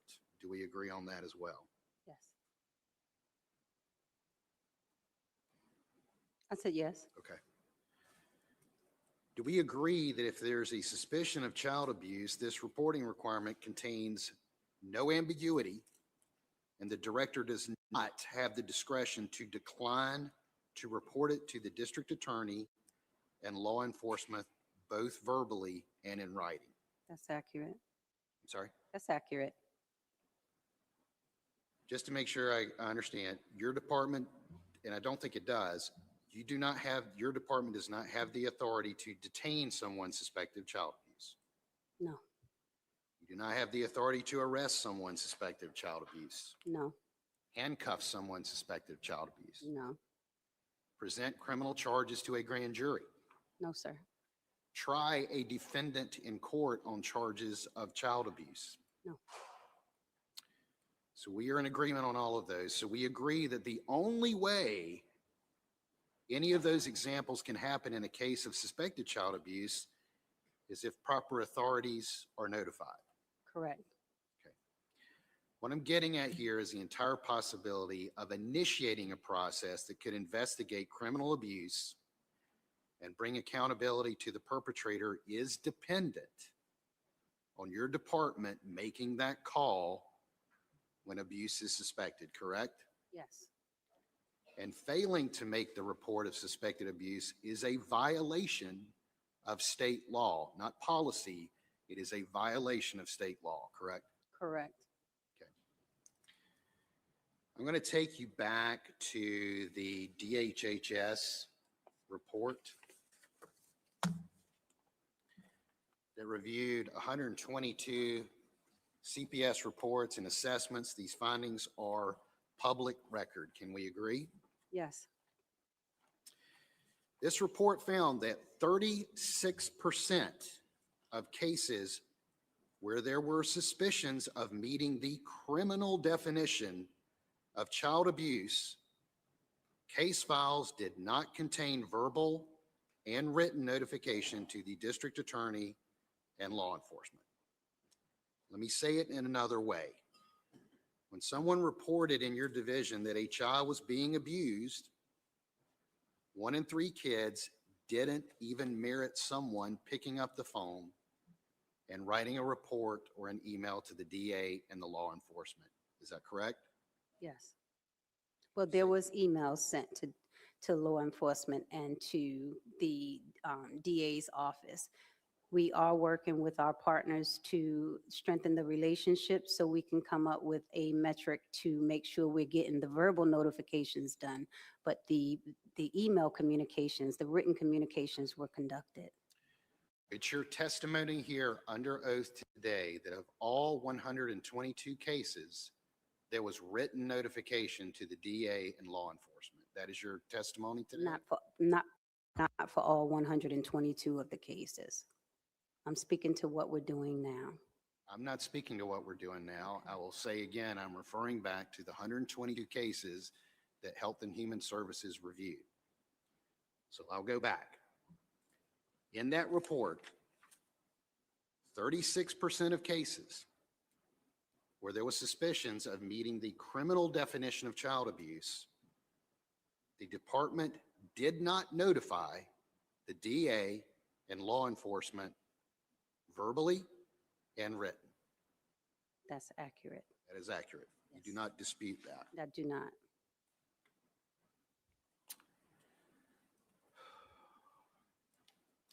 I want to be clear.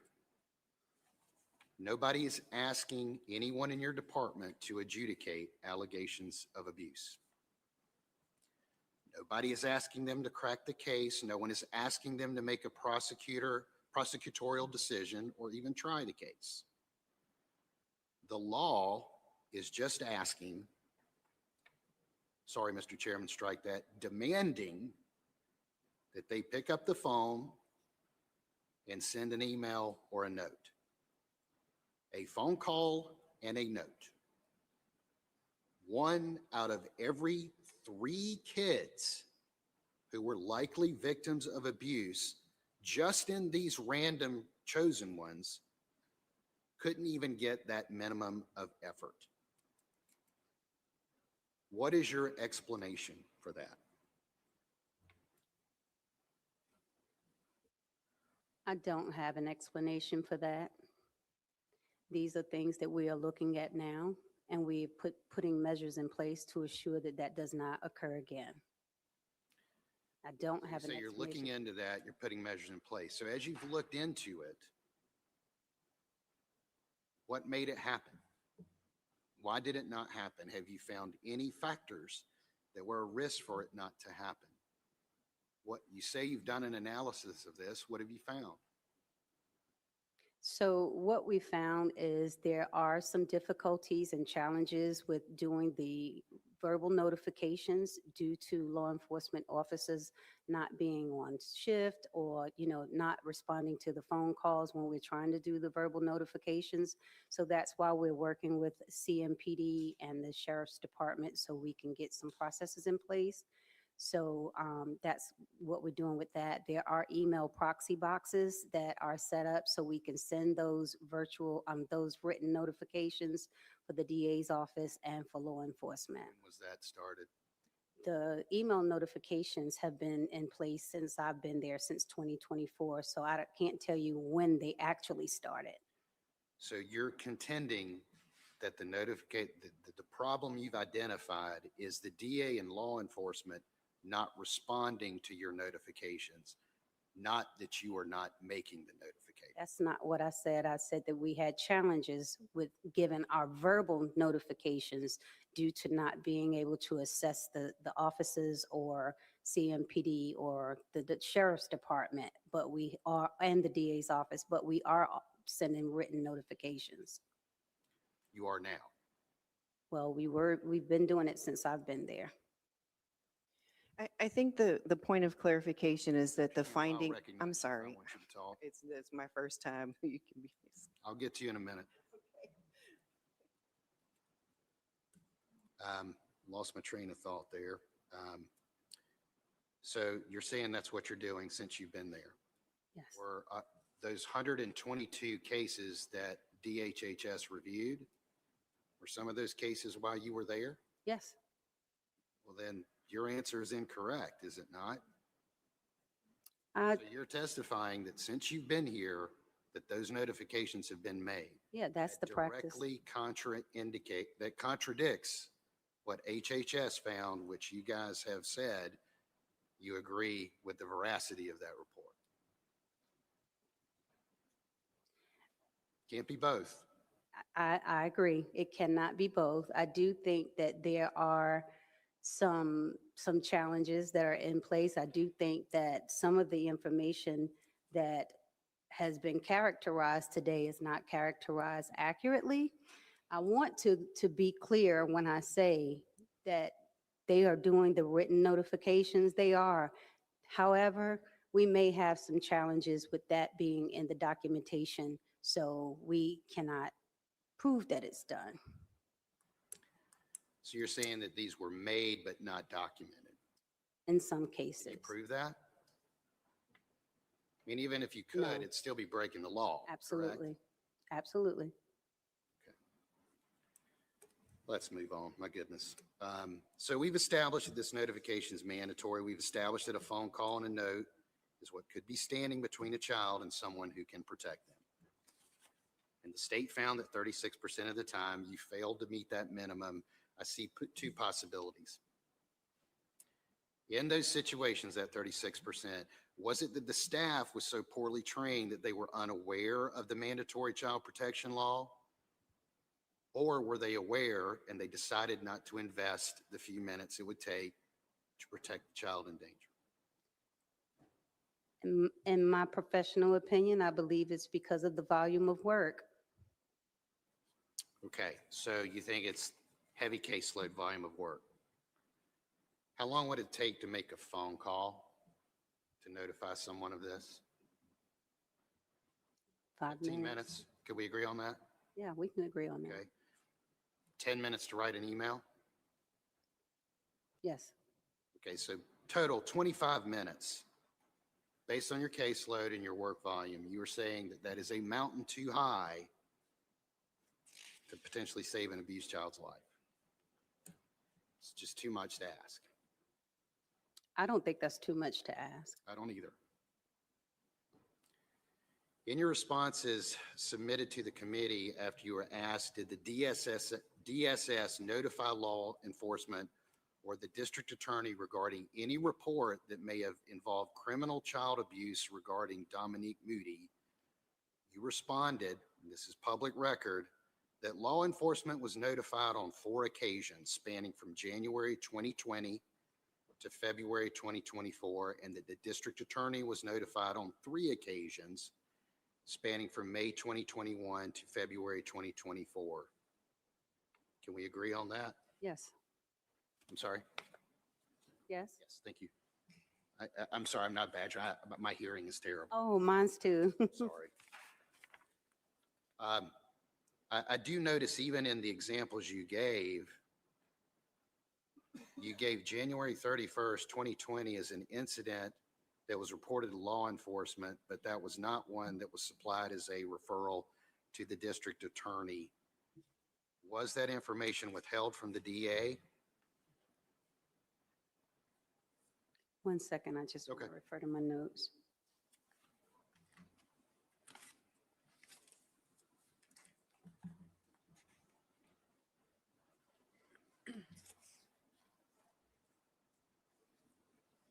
It appears so. Okay. Will you commit to furnishing the committee documenting proof of these notifications of these dates you've supplied to us? Yes. Thank you. We're going to come back to this in a moment. Mr. Bryan, I'd like to ask you a few questions if I may. In your responses to the committee, you were asked, has Mecklenburg County reviewed all open CPS cases to determine whether any other child is currently unsafe? You responded, yes, all open CPS cases are reviewed by supervisors, managers, continuous quality improvement staff, as well as external contracted staff to assess for child safety. Each case is evaluated to identify any indicators of safety threats and ensure compliance with policy. Any cases requiring follow-up are triggered and addressed promptly, end quote. Am I quoting that correctly? Your question is? I'm sorry, I heard. That correctly. Yes, you are. And thank you for calling that out, because I acknowledge that a response given earlier conflicts with that statement. So those cases have been reopened and reviewed. Thank you. Well, are you quoting a policy of the department? Or are you stating that that has happened in every case since her death? I have to defer. Okay. So there are a couple of things that we've done for the 120 that were sampled by the state for review. Those are in the process now of being looked at. You know, that we're getting new cases every day, right? So we're integrating those into the review of the 120 that were sampled by the state. In addition to the open cases that are currently being worked, we have Allies for Outcomes, which is our consulting firm, and our CQI team that are randomly sampling cases to review the work that's happening in real time. So since her death, it is a random sample of review of cases. It is not a global review of cases. Well, every single open case has to have its safety assessment reviewed within 24 hours by the supervisor. That was supposed to be the case before she died as well. So it was a yes or no question. Since her death, is it a randomized selection being reviewed, or is there a global review of those cases? So there's a global review of the randomized. Now you're fencing with me. And No. Let me ask you a different way. Okay. Are you randomly selecting a sample of cases to review, or are you reviewing all cases? So I think we're doing both, right? Every single case has some level of review. Is that? I'm sorry, I'm Is that- asking my colleague to suspend so I can hear your testimony.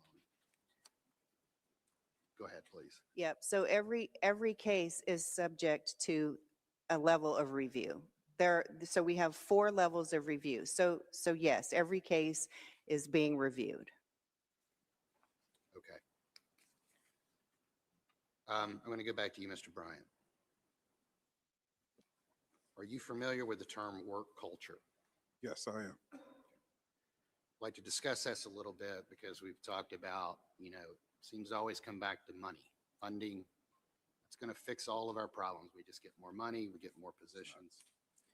In your letter to the committee, you stated that part of your efforts on improving the practices of the department would include adding several new DSS positions, and you expected those to be approved, and you said those were, which is good news. I ask about work culture because can we agree that the failures surrounding Dominique's case and the staggering failures in the DHHS report suggest that work culture could be part of this problem? Yes, sir, I solely agree. Let me tell you why. When I was appointed manager, one of the initiatives I rolled out is a new culture of caring initiative. And that's it. That's how it's branded in my organization, that Mecklenburg County will be a culture of caring. That is caring for each other as employees and making sure that we're caring for our customers as well. I actually brought in a consultant to help kick that off. And I put together work groups across the organization as a whole, which is inclusive of our social workers, to make sure that we address the work culture. So we can agree that simply adding bodies will not solve this issue. It's not. And also, I appreciate I'm not someone finished saying, yet, Mr. I'm sorry. Bryant, I apologize. Without a change in commitment to doing the job and not breaking the law. I was going to say it's culture, and also, as you know, it's very traumatic work. And one of the things we also have in place is a counselor. So as our workers go out and experience traumatic experiences, that they have someone that they can talk to in confidentiality and help them work through that as well. I have one last question for you related to work culture and work culture kind of coming from the top sometimes. Mm-hmm.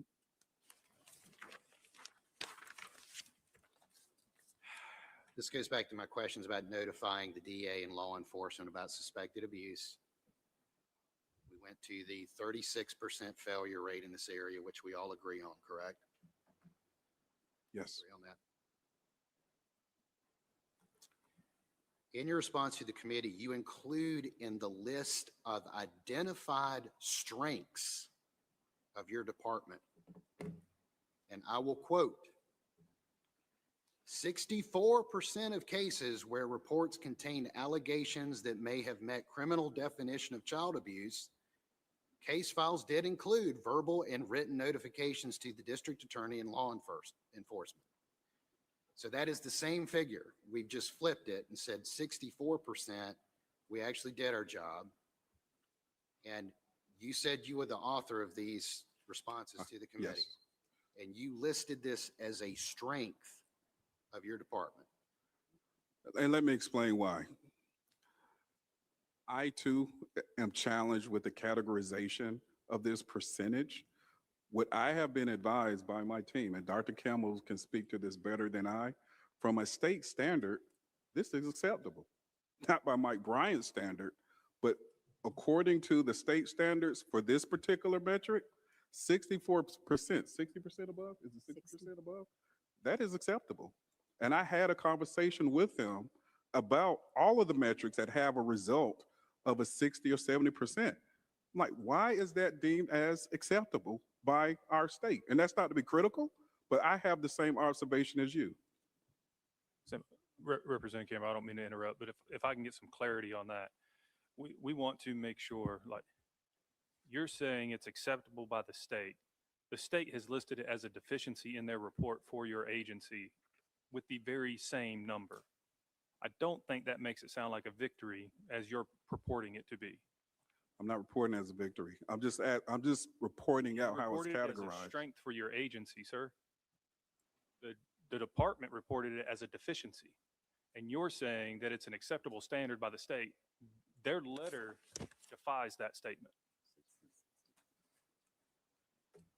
Yeah. Well, Dr. Campbell can speak on it, but what she shared with me is based on a 60% benchmark.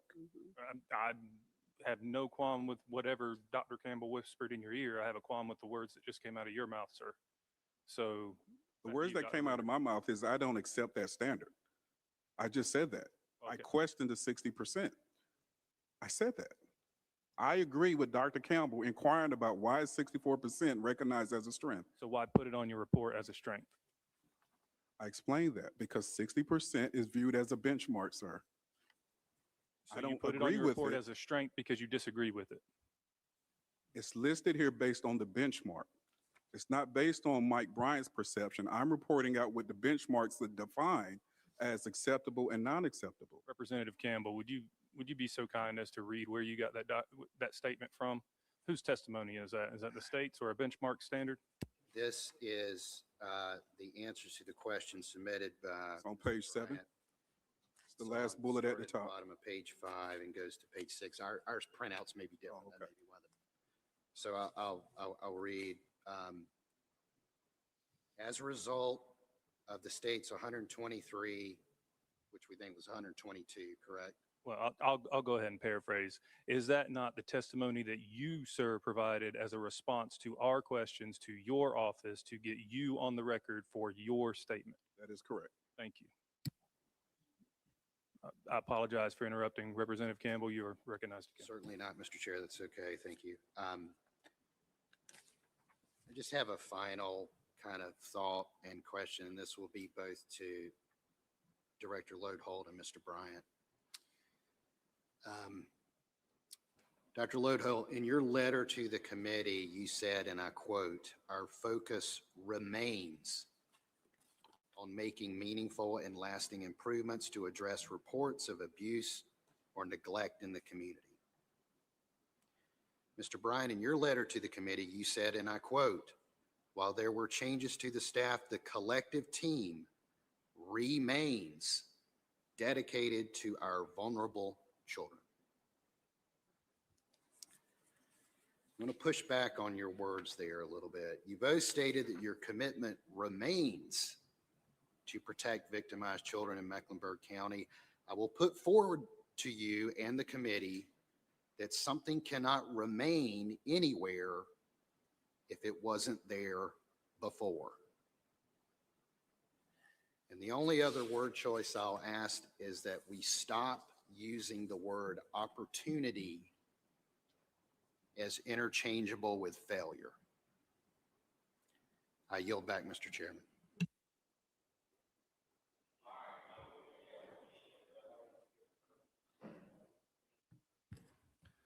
All right, just briefly, I want to follow up again, Representative Campbell. I apologize for interrupting your time, sir. Mr. Bryant, there was a point there in that testimony where you clarified, you thank Dr. Campbell for bringing up a point and allowed you to clarify that some of the reports that were documented in the DHHS report or some of the findings or some of the cases, apologies, that were reported in there had been reopened, and that conflicted with the testimony that was provided by the director. And so you thanked him for that. If you guys are having meetings every day and they're supposed to be reporting up to you so that you get access to information, how is it that you know this information and your director does not? That's a fair question. And I'll respond this way. Letitia is serving as our interim director. This is not her permanent role today. The individual that was supposed to be with us today that has more direct involvement, Denise Steele Campbell, unfortunately, last night she had a family emergency and she's not here. So there's some detailed questions that our interim director unfortunately cannot respond to. Hence why I invited Dr. Campbell to the table. And I appreciate her correcting what was misstated. Okay.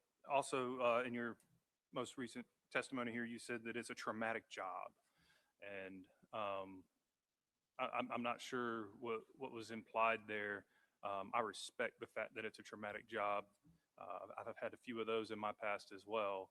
Does that mean that we should forego standards and expectations? Not at all. So it's acceptable that what your testimony is that you only violate the law 64% of the time, or excuse me, 67? No, it is 64%, excuse me, of the time, because it's a traumatic job. Chairman Chester, with your all due respect, agency- you're taking my response out of context. Dr. Campbell had asked me, he made a valid point, that to address the system failures, you just can't throw money at it. Okay. What I pointed out as well, it's not just dollars, it's culture, as well as supporting our staff's mental behavior. That was the context of that response and reference.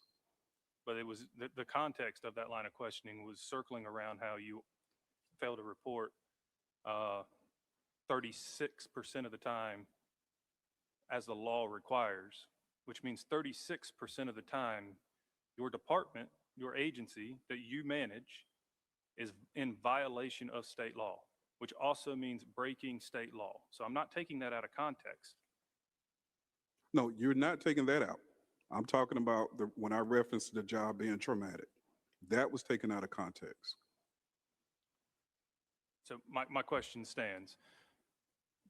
Do we not have standards? Is it unacceptable or unfair to still have standards even in a traumatic employment area? Should firefighters not have standards? Yes, they should. Should police officers not have standards? Should military soldiers in combat zones not have standards? I'm not tracking with your question because I did not dispute having standards. I'm just pointing out that we're not going to hide behind the fact that it's a traumatic job and make that the focus of this hearing when I venture to guess that the Mr. trauma Chair, induced. Mr. Chair, may I offer a point of clarification? The fact, when he referenced the traumatic job, it was in reference to something that I said to Dr. Emily before, and she responded to. And when he first responded, he said, when it was mentioned earlier, it was actually I who had said that it was a traumatic job. So that was the reference there. Thank you, Representative. I'll accept it and withdraw my criticism. At this point, we will recognize Representative Servania. Thank you, Chair, and thank you for being here. I have multiple questions and very limited time. So I'm going to say, I've worked in this space. So I'm not gonna talk or question you on speculation. I've seen the horrific things, including child deaths and some of the horrible things that family members and loved ones do to children. This is not what children should endure, and it definitely shouldn't be any investigator to be able to see. It's inhuman. So I want you to know that I understand that. I do want to say and ask, there was a question about reporting increases. You can't control reporting, right? You can't control yes or no. You can't control people who are calling in and reporting abuse. That's correct. Yes. Yeah, Yeah, that's because you correct. can't control the calls No. or what the community sees that comes into you. So it's disingenuous to ask for you to control that when it's not it's not moved by you. Second, there's many metrics that are expected from you. You receive money from not only us or locally from your county, but federally.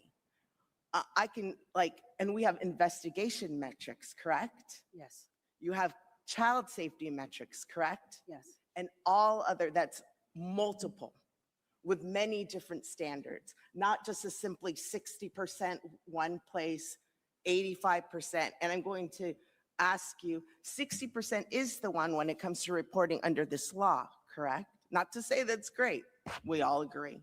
And 85% is the reoccurrence of maltreatment, correct? Yes. That's, now, in your budget report, not a division report, it was stated that it was slightly under. We know in the field, 85% is the standard, and you haven't made it, right? And we admit to that, correct? Yes. But with child death, we know it isn't acceptable. 100%, we'd love to have it reach 100%. Child death puts it all in front of us on the table. It is a failure. I grew up in a situation where 100%, like 99% is a failure. I don't hear them saying this is celebratory.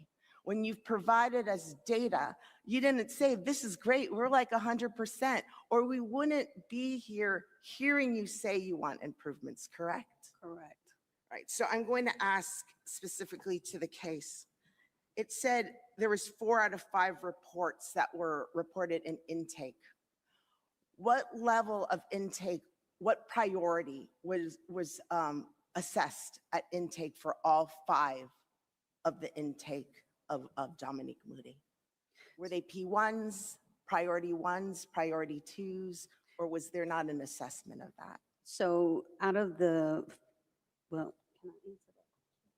So the 4 out of the 5 screened out reports, with the reports, they were, and I'll tell you what the priorities were. And while you look for that, priority 1, no, go ahead and I'm just going to state. So Prior- two of the reports, one was for physical abuse and neglect, so that would have been a first priority because that would be investigative. Yes. And then,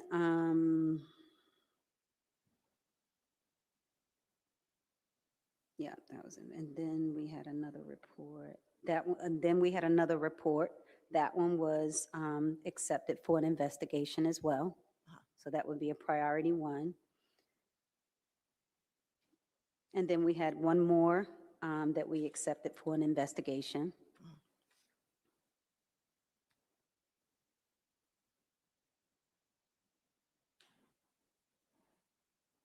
And then we had one that was accepted for a family assessment. So that would be the other priority track. So just to keep in mind, and to my colleagues, a P1 typically requires that an investigator go to the home within 24 hours, correct? 8 hours is the median. 8 hours, so even better. Mhm. And so that one that was substantiated as an investigation, that remained as a P1, correct? Yes. Yes, and like, and people had asked, like, if you're at intake, maybe a lower priority, that priority can change under investigation.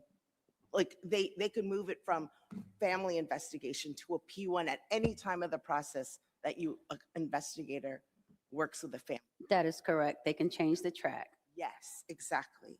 So of that one report that was screened in, after the first 8 hours of visit, how often did that caseworker go back to that to the family?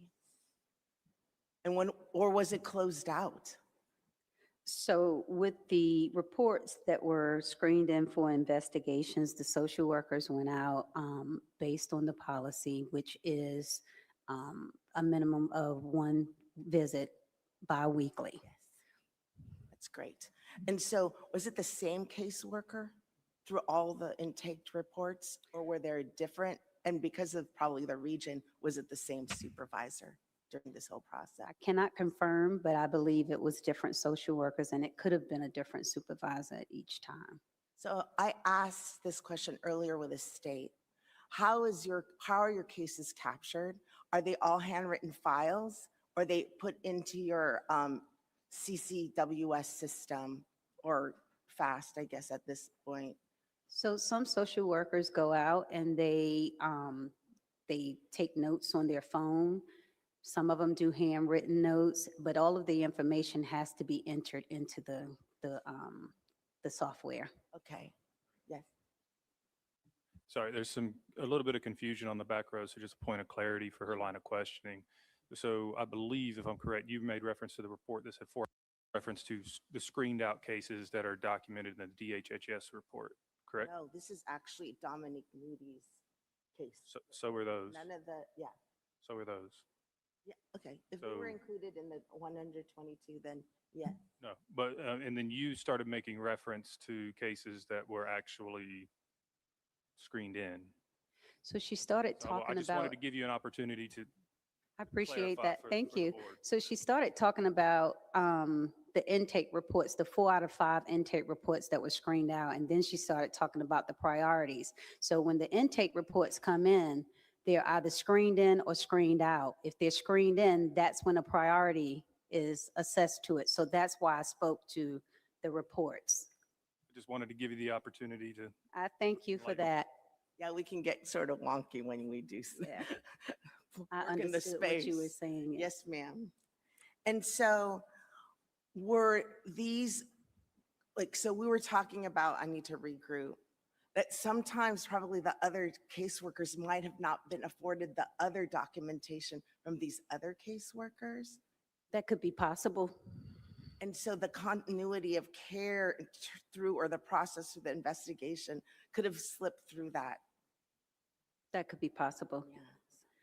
So so we're all, like, the last intake that was progressed forward, how much work was done and when was it closed out, or was it never closed out? I apologize. I cannot answer that question to specific case details. Very good. All right. But we did follow the policy and how we handled the case. Okay, thank you. So I'm going to go a different direction. So you talk about your continuous quality assurance team. And this is really like, and let me backtrack. When we talked about global and sample size, like, I know is the process to be, you do an investigation, you all bring it to your supervisor. That supervisor looks at every single case. Yes. So that's the global. Yes. Then it progresses to your, your program manager, probably your division director. And then you have your quality assurance team who does a sample size. Yes. So I want to ask more details on that because it is a very small number, and that's concerning. I agree with my colleagues. But I also have a concern about, we used to do a lot of inter-rater reliability of those people who sit on that team. Do they consistently work together to make sure they rate everything and evaluate everything in the same manner? Yes. Okay, all right. So that's good. So I know I'm going to start running out of time. How often do you do your sampling and quality assurance? So they are doing the samples, they're doing random samples across the entire department, and they're doing those monthly. Monthly, okay. And then how often do you do inter-rater reliability with your quality assurance team? So explain to me what you mean by inter-rater reliability. So we often had them at least like do quarterly, making sure that they evaluate cases in the same way. We didn't want to have just one quality assurance person just doing one case. At times we do 3, and then we made sure that the 3 evaluated the quality of that case consistently. Sometimes it could be really different. And then when it comes back to the quality of care for that case, like, it's incongruent. So you're speaking of cross-referencing and the quality, continuous quality assurance. I can't speak to how often that's being done. All right, then. And how many child deaths have you received over the course of a decade in Charlotte, Mecklenburg? In the course of a decade, I don't have that number. Whatever I can time tell, frame. I'm sorry. Whatever time frame. Okay, so I can tell you that, and since 2024, up to, in January of 2025, we had some conversations, or we looked at our fatalities, and there were 7 fatalities from 2024. And I'm not sure what the date was in 24 to 2025. Now, we have to be kept in mind that it could be independent from investigations. I want people to understand. I have the that. breakdown. Okay, I have very the good. breakdown. Let us So know that. out of those 7 fatalities, we had 1 that died from sickle cell, 2 that died from unsafe sleep, 1 that died from fentanyl toxicity, 1 from an overdose that was a teenager, and 1 that was that died by child abuse. But So of the responsibility of your department, it was the 1. yes. And not to say, like I said, 100% is, we don't want any child fatality. But I wanted that level set just in case they start saying that it's your responsibility. But it is this 1. Thank you so much for that, and I yield my time. Thank you. Point of clarification. Did I hear the testimony correct that you said there was 1 substantiated case in this on the Dominique Moody? I didn't say if they were substantiated or not. I just told her about the ones that were screened in. I didn't say what the case decision was, but I can go over that with you if you like. You can do it now. I'm pretty sure I heard the word substantiated come out through that. I mean, it's recorded, so we can go back and verify, but I talked about the cases being screened in and the track that pretty they sure were she asked screened. you if there was one substantiated case, and you said yes. Let me check.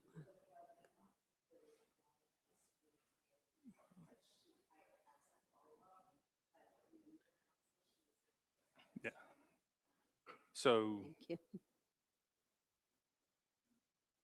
did you want to address that now? What is your question, sir? Was there a substantiated case? Okay, give me a second. Let me just review my information.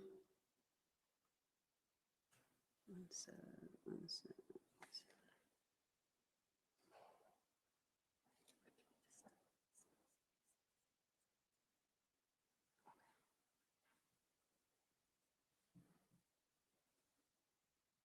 Okay. So I've just been advised by my legal counsel that I cannot discuss any case specifics as far as what the case decision was or what was substantiated and what was not substantiated. Based on which provision in the TRO is that decision based on?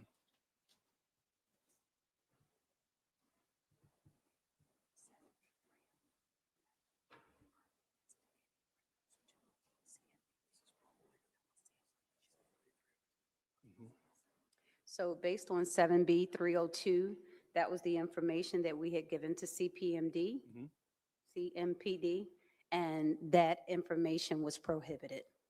And is there not an exclusion in that law for the preservation of child safety, which is the exact purpose of this hearing today?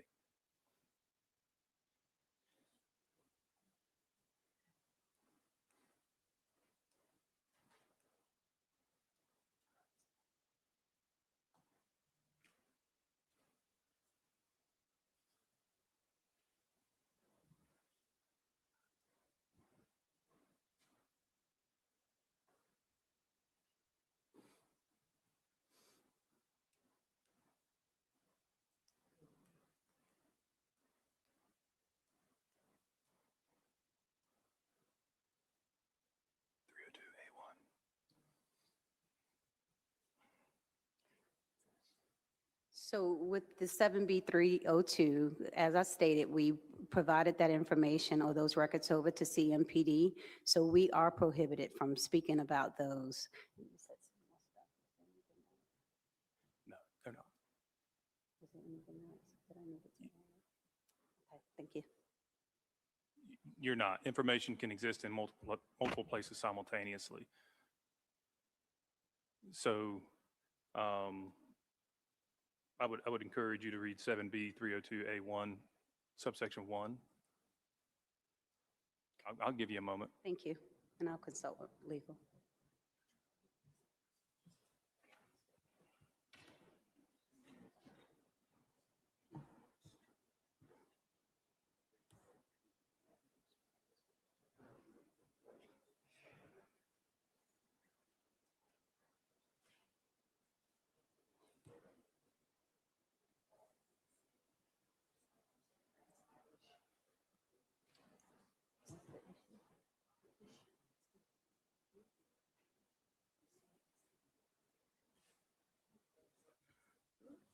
Chairman Chester, listen, we're consulting with our attorneys back there. Their legal interpretation is that we can't provide it. You're welcome if you want to swear them in, they can speak to it. I'm just sharing with you what they just advised us. For legal purposes, we can't speak to that. Representative Sheetzel. If I may just add some context here that maybe it'll be helpful, maybe it won't change anybody's interpretation, but of course there's a longstanding axiom regarding something like attorney-client privilege, that you can't make a fact privileged by disclosing it to your attorney. Your conversation with the attorney about the fact may be privileged, but the fact itself is not privileged. If these are already existing outside the investigatory file, we are not requesting these at this point. We're not requesting this information from CMPD, who is the party to the protective order. We are requesting that information from you, which was already a part of your file. And if the statute says under A1 that the department shall disclose confidential information to any state entity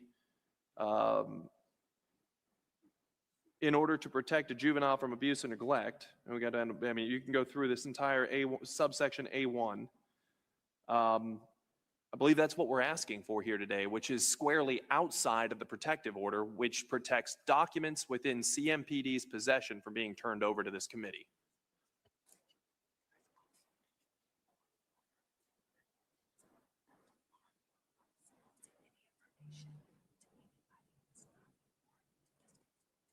And I would reiterate that whether or not you substantiated a claim has nothing to do with the criminal investigation.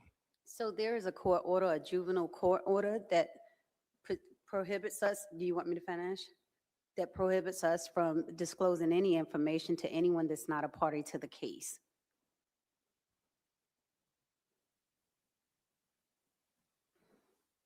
I'd like to see that court order.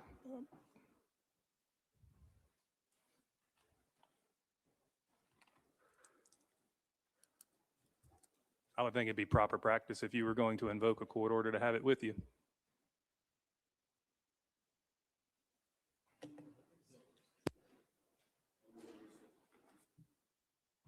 Yeah, the committee will be at ease.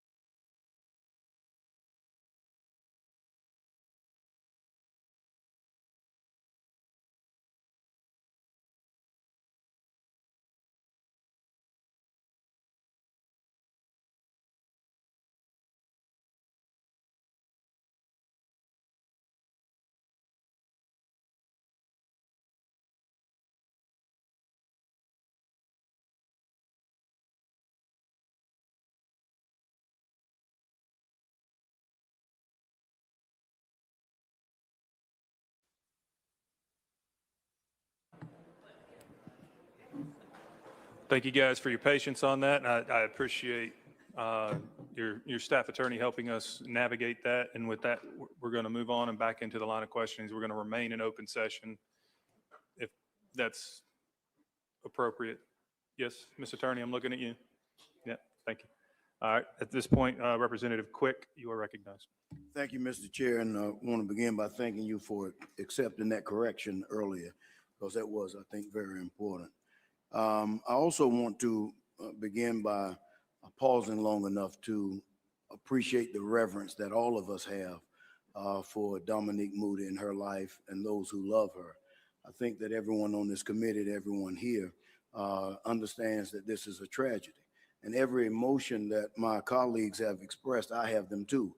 And this is bipartisan anger, bipartisan frustration, bipartisan remorse, and I believe that you all feel the same way about this death as well. However,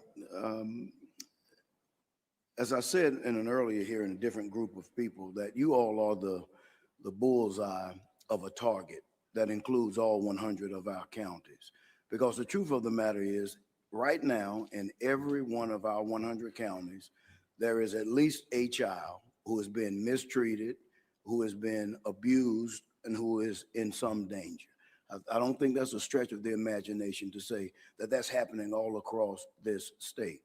And a statewide solution, statewide help to that will assist not only Charlotte, Mecklenburg, but it's going to assist Greensboro and Guilford County. It's going to assist Pitt County and Greenville. It's going to assist Hosky and all of the other places. So certainly know that while you are the bullseye today, that this is something that we, and that I think everyone on this committee takes seriously, that there are children all over this state who are in danger right now, and the supports that we as a state give to our frontline caseworkers, those things can be improved. It also was suggested by you earlier that funding is an issue.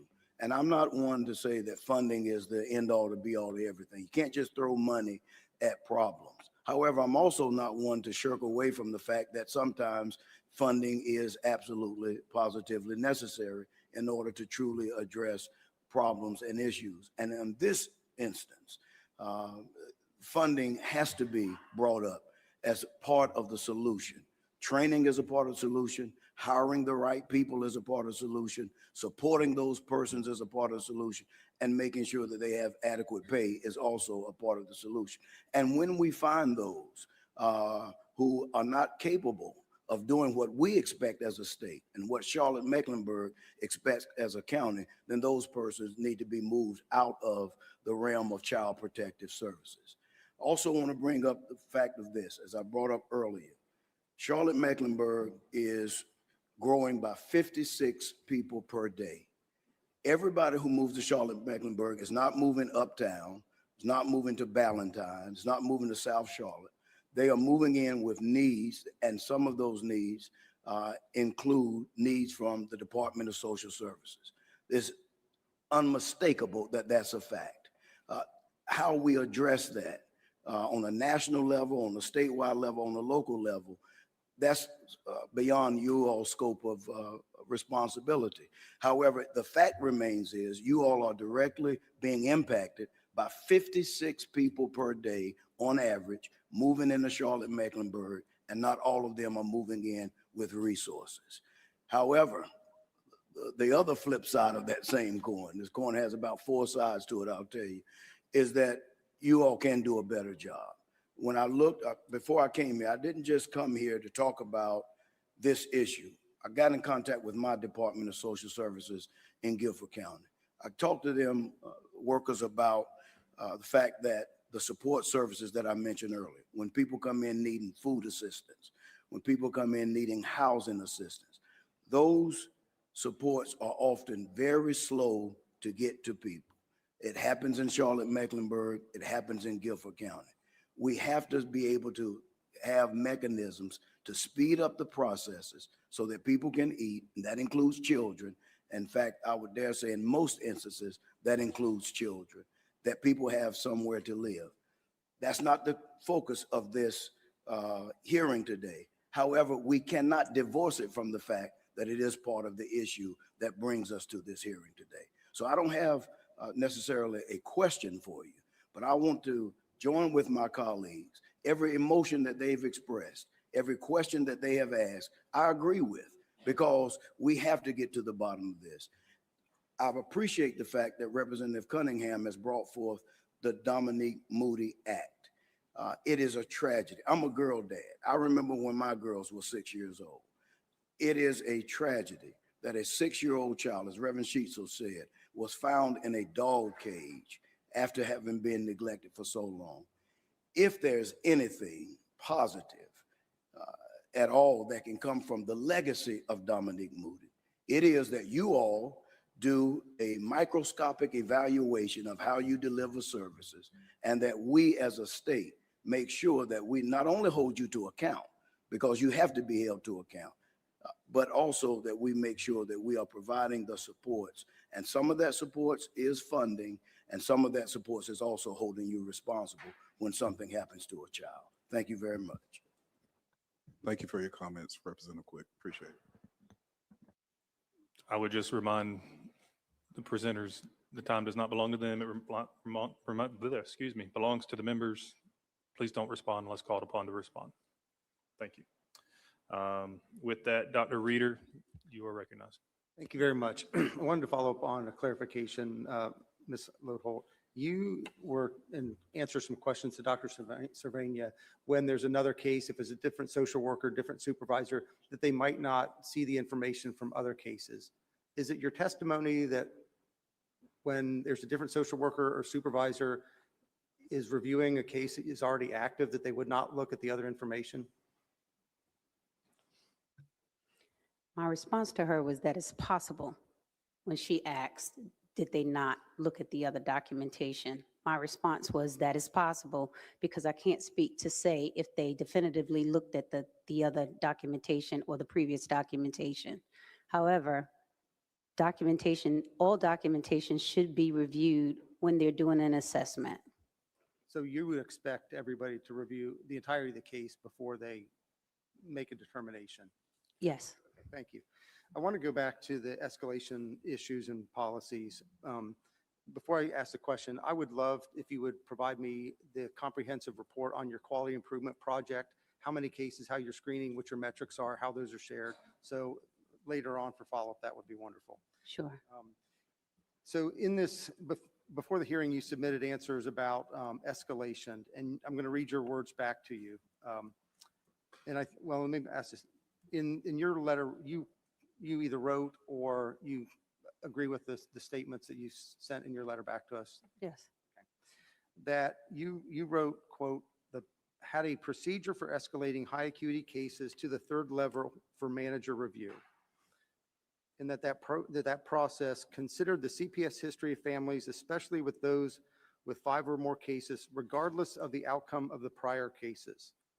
Those are your words, ma'am? Yes. So when we hit 5 cases, substantiated or not, your rule is that it goes to a manager for look. Yes. Okay. How often does that happen? Right now, the latest information I heard is that the cases are going up to the division director, and she's looking at about 60 cases per month. Is she looking at every one of those? The ones that are flagged through our new escalation program process. When did that process go into place? That went in February of 2026. Okay, so you didn't have an escalation policy in place prior to that? We were doing the 2-level reviews as mandated by the state, and then the program manager also does reviews with the supervisors. Now we're just putting a more robust process into place to include assistant division directors and the division director. So before February, you didn't have a 5-level escalation. That's a brand new. That's correct. For you. Okay. Is 5 levels, 5 cases on the same case, that would be like a flashing red light. That would be a big outlier for you, would it not? Yes, I believe it's 3 cases. I believe it's 5. It's 3. That's your current policy, but did you have a policy before that was 5 cases? No, it's 3. Oh, I'm sorry. It was 5. Now it's 3. I'm getting confused. Okay, and so when did the when there's 5 cases, when did that policy go into place that would go for a bigger review? So that has been in place since I started in 2024. The Okay. 3-level process is relatively new. Okay, so 5, irregardless of whether it's screened in or out. Yes. Is that, and so in Dominique Moody's cases, that didn't happen, did it? I said manager review. Yeah, the manager does review the cases. Repeat your question for me, please. So you had a policy in place that if there was 5 cases or 5 reports, that would go up for a manager review at the time? 5 cases, 5 yes. cases. Did Dominique Moody reach that level? No, because she did not have, no.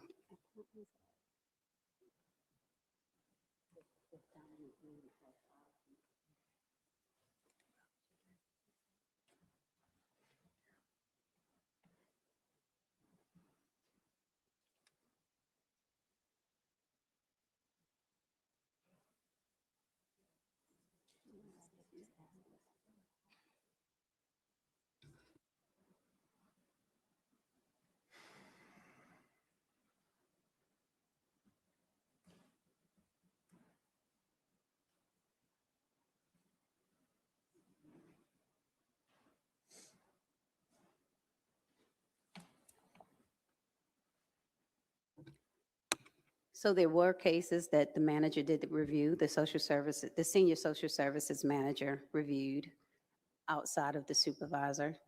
Okay. So that did happen for? Yes. Okay. If you could provide something to that effect, that would Sure. be great. How many cases you said you had about 1,000 cases, and just to put a number on that, so 1,000 cases, how many children have more than 4 reports or 4, as you define them, cases? Your question again? How many of the cases, active cases right now, have more than 5 reports that you're working on, of the 1,000 people you talked about? We don't have that information today, but I can provide you that information. What would you guesstimate? Is it 5, 10, 20? It's pretty hard for me to say because the cases vary, and the complexity and the reason why they come in. So I can't really speak to that. I would not feel comfortable giving you an estimate as to how many children have repeated cases. Is it more than 50, would you say?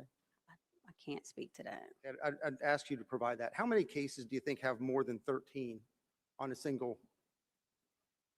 Have more than 13? 13 is what Ms. Moody had. She had 13 reports. How many, because it would seem to me that, is that, can you count that on one hand, would you think? Probably. That's probably a low number. Probably. Yeah. And so it's shocking to me that it seems like everybody in the department would know her case.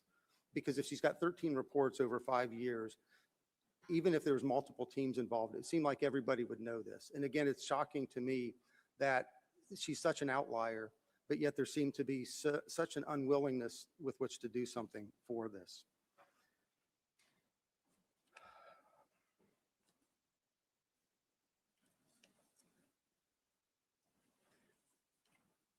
If the supervisor, or what would be the typical response if the manager looked at what the decisions of the supervisor and there was a disagreement over what should be done? How would that be adjudicated in your system now? So if a case decision was coming in, or if there was a screening for a case decision with the supervisor and the program manager or the senior social services manager, and if that decision, they didn't agree on the decision, it would go up to the assistant division director.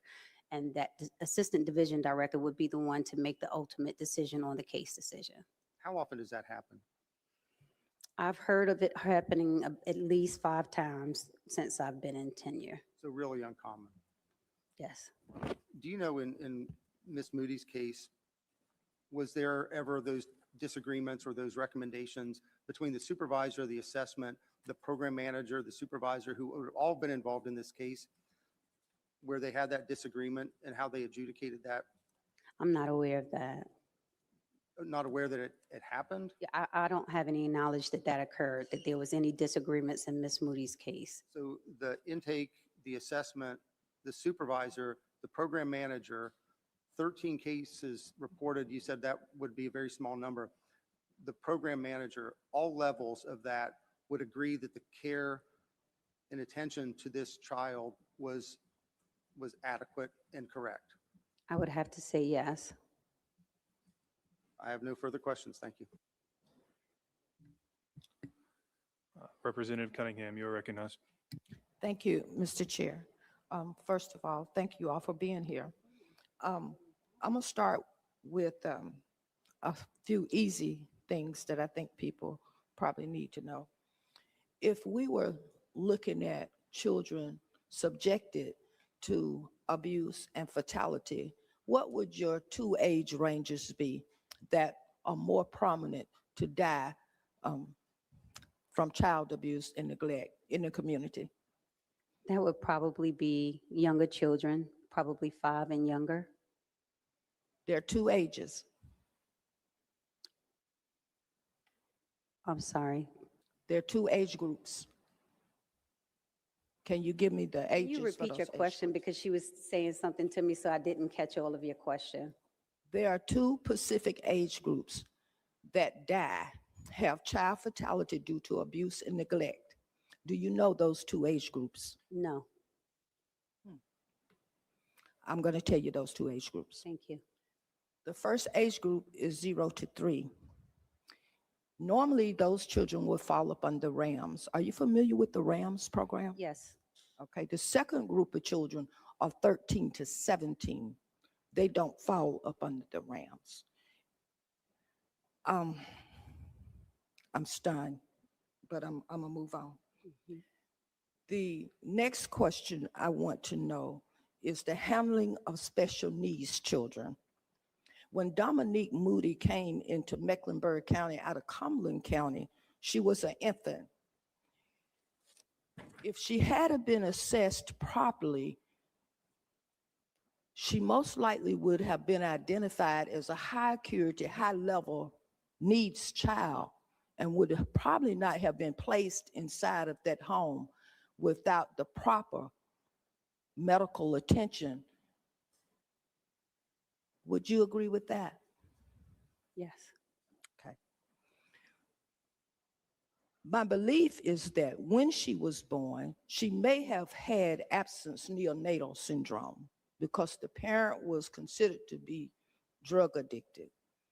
So that would have caused some issues with identifying how she responded once she moved to the new location. When we went in and did the home assessment, which was on Mecklenburg County side, do you think that was adequate when they went in and did that home assessment for that to be considered a safe environment for a child that was probably special needs? I would have to say yes, based on what was going on in the home at the time back in 2019 when that assessment was done. So they did the assessment in 2019 and they were supposed to go back every month after they did their initial assessment. Now, this is not foster care, this is kin care, which we moved to kin care because we want to keep children, with their family as much as possible. But sometimes that's not always the best decision to make. How many times did someone actually visually lay eyes on Dominique Moody when they went out to do an assessment at the home? Do you know that? So the initial assessment that was done in 2019 was done prior to Dominique Moody being placed there. That was the assessment that was done to let Cumberland County know if the home was safe. Excuse me.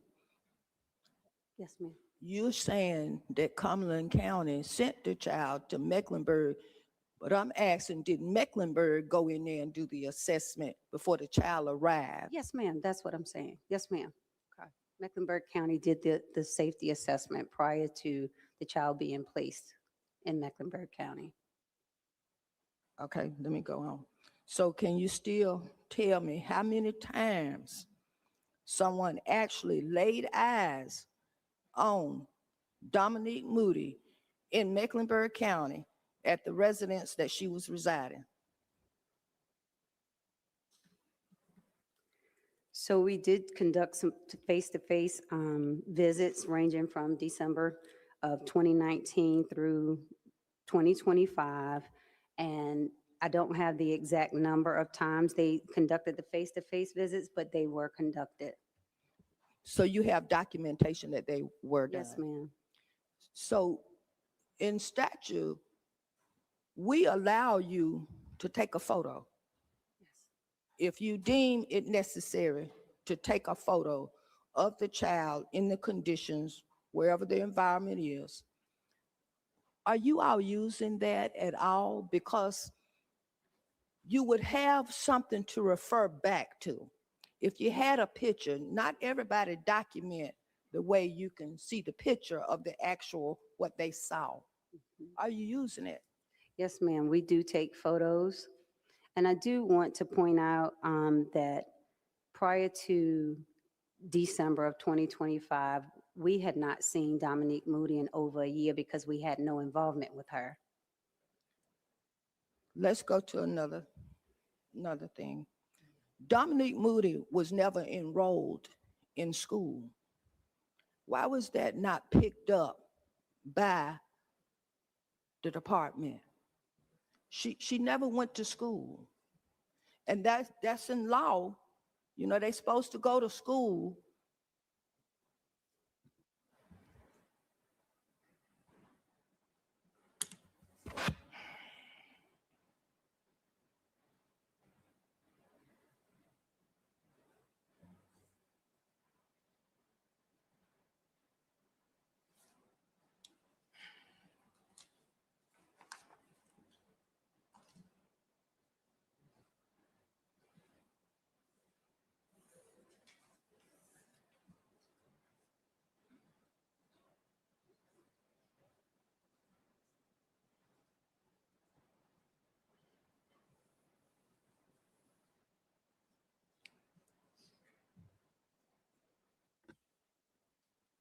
Thank you for your patience, Representative Cunningham. So we have to have a referral to be able to go in and help with the child being enrolled in school.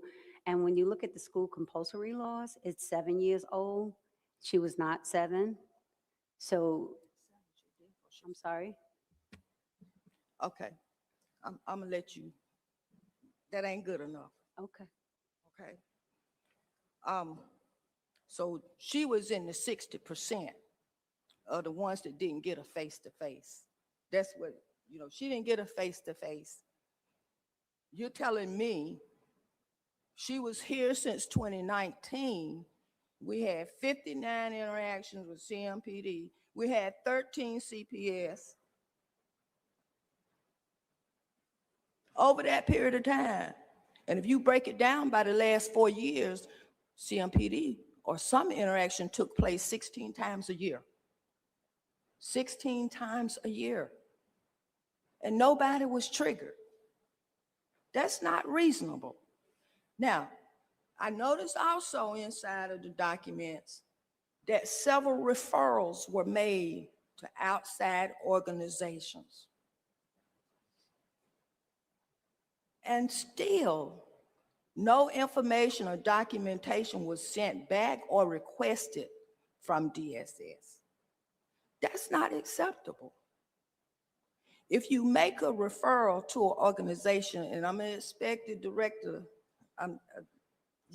if you make a referral to another organization before you substantiate or unsubstantiate findings, you should get those results back before you make a finding. Because you're looking for the outcomes. And if you ask people to do something that have the custody of a vulnerable child and they don't do it, something else should happen or some other procedure or policy need to be put in place. Because that's what you're looking for, is the outcome of saving the life. Not just to write it on a piece of paper and check it off, but that it's done. And so I have a huge issue with the referrals because I hadn't seen one document that said we requested, nobody said today in this committee that we made a referral and we got results back. And then we substantiated or unsubstantiated. Nobody said that in here. And I'm trying to understand it. Because if you go to the doctor and the doctor make a referral, the other doctor office people gonna call you back about the referral. So-and-so called and told us they sent a referral over for you. Now it's up to you to follow through on the referral. But in this case, it should not be up to the 6-year-old child to follow up on the referral. It should have been the people that had her in custody to follow up on the referral, as well as your department to follow up to make sure that they were doing what they were supposed to do on those referrals, because those referrals could possibly have saved this child's life. And nobody did anything. I'm done. Representative Dahl, you are recognized. Okay. Is it called the PATH system? Is that the new computer system? Yes. And what has the experience been good with the follow-up and how that works? Thank you for that question. So with Path NC, it has actually helped us quite a bit, because now with Path NC, when a social worker goes in the system, they can see any case documentation or information that the child may have had in any county in North Carolina. So the Path NC system is definitely helpful. Okay. And prior to the PATH system, follow-up from county to county had to be asked for, I assume. Yes. All right. I need to ask about so I'm still shocked that somebody actually reported and saw filth in the home, as in feces and all these other things, and walked away as if it was acceptable. So I need to understand, is there a policy or something about cleanliness? And the reason I ask that is because when I was supposed to care for someone and I went into their home, if their home was unsafe, it was upon me as a human being, number one, but also upon me as a employee of a company to report that. Is there a policy about any of that within? I'm sorry. So Yes, there are instances where if a social worker goes out to the home, if the home is extremely unkempt, or if there are structural damages or anything like that that would create an injurious environment, those things are documented, and those things are, they do work with the parents to get those things, or caregivers, to get those issues corrected. Okay, so. And those would be documented on the safety assessment. So I guess my question is, from what we're led to understand about the situation, why we were led to believe that this had been in disrepair for some time. I mean, a ceiling doesn't fall in overnight usually. So I'm confused as to why we didn't get anywhere with this. Did we fail? I mean, so my other question is, who follows up on the follow-ups? You know, when you put a referral in, how does that get caught? Because I am very sad, and this is disgusting what happened. However, I would like to solve this solution for the next child that comes along, because the chances that that's going to happen are unfortunately pretty good. So, you know, we can't backtrack, but we can live in the future and we can figure out what our process is. So when we put in a referral or something like that, what is the procedure for follow-up? Because Representative Cunningham was talking about there was no response from these referrals or follow. So what do we do? How do we know? I think this question was posed earlier to the state. And as the state stated, or Ms. Corley stated, some of the referrals, when you put those referrals in, some referrals you don't require and maybe I shouldn't use the word require, but some referrals, you don't keep the case open for follow-up. There are, some cases, some referrals that you do keep open to ensure that there is proper follow-up, but there are some that you don't. Okay. So that's a problem on a whole nother level, but I'm not gonna. Okay, so, and what, Representative Cunningham asked a good question about pictures and whatnot. Help me understand. So the only thing you have to state whether a worker showed up at a home and did the visits that they say is what? Their written word? Yep, Is their there documentation. tracking? There's no tracking device or nothing that. So we do have tracking devices. We have GPS tracking on our county vehicles. So when a worker goes to a home driving a county vehicle, we will be able to track that through our keeper system. I also want to point out that our involvement with Dominique Moody during COVID, the state only required us to do FaceTime, face-to-face by video. So we would do it by the phone, things like that. So it's very hard to assess a home when you're just doing a video visit. So I just wanted to point that out, and I cannot, and I do just want to reiterate that we had not had involvement with her since 2024 up until 2025. So if the conditions of the home, I don't know what the conditions were. I understand. Okay. I get that. And my focus is not on finding fault with the past. My focus is how are we going to correct in the future? Because unfortunately, the news of the world is not really that great. We have a lot of individuals out there that have not, I don't know what, we have a lot of it. Unfortunately, we have a lot of abuse out there. And so this is not going to be the last case, which makes me incredibly sad. So how do we protect ourselves? And that's what I'm looking at. And I'm not going to, that's another, we can't go back there right now. It's horrible, but I can't go back there. My focus is how do we do better in the future? And I'm happy with if Ms. Campbell wants to answer, that's fine. Or if you want to answer, that's fine. So I'll start and I'll let her pick up. So I do want to say that as far as the picture taken, because as you stated, that's the best documentation, to have a picture. So one of the things, that we have instated or escalated is a requirement for all pictures to be taken.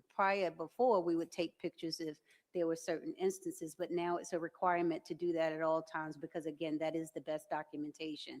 And I think Dr. Campbell. So thank you for that. So relative to the follow-up on the referrals, it may be a distinction between the different tracks that happen after an intake comes in, right? If they go the assessment track and there's not a full investigation and there's referrals that are made as a part of that, then that's one thing. And then referrals that are made as part of the investigation, particularly if we take custody of a child, certainly those are followed up. And the reasonable expectation is that every social worker will follow up on every referral to make sure that the child is getting the services they need in order to have their needs met. Okay, but with 17, when you're following, and I got what you're saying, I'm not, but I only have a limited amount of time. So in 17, if you have 17 cases per CPS worker, you have an pretty high expectation of one individual. So we have computer programs and all this stuff to catch all these things. Have we thought about doing anything like that would keep up with the referrals? Because it sounds to me like this poor child kind of just fell through the cracks. And so my question is, going forward, not in the past, do we have an idea of how to protect people in the future? We do. I think that all of the responses that we've taken will contribute to child safety in the future. The multiple levels of review, the additional training, coaching, technical assistance, the supervisory oversight, all of that will help ensure that children remain Okay, safe and my in the time's getting future. ready. I got you. My only question is, have we thought about follow-up on the follow-up? Because I know from getting a referral from the doctor that I sometimes have to ask them twice. So my concern would be if you're going to trust a follow-up situation, that you're going to have to come up with a system to make sure it's taken care of. That's my only, that's not even a question, that's a suggestion. And we have enough computer technology, I think we could do that. Thank you, Madam. Representative Willingham, you are recognized, sir. Thank you, Mr. Chair. I have two questions, actually three. Is Mecklenburg County right now operating under what is called a corrective action plan right now? Yes, so we've been notified by the state that we will be on a corrective action plan. We are in the process of developing that plan in collaboration with our regional consultant, that the contents of the corrective action plan have to be done in concert with the state rather than in isolation or in a vacuum with ourselves. So we're in that process now, and I believe it's due June 21st or somewhere around there. Okay, that takes away one of my other questions, but do you have any idea how they're going to use that, or how you're going to use that to see how you're making progress moving forward based on things that have happened up to this point?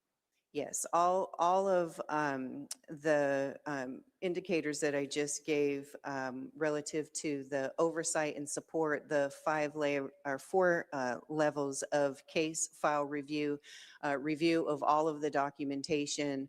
There's additional information that's being put into PathNC to ensure that the social workers are meeting every single requirement when they investigate a case that is required to be reviewed by the supervisors before any decisions are made. The safety assessments are required to be reviewed within 24 hours and changes made before any decision is made. So there's substantial infrastructure support that's been put in place. Additional training, again, additional coaching and technical assistance. That's for our frontline supervisors, for our managers, and for our directors. Okay, I'm going to ask you the same question I think that somebody asked the manager. Do you feel like Mecklenburg right now is a safe place for children? Mecklenburg is a safe place for children. Okay. And you're satisfied with that? So what I would say is that we will work tirelessly to improve our system, just like the other 99 counties in this state, and that we won't be satisfied until we can ensure that every child is safe. And we will do that in partnership with DHHS, with our community providers, our law enforcement agencies, and our district attorney. Thank you. I'm finished.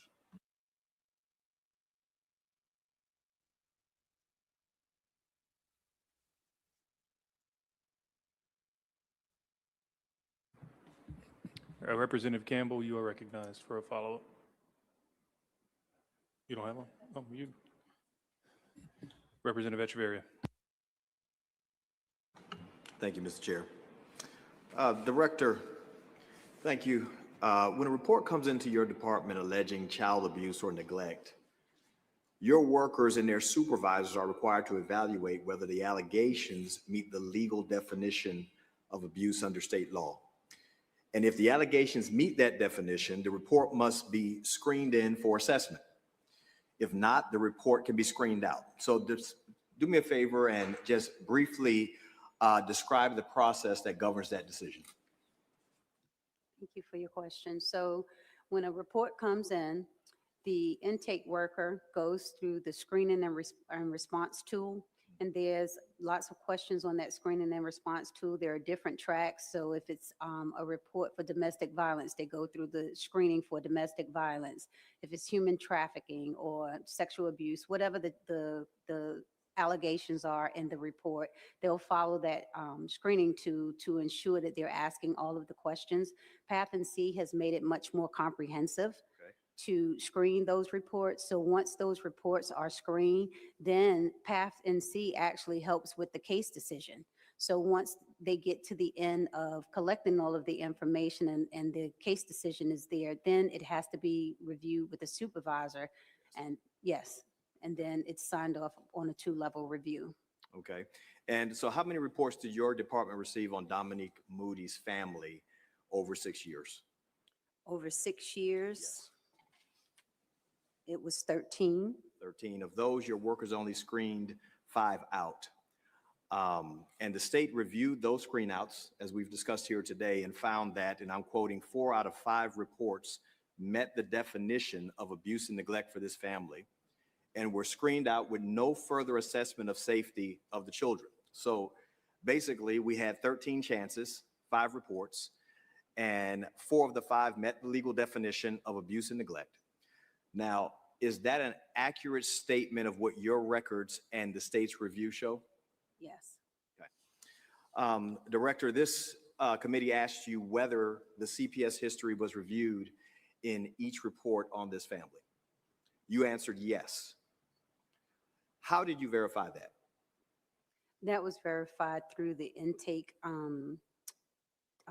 that was verified through the intake supervisor. When we went back and did our comprehensive review, we actually looked at all of those areas to ensure that they were looking at case history and all of those things when they were making their screening decisions. Okay, that's a little challenging, Director, because the state found something else. The CPS history was, according to the state, was not reviewed, which would have shown the pattern of abuse and neglect. So the state shared what actually happened in the child's file and found the history was not reviewed at all. So which one is wrong? The state's review of your own records or the yes you gave this committee on the intake sheet? No, I don't.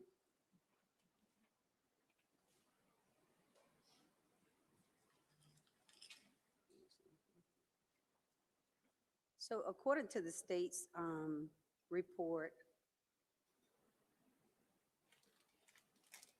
I'm just confirming with the state's report. Well, you know, because I found when I was looking at your answers, I found it interesting that some answers you just stated yes, and then you stated a policy position, while other answers you stated yes and gave factual information of why you were saying yes, but that wasn't there. But we'll move on. So, Director, the people of North Carolina pay your department to do one job, and that's to protect children. So your workers had reports about Dominique Moody on their desk, and 80% of them met the legal definition of abuse. And your workers turned away from every one of them, and now she's dead. That's why we're here. So given everything that we have just walked through, I have a more direct question. In what way is your department responsible for what happened to Dominique Moody? That's a loaded question because I think responsibility lies with not only social services departments, but I think it also lies with the state. It lies with all of our community partners. No, I agree with you. I'm asking in what way is your department responsible? I'm not saying you're the only group responsible. Right. We share responsibility, and it is the department's responsibility to keep children safe, right? So what I would say is that policies don't harm children necessarily, but a failure to respond consistently to policy can contribute to harm, right? And so we're not trying to avoid the areas in our practice that need to be improved. Well, I'm cut for time. So Okay. let me ask more directly. Did Mecklenburg County DSS fail Dominique Moody, yes or no? I think that we could have done a better job Yes, in our yes or no? social work So yes? practice. So is that a yes? I think we could have done a better job in our social work practice. Okay. So let me ask, Mr. Bryant, ask you a question. So, Mr. Manager, your own DSS director is acknowledging that there was something that you could have done better in Mecklenburg County. We'll say it that way, okay? Do you agree with her? I agree. Excellent. So the only question I have left is basically how we responded to that. So I saw that there was one senior social services manager terminated, one social worker supervisor resigned, one senior social service manager was disciplined, 4 social worker supervisors were disciplined, 1 child care specialist, 3 was disciplined. Now, I understand we can't talk specifically, and so these people are unnamed. I don't know them. So my question to you, since we don't want to say how we are responsible, my question to you is, why was the senior social services manager terminated? Why were social workers disciplined, child welfare specialist 3 disciplined, and a social worker supervisor resigned, without naming them? Just why, that way we can get to where we're going. So there was an investigation conducted through our HR department. That question was actually. Oh, I'm sorry. Well, that was going to be my response. As I explained earlier, I directed an independent investigation to find out exactly what was going on, to learn more about my employees' direct involvement as well as indirect involvement. That report came back to me with a set of recommendations. And what you see before you are those recommendations that I supported. Okay, and I'm grateful you did, but I'm looking for the reason. So I mean, someone doesn't get terminated without a reason. Why was this person? Because of the actions that they did not take associated with the investigation that they should have, whether it was following protocol or standards. Okay. Well, I'll give you the opportunity to answer what I asked the director, but I'll ask it differently. How is Mecklenburg County not responsible for what happened to Dominique Moody? How was Mecklenburg County not responsible? Yes, I asked her how Mecklenburg County was responsible, and she declined to answer that. And I'm asking you, how were they not responsible? Because what we have learned is there were some, would have been categorized as some failures that Mecklenburg County should have followed through. Okay. From my perspective, that is how we are held accountable. Thank you. I yield. Thank you. Well, oh, hold on. She wants one question. All right, Representative Cunningham, you are recognized for what has been promised to be a short question.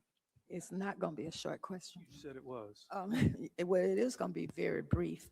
I wanted to get a commitment from the county manager as well as the director that you have the opportunity to put some policy and some guidelines in place in reference to these referrals.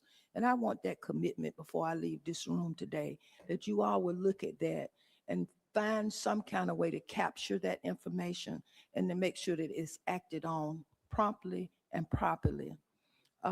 Lastly, yes, I brought forth the bill. I know a lot of people have seen the bill, but it's not to hurt DSS. The legislation is to assist and put some additional expertise in place that may not be available to you all at the local level because we are a growing population.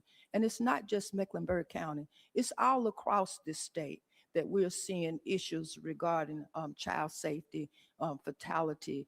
So it's constantly going on. So we need some assistance. So I hope that you all will engage and support as we move forward to give you all some additional assistance where we can spot these red flag, high-risk children and have the interaction take place as soon as possible. Thank you, Mr. Chair.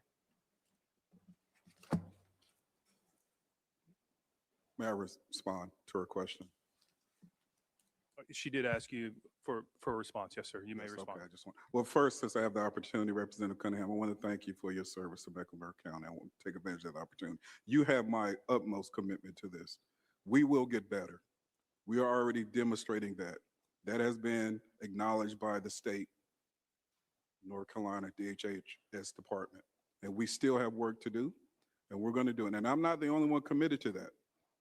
I have a team that's committed to that, including 700 social workers. Many of them either watching now, at some point watch as well. They too are not happy about this situation. So you have a commitment beyond the county manager. You have a commitment of an entire organization. I would just like to add, Representative Cunningham, if I can, that the structure that you're attempting to put in place with your piece of legislation is viewed by myself and my team as being supportive and contributing to an infrastructure of support that is necessary to keep children safe. We don't have any problems with your legislation at all. I don't know what other DSSs are thinking across the other 99 counties, but we welcome our partnership with the state and work well together. And any additional support you're going to give to Mecklenburg, we will take. Thank you. Thank you, Mr. Chair. Representative Warren, you are recognized. Thank you, Mr. Chair. Well, first of all, I don't have a question for you. I just have a comment, and I want to thank you for coming up here today and testifying. But I also wanted to point out to you, we are not a court. We did not call you up here, regardless how it might have seemed at times to you, to find you guilty of anything.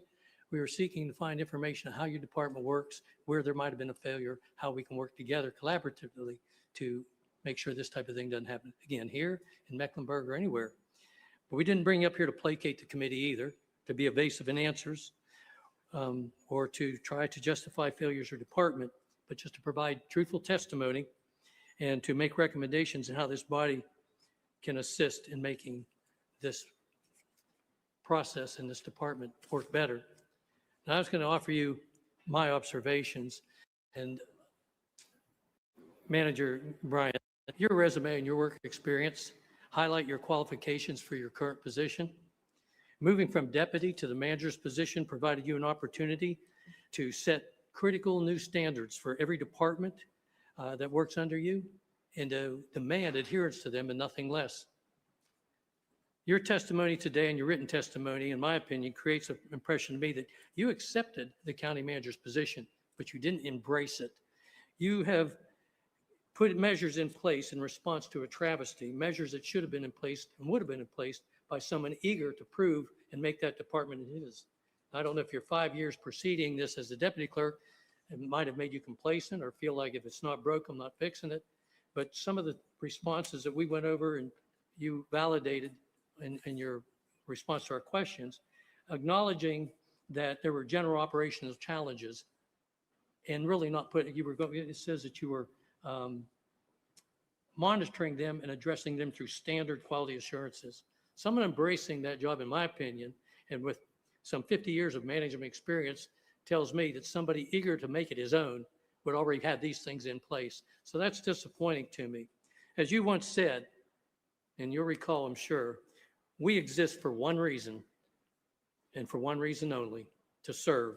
And I submit to you that tragically, Dominique Moody was not served. It wasn't a lack of funding that led to her death, but it was poor performance, lack of supervision, and lack of a culture that was there to serve. And I know it's a hard job. I've worked a lot of hard jobs, managed people in a lot of hard jobs, and I'm so glad that Representative Campbell touched on notes that I had earlier, which was it's about changing the culture. It's not easy, but it's possible. We had done that with DES back in 2011, 2012, and I'm sure you can do it.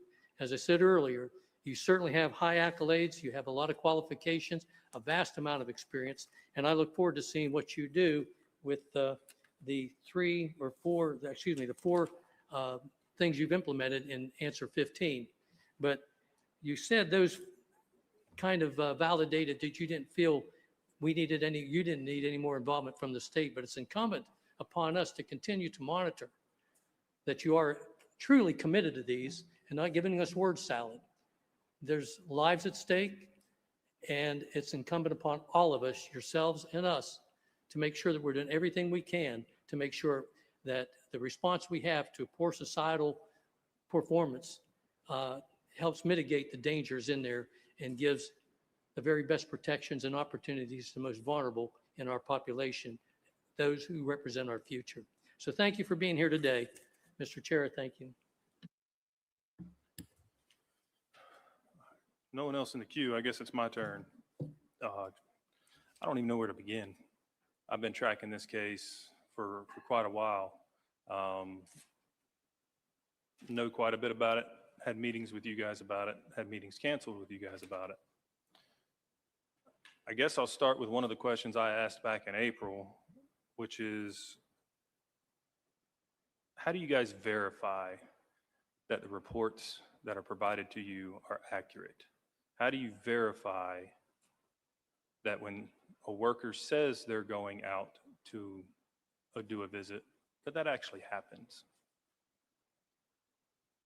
So that would be through the GPS in the cars.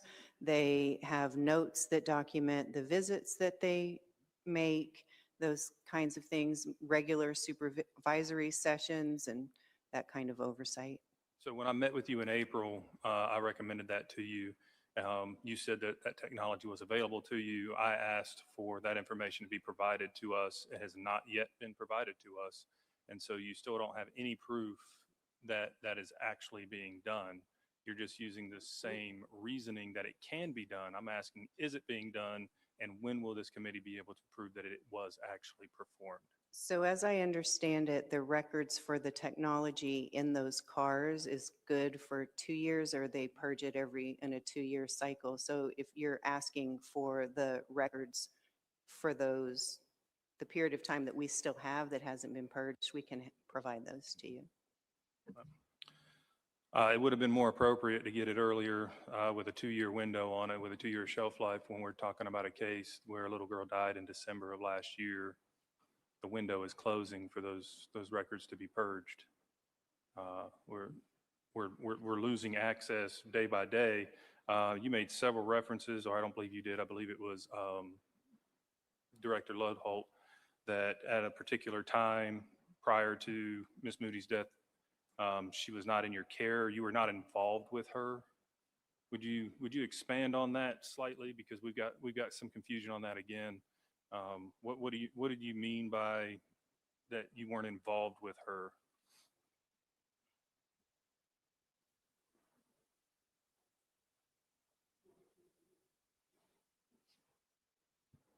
So Dominique Moody was never in our physical custody, so we did not have involvement with her outside of any reports or anything like that. So for the benefit, explain the difference between when she's in your physical custody and you consider that you're involved with her, and when you're responsible for the well-being and the check-ins on the child. Okay, thank you for that question. So as Ms. Corley spoke this morning, with the North Carolina Department of Health and Human Services, when a child is in foster care, we are required to do monthly contacts. Dominique Moody was not in foster care. She was not a foster child of Mecklenburg County, so we were not required to do monthly contact visits with her. When we get a report, and if a report was accepted, then we are required by statute, by law, to go out and provide contact visits to her. If we get a courtesy assist from another county, then of course we go out and we do visits. So from the period of 2024 leading up to December of 2025, we had no involvement with Dominique Moody. And when I say that, I say that to mean she was not in our physical custody, and we had no outstanding reports or open investigations. So for clarity, 24 to 25, you're saying she was not in your custody? No, she's never been in our custody. She's never been in your custody? No.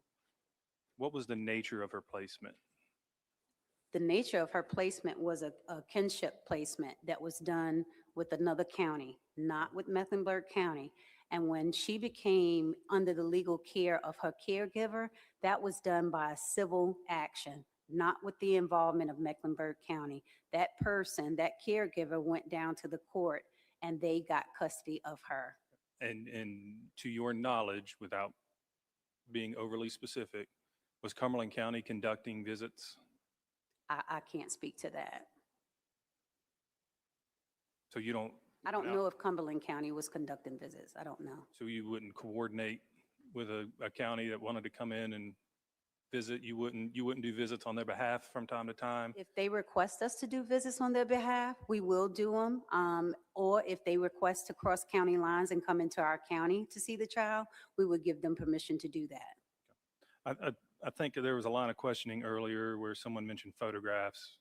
What is your policy? Or do you have policies and procedures in place that govern photographs, when photographs are to be taken? Yes. Photographs have to be taken in every case now. You want to explain why you ended that with now?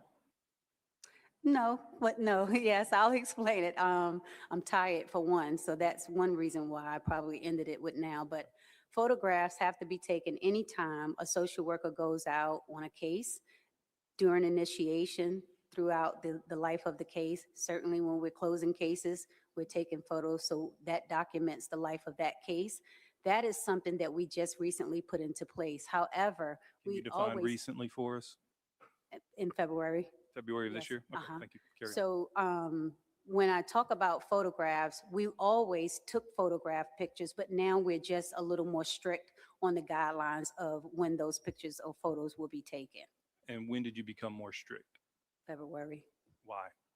Because we saw that there were some opportunities that we needed to put in place that would make sure that we're documenting much more succinctly. So one thing that we saw, there may have been cases where photographs were taken, and there may have been cases where photographs weren't taken. Not to say that was right or wrong, but now for consistency, we're ensuring that photographs are taken for all cases. And it was that a decision you made as part of your internal review following Yes, the Dominique Moody case? yes. Okay. So that was a deficiency that you guys noticed internally and decided to address? I wouldn't call it a deficiency. I would say an It's not a inconsistency. deficiency. Why would you fix it? We wanted to be more consistent across the board. So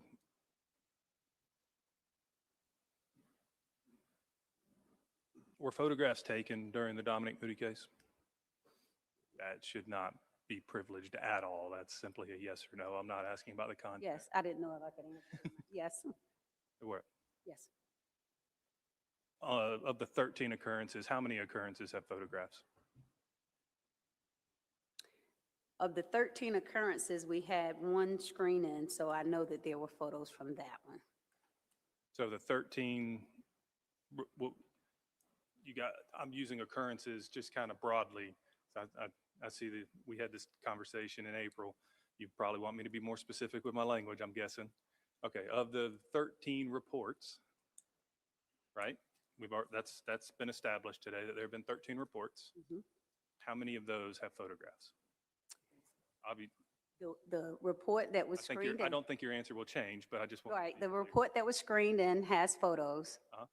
And I do want to go ahead and add that the most recent report has photos as well. Okay. And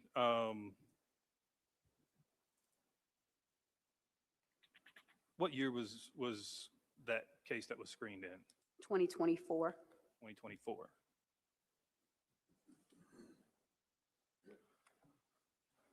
And I'm going to try to stay relatively generic here. Was that case handled by normal channels, or was it handled by a team that normally wouldn't have handled this case? The case from 2024, that case was handled by the family, that case was a family assessment, so that was not handled by the Special Victims Unit. So just a normal investigation. So it's just a normal investigation. Correct. So that's not a case that was handled by the after-hours response team? Well, the after-hours response team they're just a group of social workers, and they handle either or. So I don't think I understand your question, or maybe I need to clarify how the services work. So we have special victims units, teams, and in those SVU teams, they handle the high acuity cases and the serious neglect cases. So anything like with physical abuse, sexual abuse, those types of high acuity cases, they handle those. The cases that come in that are neglect and dependency, those cases are on the family assessment track, and they're handled by the social worker twos. So I got so many directions I want to go. One, so when I went in April, was I privy to everything you guys had? Yes. And you're sure of that? Yeah, my recollection is that you came to town and wanted to see the DSS case file. While you were there, you asked questions about our HR personnel files. We didn't know that you wanted to see those prior to your arrival. We didn't have them ready and prepared for you, but we pulled up for you on the screen the case summary of all of the interaction with Dominique Moody and that family across the board, and then had the actual case file up for you in its entirety. So we made it all available to you based on what we understood your request to be before you got to town. That's fine. Yeah. Not disputing that. My question is, how many, do you recall how many reports were shared with me and were alleged?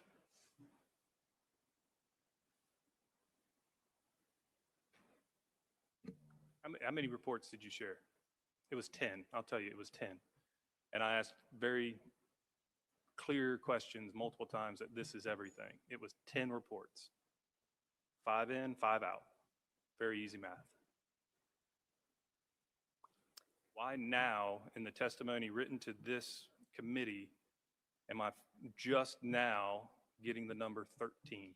I think it's because what we did for the response to the committee was include the assist cases that we had from At the least other one of the cases counties. presented me in April was an assist case. Okay. So that can not be the reason. All right. That's the reason that I understood, Representative, that we may have inadvertently left out the assist cases when we talked to you in April, but Wasn't there also part of our conversation in April where I made clear that I felt like you guys were withholding information that you should be sharing with me? And I gave you time to talk to your attorney, and then I came back into the room and we had a much better meeting after that? so my recollection was that you stepped out because you were asking questions that were HR related, and we needed to talk about what we were allowed to share with you. No, I think I was pretty clear that I provided you guys with information that I knew you were withholding. You asked how I knew it, and I said, because I know you're withholding it. And then I asked for additional information, kind of laid out a case for expectations, and then gave you time to discuss with the attorney whether or not you guys felt like that would be appropriate, and you guys did. And then we came back in and we had a very pleasant meeting after that. And I'm getting a nod from the attorney in the back. Sure, yeah. I mean, that I think that is accurate. I think what I'm reacting to is that I thought the entire meeting was pleasant. I didn't experience any of it as unpleasant. And Well, thank you. I tried. I mean, I'm just being honest. So when you stepped out in order for us to confer with our attorney, for me, it wasn't an adversarial sort of experience. And we assured you at that time that we were not intentionally withholding anything from you. I said personally to you that we are an open book, and I offered That's to the crux work of my question. right, Why I am offered to just work now in finding partnership out with you. 13? So So there are 3 cases that were never, or 3 reports that were never shared with me prior to any court order.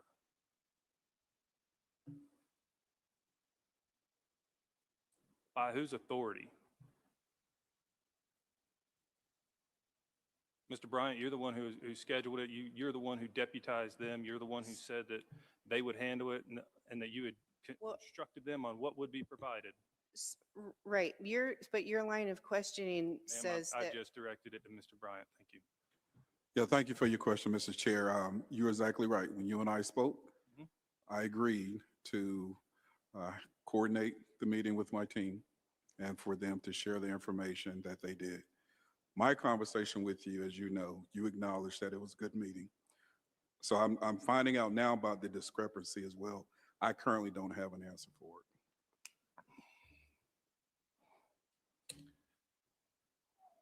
That's why I said I'm conflicted as to where to go next. Because I have seen, not to disparage anyone, but I have seen what feels like an effort to withhold, to protect. An organization, a county, I don't know. And it seems like a lot more effort is going into protecting information from becoming public than went into protecting the child at the center of this.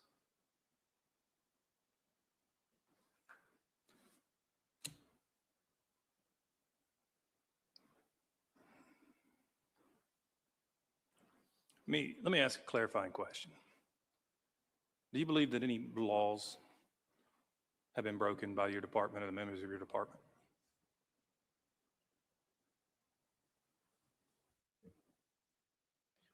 So if a failure to follow statute is breaking the law, then the answer would have to be, We've been advised legally not to respond to that. I mean, it seems like a fairly simple question.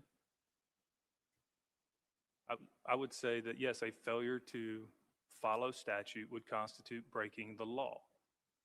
Is that applicable to anyone? Did you discover that to be applicable to anyone in your internal investigation?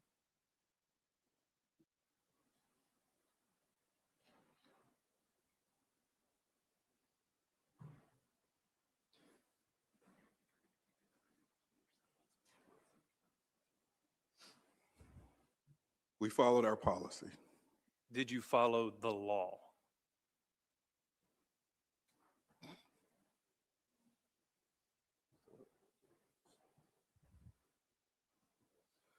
I'm sorry, I apologize. I'm conferring with my attorney to make sure that I speak We're allowing you within the time. Yes, parameters sir. of that.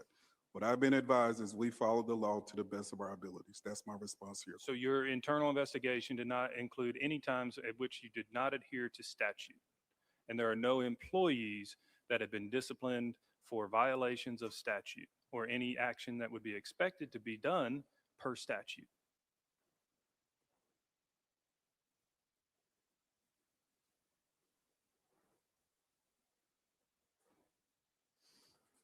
This was not what I. They were disciplined for not following county policy, as I stated earlier. Did you investigate whether or not they followed state statute?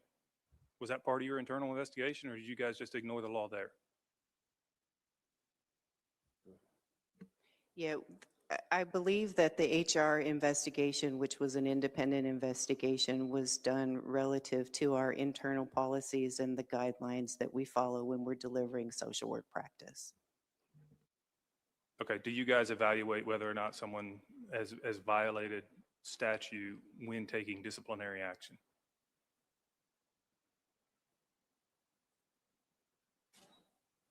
Do you guys evaluate whether or not your employees have violated statute when taking disciplinary action? So that's all a part of the policy because the statute is enveloped in the policy. So if they were violated for not following policy, then I guess your answer would be yes. Who's notified when an employee of yours violates the law? We're not even talking about the criminal referrals on child abuse cases. I'm just asking about if an employee breaks the law. That is brought to our legal's attention. That is brought to my attention as well. That will be brought to the attention of the department head that is over that operation also. Okay, we're in the case where disciplinary action was taken. Have you guys referred those to legal yet? Repeat your question. In the where you guys have made reference almost as a type of scapegoat that you've held people accountable, that disciplinary action has been taken. Is part of that disciplinary action in this case a referral to legal to see if there's a criminal element to what they did? No. No. Is that something you're willing to do?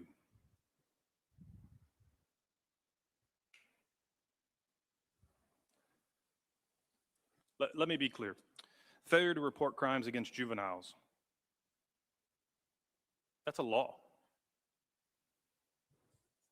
requirements. Any person 18 years of age or older who knows or should have reasonably known that a juvenile has been the victim of a violent crime or violent offense or misdemeanor child abuse under this section shall immediately report the case.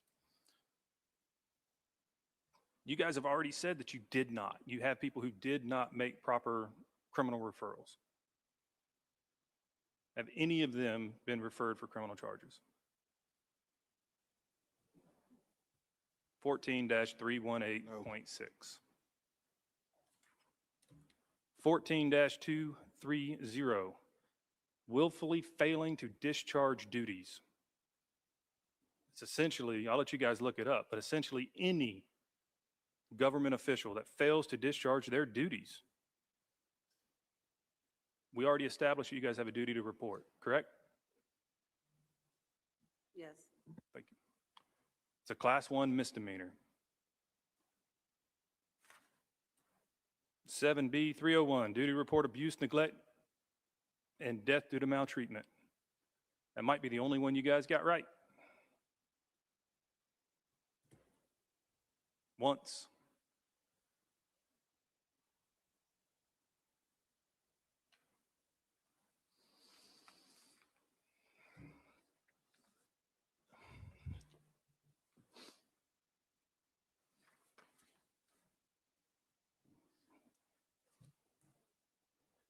I am genuinely stuck between a rock and a hard place right now.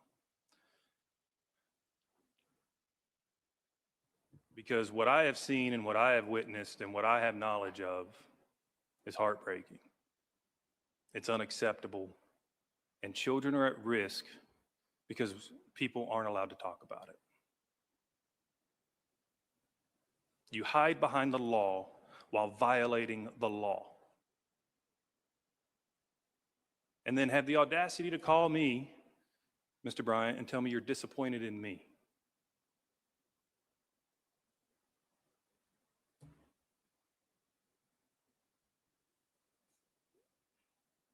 There's an email that you sent me that references a conversation you were not part of. So how were you made aware of that conversation? I'm sorry, I don't have the context of what you're referring The meeting that, I keep wanting to call you Dr. Campbell. That would not be inappropriate, would it? Yeah, okay. The meeting that Dr. Campbell and I were part of, in a couple phone calls and in an email, you make reference to that. How are you made aware of that conversation? How do you know Of which conversation? the conversations that occurred in that room?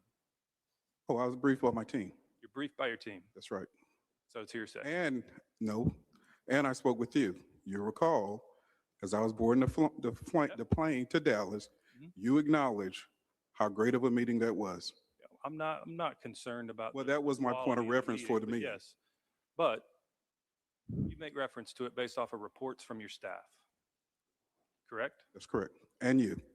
And then you verified with a direct source, correct? Verified what? You had a conversation with someone, then you verified with me the facts of what they told you. Or is there another way you verified the information that was being reported by your team? I verified the experience from your meeting with my team and my phone conversation with you. That's my point. 2 points of verification is what you did. That's accurate. Yes. Yet in your reporting and you're failing to report within the department, we don't have the same standard.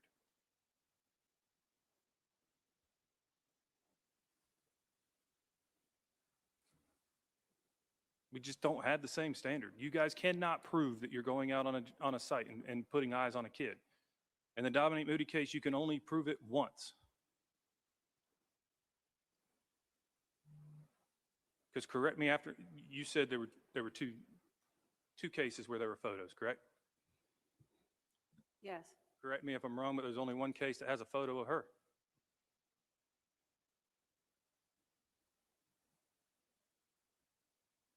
And it's not that one, is it? It's not the post-death, post-mortem.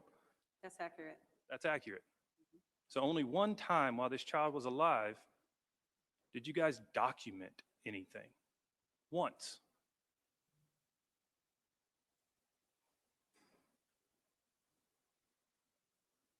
And let me reiterate, she was alive when one of your workers did the right thing and made a recommendation that was later overturned to remove the child. How does that happen? I've seen the photographs. I know what evidence was used to overturn the decision. How does it happen? You said that if there was a dispute between the caseworker that went to the house and did the interview and a supervisor's decision, it would go up to the assistant division manager. Is that correct? It would go from the supervisor to the program manager. If it wasn't taken care of at that point, then it would go up to the assistant division director. And if there was still a disagreement or not an agreement on the decision, it would go up to the director if needed. How far did that case make it? Was it disputed at all? I'm not aware of it being disputed. You guys haven't even, you haven't looked. That's a culture issue. If you've got a professional on the line that is making a declarative statement that, hey, this child's being abused, this child has ligature marks, this child is malnourished, there needs to be a follow-up here. This is not a safe environment for a child. And then a supervisor comes in and overturns it. Why does that member of your team, that subordinate, for lack of a better term, not feel safe in your administration to appeal that decision? Because I have no doubt that that person still carries that with them.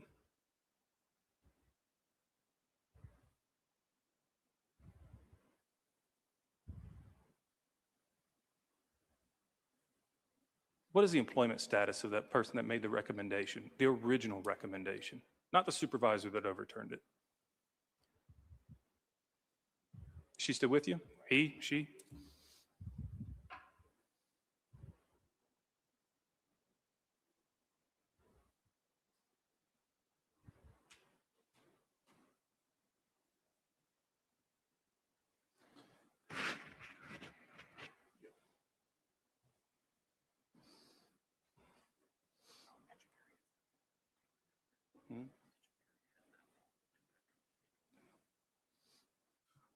Mr. Chair, I just consulted with our legal team.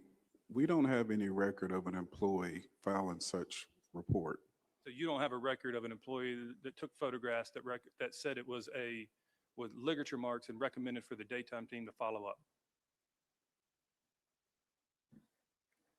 So what you're saying is. I've seen the pictures. Yeah, I understand what you're saying about seeing the pictures, but I believe your first question was who was the worker that. I just asked if the person, let me clarify. Is the worker that took those photographs on the original point of contact and performed the original interview, are they still employed with you?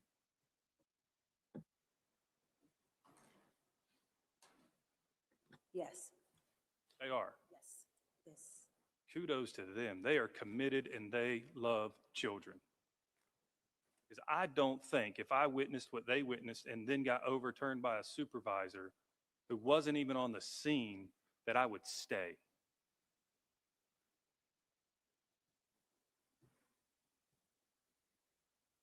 I think you guys would have a significant retention issue. But thank God some of your workers love kids. I think a vast majority of your workers are in this for the right reason.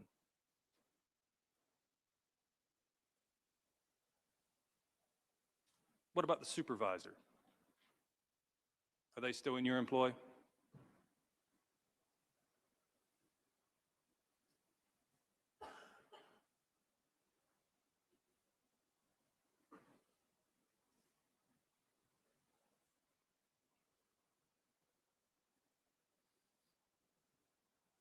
Would you like more clarity?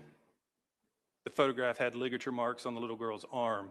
a supervisor, then overturned the definition of ligature marks, or the declaration of ligature marks, and said it was caused by scratches from a nail protruding from a crib. I think this goes to DHHS's report that you guys are not asking clarifying questions enough to establish the abuse and neglect of the child, when I don't know that you followed up about nails protruding from a crib.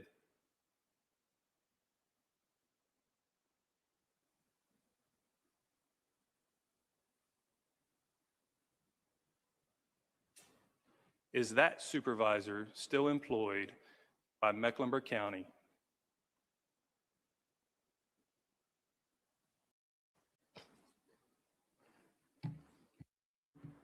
If you don't know, that's unacceptable.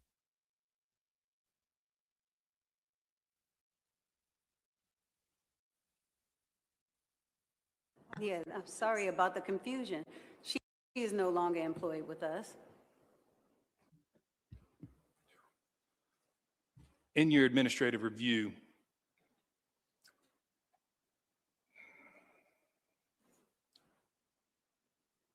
how many people were placed on administrative leave? 12. And how many people had contact with this case in total?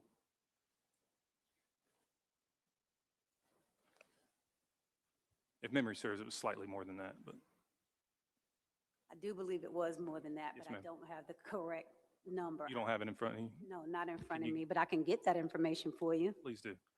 Of those 12, just for edification of people who don't have your written testimony in front of them, how many were disciplined and what was their position, their title, or Sure. So there were 12 total.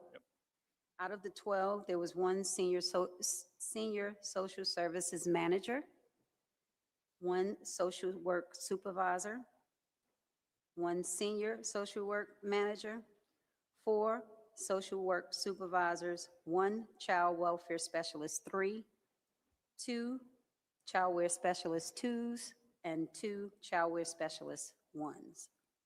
and that was an internal review that you guys did. And were those decisions made specific to the Moody case or on a larger scale?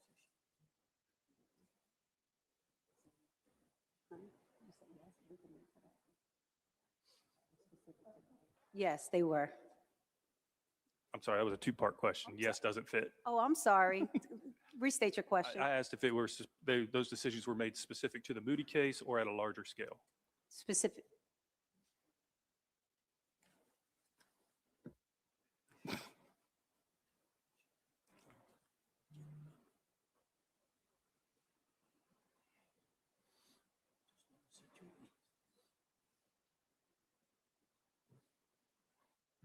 So they were all because of the Moody case. I'm going to ask you to restate your question one more time. I apologize. I just asked if the disciplinary decisions were made specific to the Moody case or if it was on a larger scale. It was specific to the Moody case.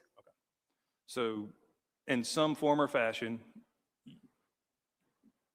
you recognized deficiencies within their performance on that case. Is that fair Yes. enough? Yes, that's fair. Okay. Back to when I went down in April, Dr. Campbell, I specifically asked about any referrals for criminal charges, and I was told there were none. In the testimony, you guys have provided that there were 3 referrals.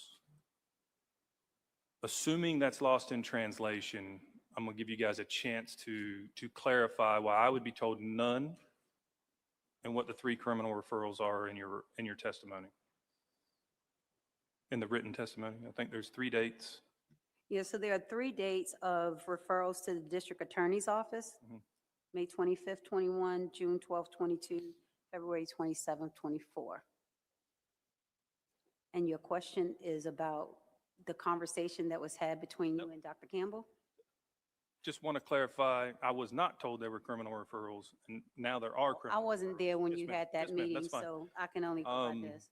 And those criminal referrals were made to what entity specifically? They were the written notifications to the district attorney's office. And then we also had 4 to law enforcement. So you have 4 to Charlotte Mecklenburg PD Yes, and 3 to the district attorney's office. correct. And those dates are listed in the written testimony. Yes. Trying to thread this needle here. Those are related to specifically Dominique Moody or larger, like, So what's in this testimony, in this written testimony, those are specifically related to those would Dominique. all be Moody. specific to the Dominique? Yes, sir. Thank you. I know there's And I another think court someone order else that we're had trying asked to- earlier for some documentation, so I had that on the list to provide as a follow-up. Okay. My question is, if there are 3 criminal referrals, I'm assuming coming from your office, it's going to be for abuse or neglect in some form. Yes. Why was the child allowed to remain in that house after 3 criminal referrals? So policy states anytime we accept a case for an investigation, we have to notify law enforcement and the DA's office. We have to do a verbal notification to law enforcement, and then we have to do a written notification to law enforcement. Well, law enforcement and the DA's office. You have to do a verbal notification, and then you have to follow up with a written notification within 48 hours. So that's for any child, not just specifically to Dominique Moody. And it doesn't matter what the allegations are. If it rises to the level of an investigation, then we have to make that notification. And all but one of the reports were unsubstantiated. That's accurate. And again, just give me the years of that the criminal referrals occurred. Sure. The years 2020, 2021, and 2024.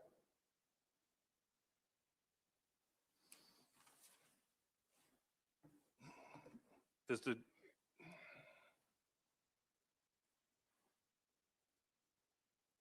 I'm gonna go ahead and prime the attorney. I'm gonna ask a question, but I don't know if they're gonna be able to answer it. Is the 2024 criminal referral the same case that the photograph was taken in 2024? I think I worded that enough that I can get a head nod out of it. Yeah.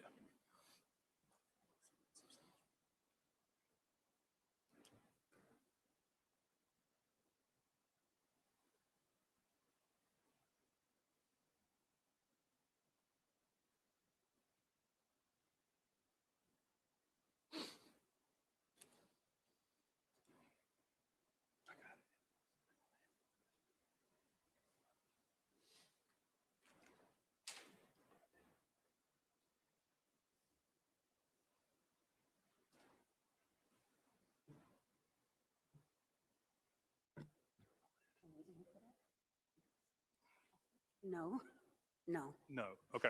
So I'm just trying to get the math right. So potentially we're talking about 4 individual cases in the 2 buckets that we're talking about, the one with the picture and the 3 with criminal referrals. None of them overlap is what I'm trying to establish. So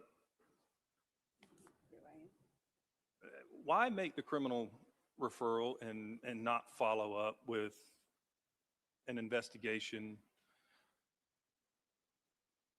Why not remove the child? At some point, there has to be a pattern. 2020, when was Dominique Moody placed there? 2019, right? Correct. So probably within a year, you're getting a referral, a criminal referral.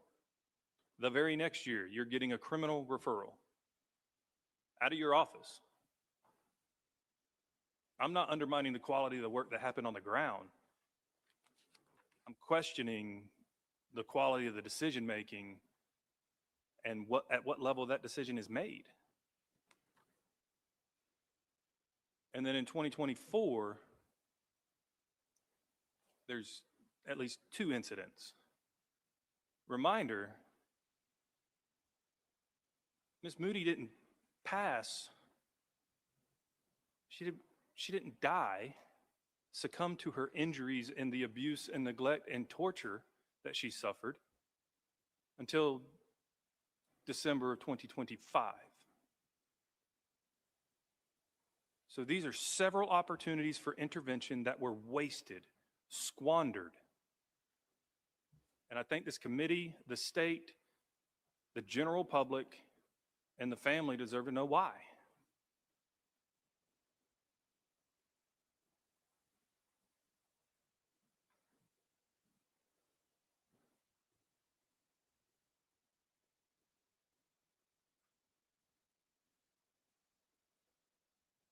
None of you want to take a shot at justifying? No, I think we're on the record saying that we did our investigation. We held staff accountable that were directly responsible for making You those held staff decisions. accountable. There are 3 people on trial for committing the murder. No one has been charged for enabling it. No one from your office has even been referred to your legal department to see if they would be eligible. This is your testimony before this committee. So I ask again, are you willing to make the referrals?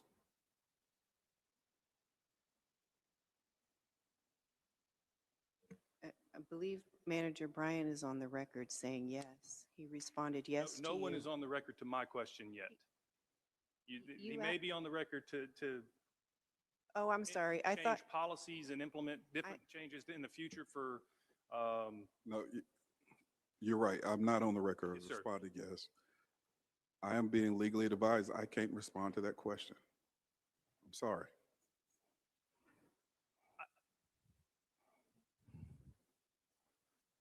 I find it troubling that you can't even answer whether or not you will look into finding out if there's a criminal violation here by your employees, and if there's even a need to reference it to the DA. I mean, but I shouldn't be, because it's par for the course for what we found in the DSS report, which you've already accepted as, I believe you said, very accurate.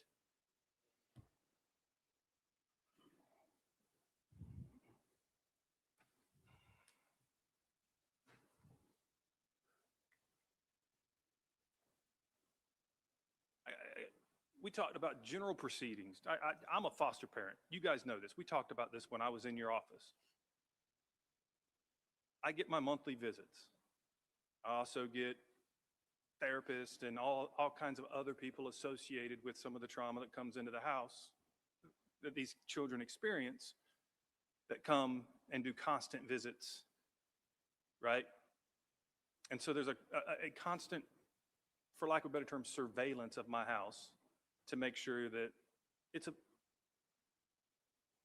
we're providing adequate care for the children that are entrusted to us.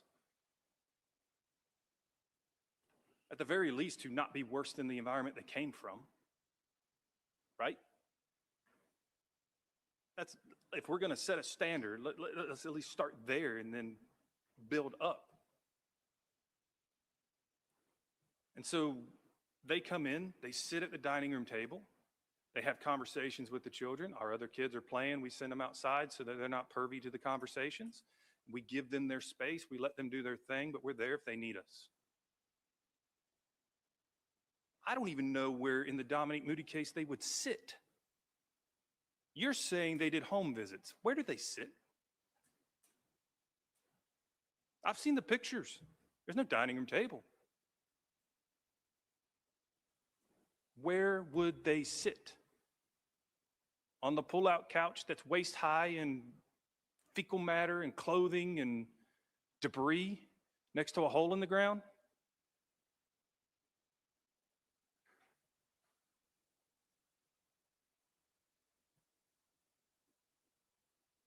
I believe a direct quote that was given to me when I asked the question of how do you know that your workers did the home visits that they report they did? And your response to me was, we have no reason to believe that they wouldn't have done it. I challenged that notion today as I did in that room. It is impossible for them to have conducted the home visits appropriately and not noticed the condition of the house.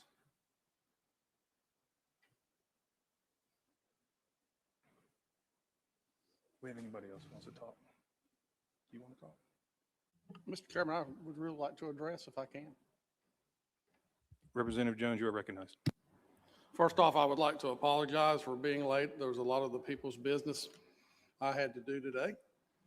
I did not need to be here to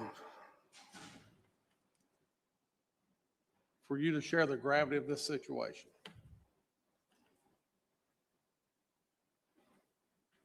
I'm a dad of 2 girls.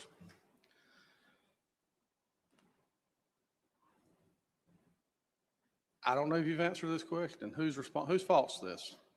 Yours, sir? Yours, ma'am? Whose fault is it? Who let this fall through the cracks? Who didn't do their job? As county manager, I take full accountability for individuals that did not follow through on their job, sir. So it's your fault this child's dead. I take full accountability for anyone that didn't follow through on their job, sir. And you think you still should be in this job? Should I still be? I do. You do. I do. With a dead child on your hands, the blood on your hands, what you've caused? I don't believe I caused this, sir. I was not in my role when this happened. That's why I just asked you, who's responsible? You said you are. Well, I take the Brendan, role of give the me 1 manager second. is, Like, in fairness to the majority leader, he was not in here when we went through your background. You were not in this current role, but to be clear, you were deputy county manager for 5 years prior, correct? I was deputy county manager. However, That suffices. Mr. Chair, No, it does not. I'll move on so the gentleman doesn't have to defend himself. By profession, I own a funeral home. And it's never a pleasurable time when the child comes in. And I've had the opportunity to look at this child's embalming report, her preparation report, and the condition of her body. I've been the last person to hold a baby in their arms, to sing a lullaby to them when their heads have been crushed in, their arms have been broken, they've been slammed to the concrete and never knew love. While they may not have felt it alive, at least in my heart, I knew that God at least knew that I was trying to do the right thing.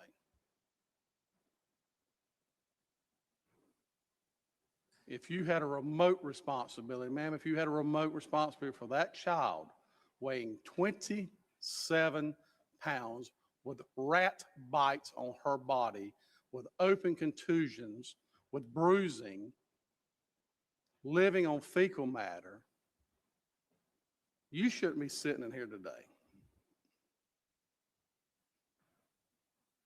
It's inhumane what this child went through.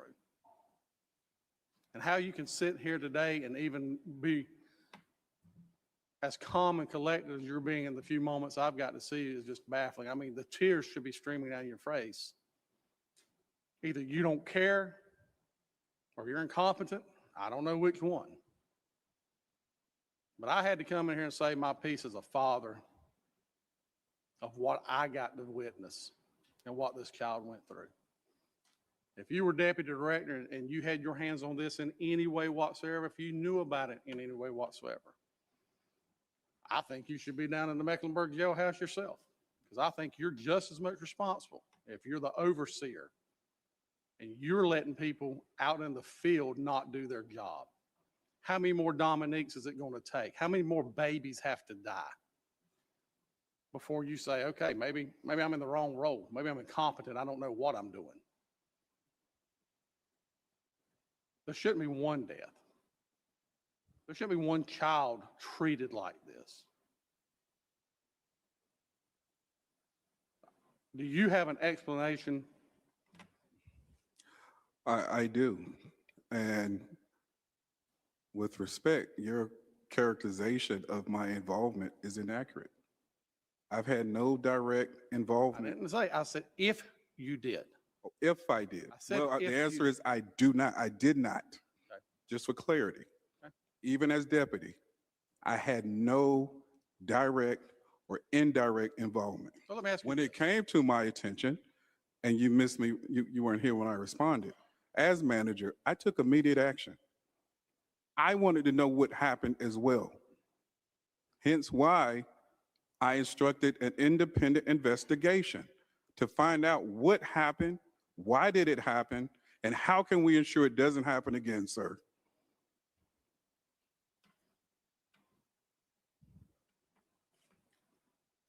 Ms. Holt, did you have responsibility of this? I think we all equally share. I can't hear you. I'm sorry. I'm a little, I'm sorry. Can you hear me now? I can. Yep. So, If I'm too country for you, we'll get an interpreter. so I do think that we all share responsibility and things that should have been done or could have been done. I do want to point out that our last involvement with Dominique Moody was February of 2024. And I do understand that she passed away on December, the middle of December 2025. So that was well over a year in which we had seen her or her living conditions. As the director, were you made aware of the conditions of this child anytime between February and the December date? Yes. You mean February 24 and December 25? Yes. Were those reports fairly extreme neglect? Were you hearing? Were there problems? The reports that came, I can speak to the reports that came in, right?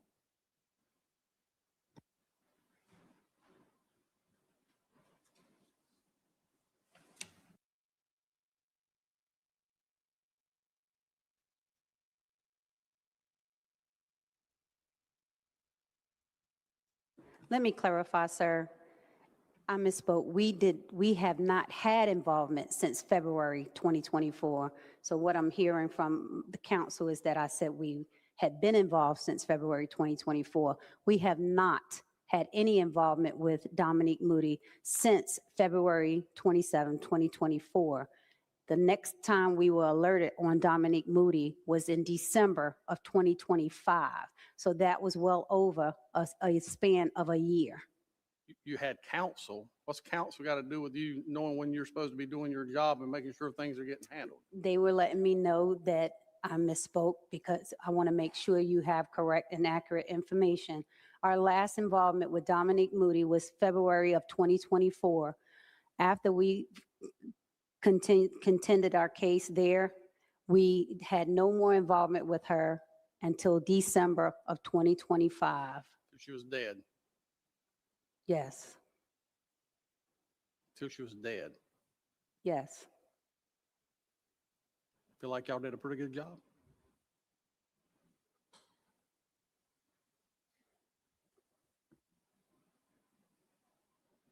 That was a question. You feel like you've done a good job? Do you think you handled this case and your people pretty good?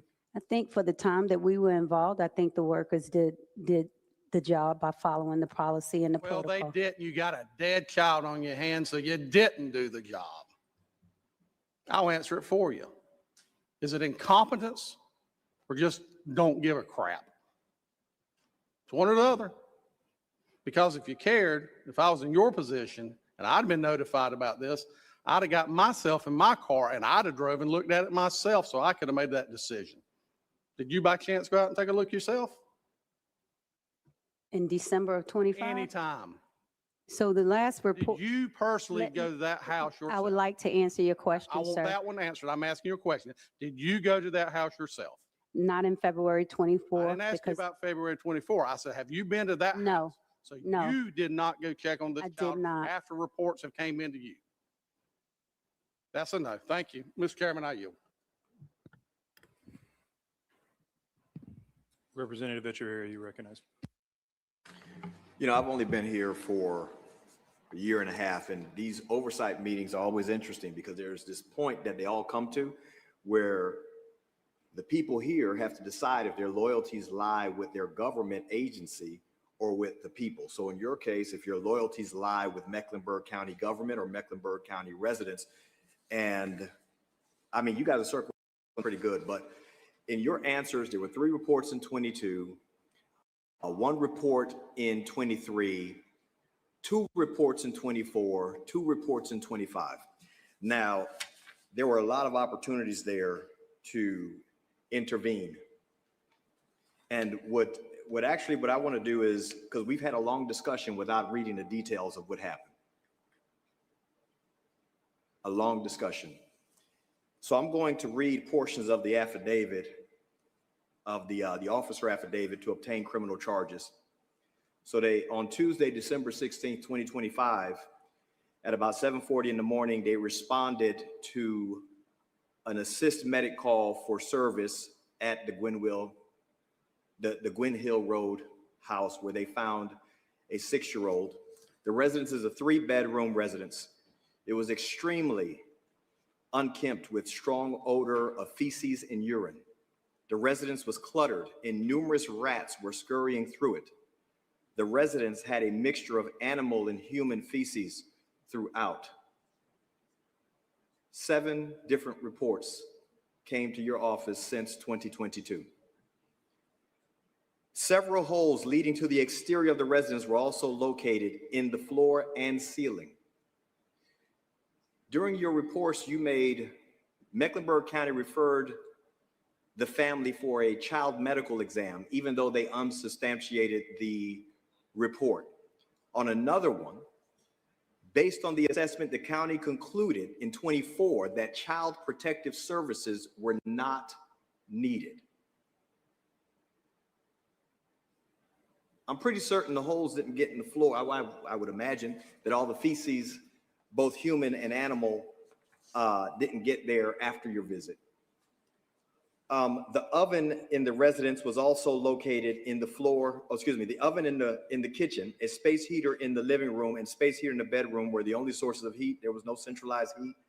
The space heater in the living room set on a concrete block on the floor pointed toward a cot in front of the couch. The heater was about 2 minutes from the couch. The victim, the reason we're here, was identified by her guardian, Tanya McKnight, as 6-year-old Dominique Moody. The victim's hair, nails, and body were dirty. She had open wounds and scarring in various stages of healing covering most of her body. The victim was extremely small and reported by hospital staff to weigh only 27 pounds. This is an officer's affidavit. She had a healed ligature mark going all of the way around her right ankle and linear healed scars on top of her right arm. On top of her right foot and outer right leg were healed circular scars. The victim had an open circular wound on the outer left ankle, which appeared to be a burn. She had various minor wounds on her knees, face, arms, and legs. The most significant injuries were detected to her genitalia and buttocks. The skin on the inner thighs, genitalia, hips, and buttocks were darkened and wrinkled with numerous fresh wounds. She also had wounds in various stages of healing on her upper thighs and hips. And then it goes into the medical examiner's report and the fact that there were other kids there. Your department oversaw that. 7 reports since 22, 2 reports in 24, 1 report in 23, 13 reports total. The state says the only way you guys didn't know about the history was because you didn't look at it. That's what the state says. The state says you didn't do your job and look at the history, or you would have seen the abuse. Everybody comes to this moment in this committee. Where do your loyalties lie? How many lost kids do we have in Mecklenburg County being ignored just like this? I've sat here for most of the day just listening, and this is the most upsetting hearing we've had. And that's hard because we also had Irena here, that hearing. But you're talking about a child entrusted, people reporting. your employees saying we need a referral. And we haven't been told why not yet. Why wasn't she checked on? Why wasn't she removed? We haven't heard it yet. We've talked around it. This is how ugly it is. And your department oversaw the whole thing.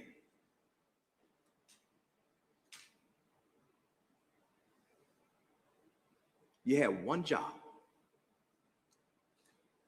You have one job: protect the children who need protecting.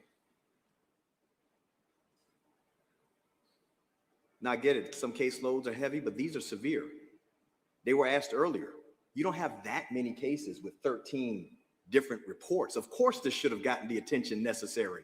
And no, staffing will not fix it because staff looked at it.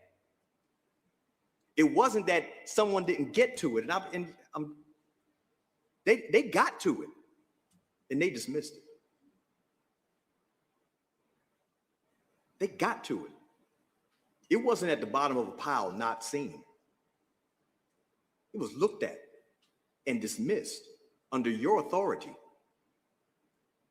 And yes, if somebody committed a crime, it's your duty to refer them. You don't get to decide that.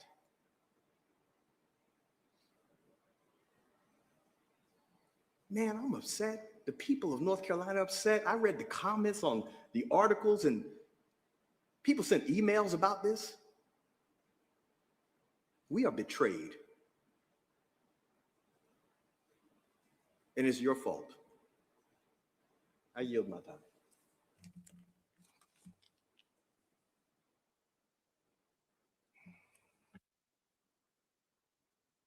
I want to ask a couple more questions, and I also want to close. Just for clarity,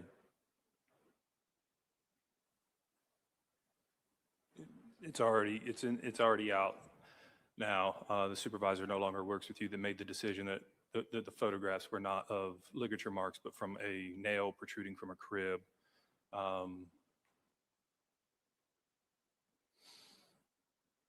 We've already talked about how only one of the reports was substantiated, and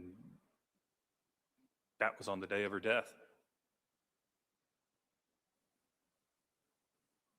So every time you had involvement, you did not see or did not claim to see evidence necessary to save this child, to intervene. There's no doubt. We've heard it referenced several times that it's possible that she could have been saved, and it's possible with changes. No. I see here no less than 4 intervention opportunities that were missed, abandoned.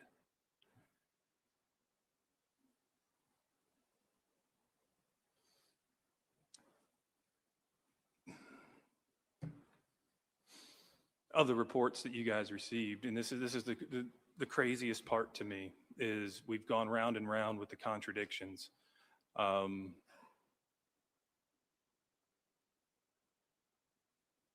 Did any of them have reference to the child, as was just stated in the report, being nailed to inside a crib?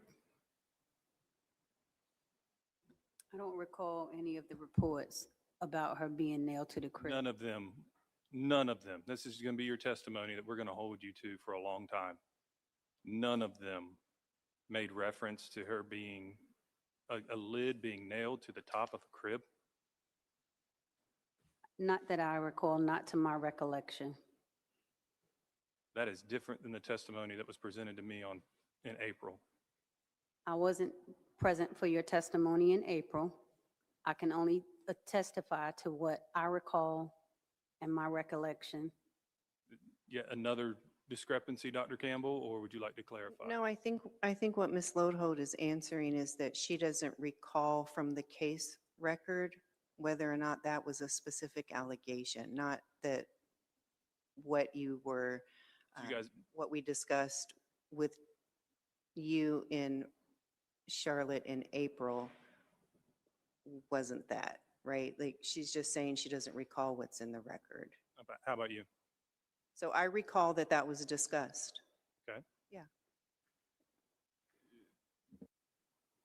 Again, we're back to the position of both things can't be true.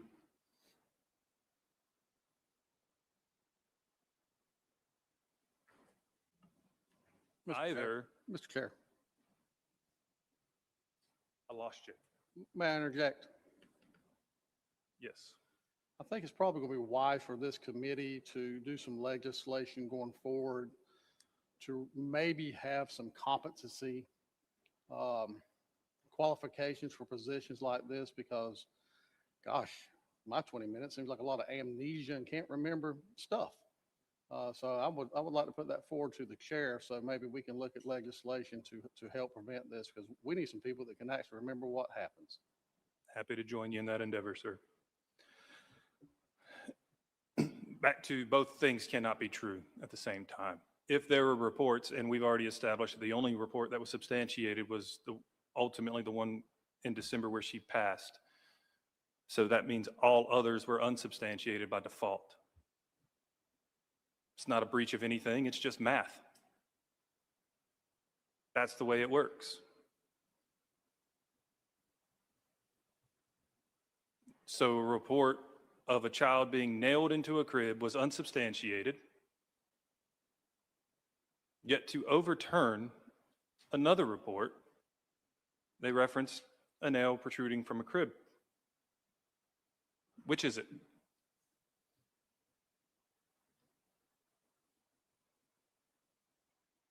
Which one qualifies for the removal of a child and the intervention of your body to preserve life? You can pose that as a hypothetical.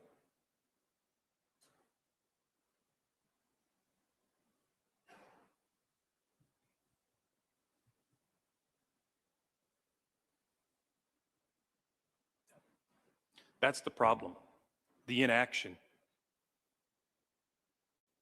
The freezing when people are counting on you to respond. That's the ultimate failure here, is the doing of nothing when the doing of something is required.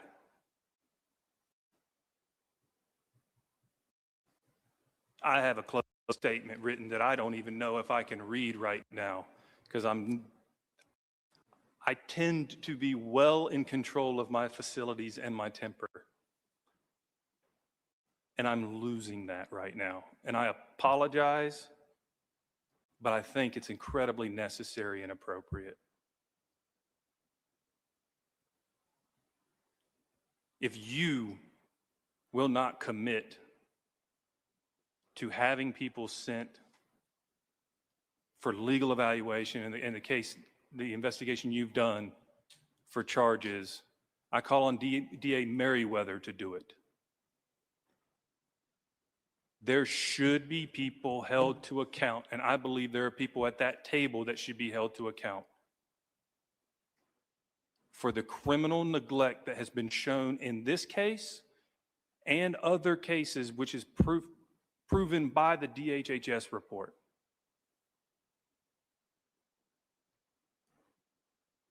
If I assist in the commission of a crime, I am culpable.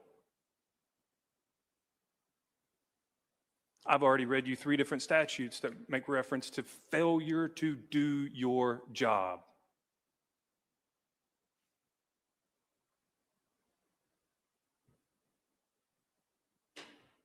And we keep hearing we had no involvement since February of 2014, as if it's a get out of jail free card.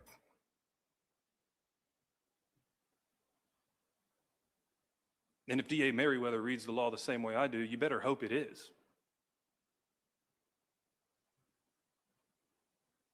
What was your position, Ms. Lodeholt, in 2024? In February 2024, I was not employed with Mecklenburg County. I did not begin employment with Mecklenburg County till March 25th of 2024.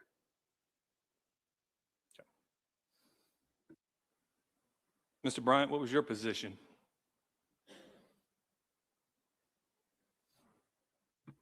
Thank you. In 2024, I was Deputy County Manager of Internal Support Services. Ms. Campbell, you weren't even in the state then, were you? You were in the state, weren't you? But you weren't with Mecklenburg County, were you? No, I was in Florida. So we have no less than 4 opportunities to intervene here, and they were squandered. Today's testimony presents a picture of just sheer incompetence, a lack of willingness to do your job, and that starts at the top. Mr. Bryant, you cannot say the buck stops with you when he asks you and then shirk responsibility when he says who's responsible. Who's going to be held accountable? If you are not willing to pursue the law in protecting children, why are you there? Is there anything more important? That's a question. No, it's not. Thank you. How about you, Ms. Campbell? Representative Chesser, there is nothing more important than the safety and stability of children and their families. Thank you, ma'am. How about you, Ms. Lodeholt? I agree. There's nothing more important. And what should happen to those that violate the trust placed in them to protect our children? We can go in the same order if you like. I believe that people should be held accountable. We don't get to always determine what the consequences are for another's actions, but I do believe that, you know, in our roles, we should hold people accountable to the greatest extent that we can, right? Understanding that we don't have all the cards for all the situations and partners to help us with that accountability. And I think that that also applies to keeping kids safe, not just accountability and consequences, but to the very act of keeping kids safe. On that, we agree. Anyone else want to take a stab at that? No? Okay. I agree with everything she said.